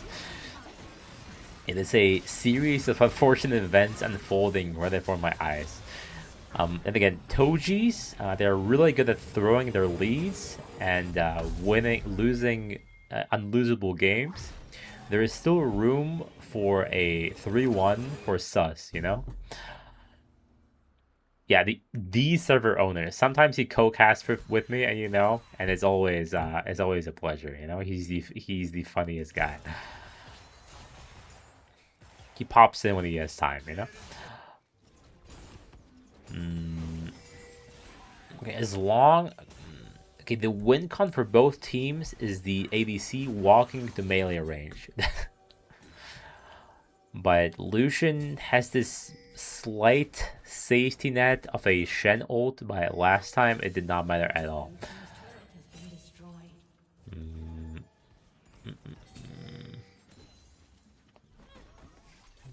I really think we're just waiting for Gooey J to hit these lucky hooks. Like, not lucky, calculate. Okay, Nilsa looking for the play of Grims. I don't think Grims can get out of this one. Yeah, there is no way. There is no way. To respect those movements, all good. Well, Nilsa completely exploded. It is the Battle of Titans, and the master player, yet again, breaks the ankles of Chaosmon. Pack up the bags. It is time to go for 3-1.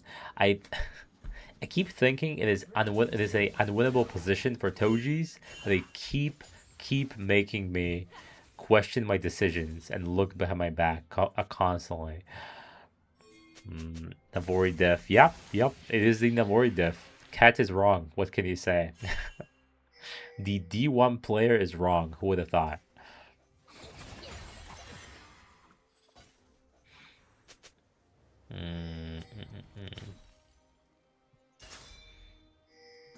Okay, surely surely one of these Seja ultis hits, right?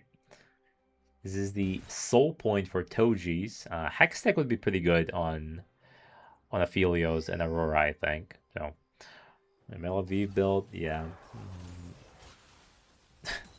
I think this is a wrong build for Mel. Okay, swing and a miss, you know. Holy damn! Jesus Christ, this damage.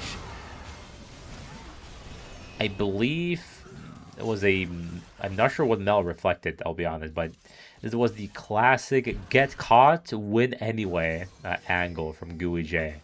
Classic. This is his signature move. Get caught and win anyway. Okay, we are getting tower top. Surely Melio does not steal the Drake, right? No, okay. Okay, this Blitz is a dirty sandbagger. Okay, Grems, you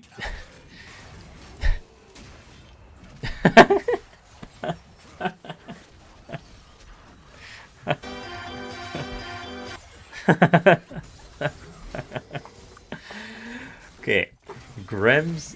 This is not Grems' day. He keeps missing every single flash play he can on the Darius and the Gragas.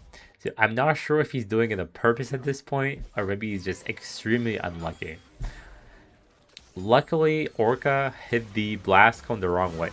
So it didn't matter at the end of the day. And Grems was Chally? Yeah, maybe. Probably not. It's his brother holding him back. It's Gremlin holding him back, you know? That's what it is. He keeps DDoSing him from the other room.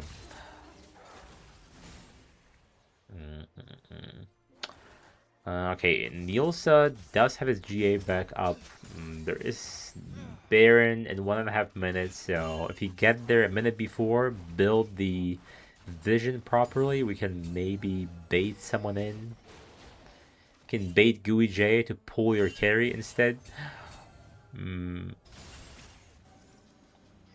This is not really a this is not Sting's game. This is a 0-7-0. Absolute zero impact in the game. Okay, surely we're gonna be okay. That's a huge flash out from Taliori from Nielsa. It's anyone's game at this point. This is one of these.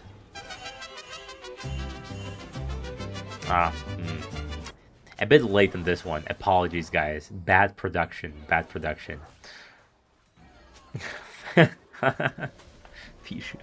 does he have? Stormrazor. This, i.e., he's still on 3 items. He needs way more, right? Okay, Orca. Orca is on 5 items spike. Is this a good Lucian build?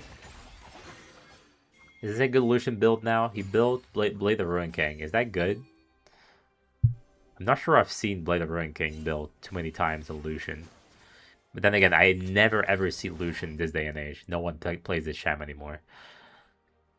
Maybe I'm a cutie pie, but that's because he's 100 years old, right? Good Bork. Okay. Good Bork buy.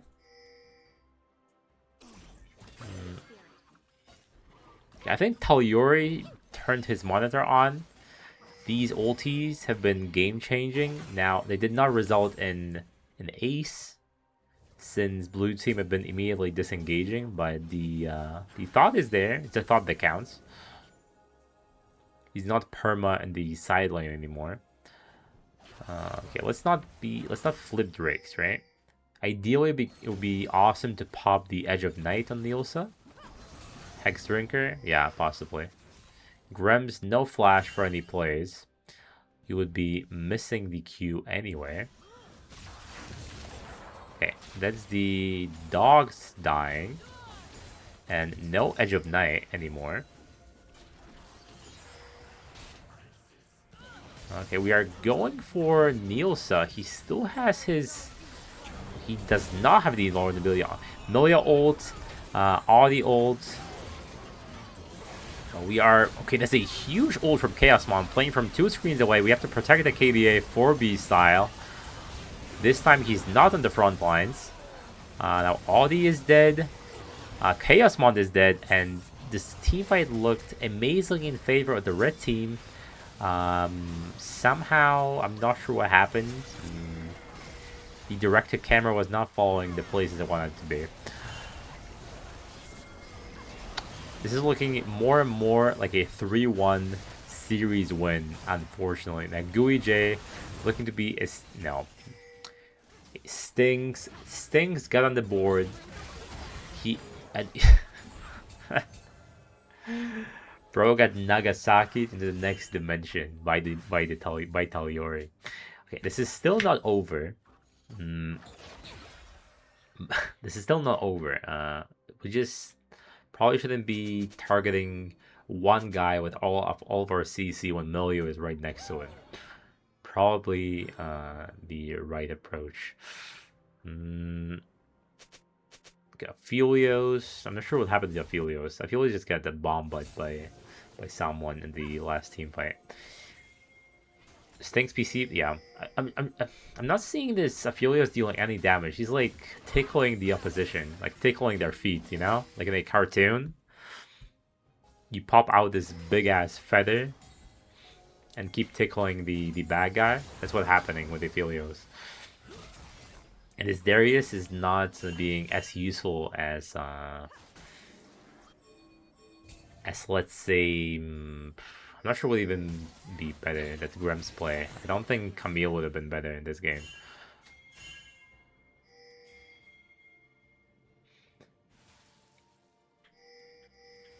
He's barely getting the resets that he needs, and he completely griefed the blast cone, unfortunately. Now, it'd be great to pop Edge of Night of Nielsa again, but... Okay. Again, if we pop all our CC on one target, Milia will just cleanse it, no? Okay, good attempt, I guess. We almost killed Tome. This culling almost insta-killed Chaosmon. Yeah, this is looking extremely cooked. This is looking like a winning push. Chaosmon will pay the price. He takes the master player with him. That has to count for something. UEJ is top lane for some reason. And I think this is it. I don't think Grims will be able to do a miraculous hold. Blitz's pain. Okay, Grims dodging the taunt. He keeps shielding himself. He isn't. I believe the death timers are way too long. It's gonna be Sushi's winning the Div 4 title. 3-1. Terrible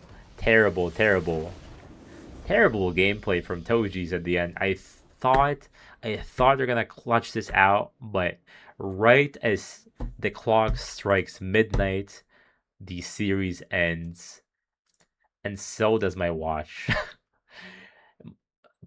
Oh my! What just happened to my webcam? Jesus Christ! Let me fix that. Thank you. Thank you to everyone who who stayed up until midnight.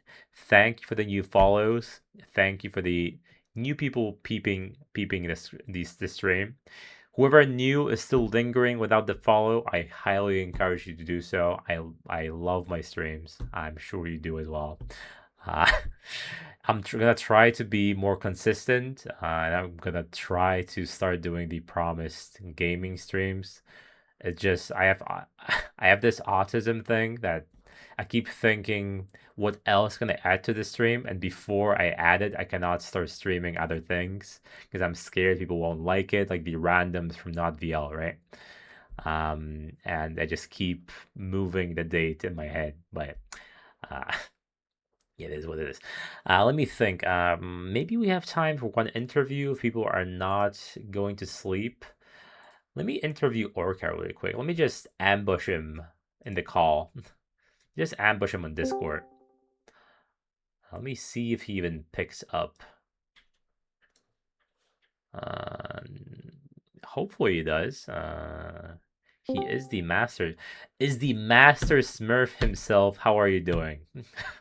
I'm I'm master. That's what you're gonna say. I'm not a Smurf, first of all. I don't know. I feel relieved. I had a few heart attacks during this series. Yeah.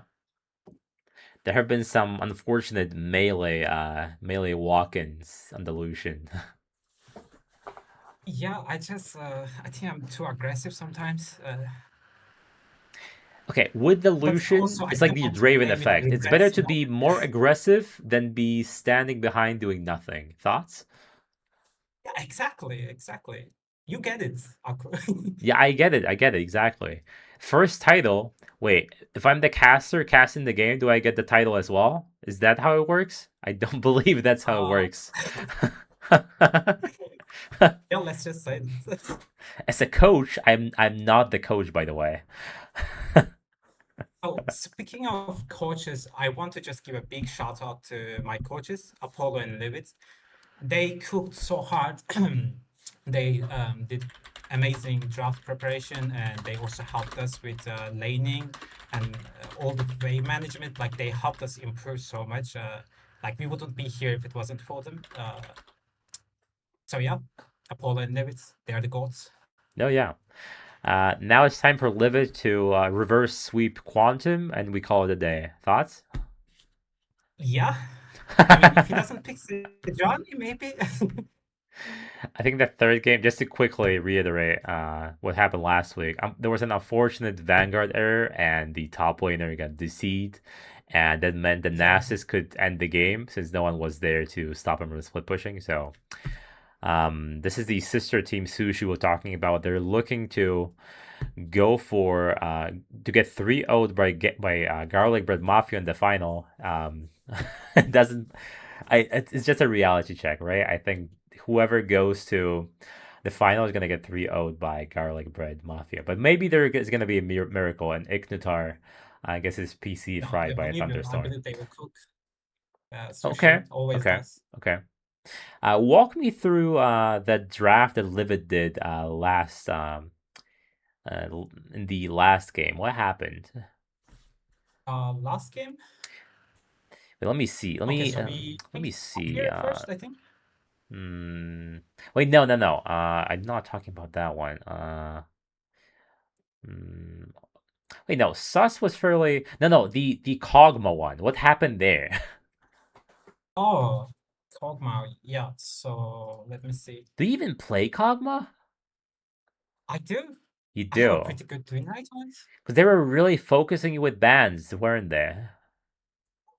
Yeah, I think Jinx is my most played champion, so that's one is obvious. And Uh huh. Ashe, I think you know, because I do. I do. You are. I even I think it installed was a more like sniper meme mid laners. sound for the Ash, I but it was imagine not mid meant to laners be. afraid of my ults more than the AD carries. Yeah. Wait. Sandbox. Who is Foz? Is Foz someone you know? Would I interview a loser? I just do I do I Yeah, invite bring Grems in Gremlin here? here. Do I invite Grems in here? Be honest. Why not? Why not? The more the merrier, guys. I have no clue who Foz is. Sandbox. I don't even know who you are because you keep dodging Div I think 2 that's a coach. polo. Oh, Div 2 coach. I I don't know which coach is he. I know Toji is the coach for Tojis, And I know Livid is the coach for his Sasibakas in Div 4, but yeah. I mean, sure. Let's get Gremlin in here. What's his name again? On Discord, Grimmers? No, Grimmers is the other guy. Gremlin J. Help me out here, bro. What's his name on Discord? It's like a puppy. Gremlin J. Yeah, there he is. There he is. Let me create. There we go.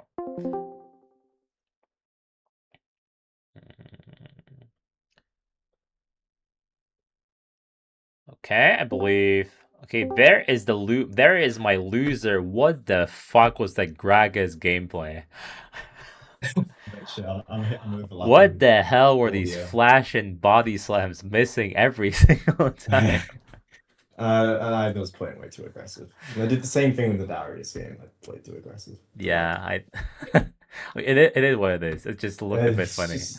It's hard to communicate comms in the I as had well. I had my She Says Condi ready to go. I even played it for 15 seconds on the solo kill, and there was never ever a case to play it again, unfortunately. There was I was in the pick into Trundle, to be honest, as well, and I didn't know this.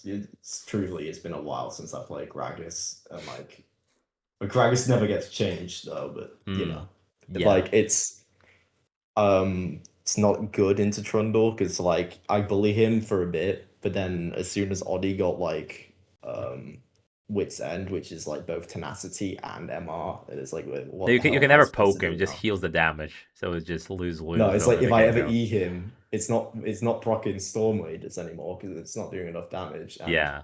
Oddie presses WE and just runs me down. Yeah. Yeah, at the end of the day, he was like Thanos in the enemy base, so it was Yeah, the quite side rough. laning game two. Yeah. Game 2, right? Yeah. But that was rough. Gremlin, can I ask you a question? Yes. What happened in mid lane when you just run it down flush onto me under the turrets? It's Like, One of the emotional. Gragas. I Yeah. misplayed the I saw you were low, and it's been a while since I've tried. It's been a while since I've tried the E flash combo, and I misjudged No the one was range. near you. Like, why you felt the urge to do that? I don't know, solo queue. Too much solo queue. The saxophone just got way too loud, you know. Yeah. No, I entered that. No, I give you a free Baron. I should not have done that, but yeah. She says Condi. It's just keep in mind, this is my first split. Yeah. The first time I've ever is it? touched 5v5 competitive. Yeah. Same. So I'm not right. Not Is the first split for both of you? How does that make you feel? How was the stress? Because I know it is a lot of people don't understand, but even though there's an amateur tournament, right? There's no prize pool. A lot of people actually treat it very seriously. We would have got league skins though. Yeah. Our coach would have given them. I think he still does. I'm not too sure though. Unfortunate. No skins for the losers, I'm afraid. I would have got a Gragas Esquire. Oh yeah, I know which I think the Esquire skin is in the She Says Condi song as well. No? Yeah, it might be. Yeah. Well, fair play to you unfortunate. guys though. To Sushi, you played. Yeah, it was a good series. I don't believe there were many stomps. Sometimes there were unfortunate. Hey, we got a game on happening. you. I don't think anyone's gotten a game on you yet, right? Let me quickly check that. Yes, 3-0. Well, I mean, I know it 3-0. happened in the group stage. The group stage is different. Yeah. But I was not in that game when they lost. Okay. They lost because you weren't there. Already loading in the excuses for his team. Perfect teammate. What are your last question for you guys? What are your plans for the next split? Are we going up a division? Are we staying in Div 4? I mean, I have to go up. Oh, you have to because you're right. You're Emerald 4. You're Emerald 4. That is correct. Now I know Orca. I know Orca is sandbagging, and he's a Diamond Master Smurf, so he has to go to Div 1. Yeah. That's true. Actually, we are the champions because I'm going to report him real quick. No. I will go to Division 3 though, but Okay, okay. otherwise, like if no team wants me in Division 3, then I will just take a break, this Mm. split. But I Nah, will first, not play for sure Division you'll be 4 taken even by if I someone. could, because I think there's just not competition. Hmm. And I Yeah. can't climb higher in solo queue. I'm just like getting Yeah, I tilted so know. easy. I know. Oh, you Yeah. you Do have you tilt not like your problems. auto? Mm. Do you not like your auto-filled supports? I got like a fucking Zahan support the other day. Ah, It yeah. was If that was me though, on the hand just support. a slight reality check, Orca. If you are stuck in gold, it is 100% your fault. I am not stuck in gold. I'm Platinum 4 right now. Are I'm you getting now? there. Ooh, Very Platinum different. 4. Yes. This is big leagues now. Yeah, I can climb on the roll that feels like it has zero impact. So you know, actually, to be honest, this season top lane has got a lot more impact. I would say Yeah, actually. I think so. I think so. I just can't play extended periods. Like if I play like 7 days solo queue, then I will be burned out. So I have to take breaks, I think. Mm.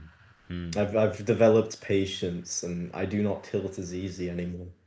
Nice, nice. I mean, I am. I always bring back that story because I'm old.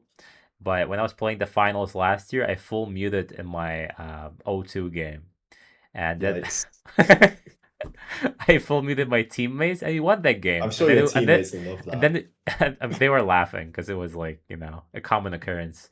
But yeah, we won that game and they won the series. But and then our top lane again banned, and our win was revoked. So it is what it is. Wow. But we still have the picture with our win, so it's fine. It's fine. Yeah. All right, guys. It is past midnight. It was lovely to talk to you. Hopefully you'll be playing next Can I split just too. say quickly, Yeah, sure. my I mean like all my team left like already. I'm sure they're probably still watching, but like Hmm. it was a great split. Honestly, like with everything that happened with my team, I'm so happy we made it this far. Oh yeah, because you And like left the honestly, org, right? yeah, we're not going to talk about that too much, but Yeah, yeah, they're yeah. not here at least. But like, I'm very happy that we made it this far and that things clicked so quickly because like all of that drama happened Yeah. going straight into the group stage, and then we hit what simultaneous 3-0s. Yeah, yeah, And yeah. honestly, I think just because it's ranked lower, Hmm. our bot lane though, I still think they're great. Like the GUI on Blitzcrank is Oh yeah, for completely sure, for sure. nuts. GUI was great. No, I just need to Also, your learn mid not laner, to. he was so good. Like if anyone's smurfing, I think check that guy out. Yeah, Okay, I know. Ospel's that Jace pick was fairly useless, but this is just the champ's fault, to be honest. Ospel's a good guy. I just don't think he plays it. He's not smurfing. He just doesn't play enough ranks. I'm pretty sure he could climb if he spammed games. But, Classic excuse number 69 from the notepad. Classic one. Look, Classic one. anyone can make it higher. I mean, actually, I think Emerald is where Fortunately, he where has to you play find it at. 120 games to be eligible for next split. I've already played like 400 nearly. So. Oh, I see. I mean, I used to be like that when I was at the uni, but now Hey, I look. don't have the time. My goal was complete. I was plat when the split started, and now I'm Emerald. I was good. gold. I was gold in December of last year. So honestly, I'm happy with my progress. Good. All right, guys. Thank you again. I'll see you in the next split. And slight plug, if you want to tune into the stream, feel free. When I'm casting or when I'm playing games, So yeah, lovely to talk to you, and I'll see you when I see you. Bye bye. Yeah. All right, and the same. Thank you for everyone who tuned into the stream. Thank you for all the follows and whatnot. Yeah, I'll see whether I'll have a game to stream on Thursday. If I'll be allowed. This is gonna be a final in Div 2, and I believe some games from Div 1 were postponed to the weekend. The ArcJeff Long Void 01 to Sunday. So I don't know. I don't know whether I'll be able to hog any more games, so to speak, or they're already reserved for other streamers or the orgs. So yeah, I'll be back with something at some point. It's very vague, but yeah, I'll be back. So thank you and good night.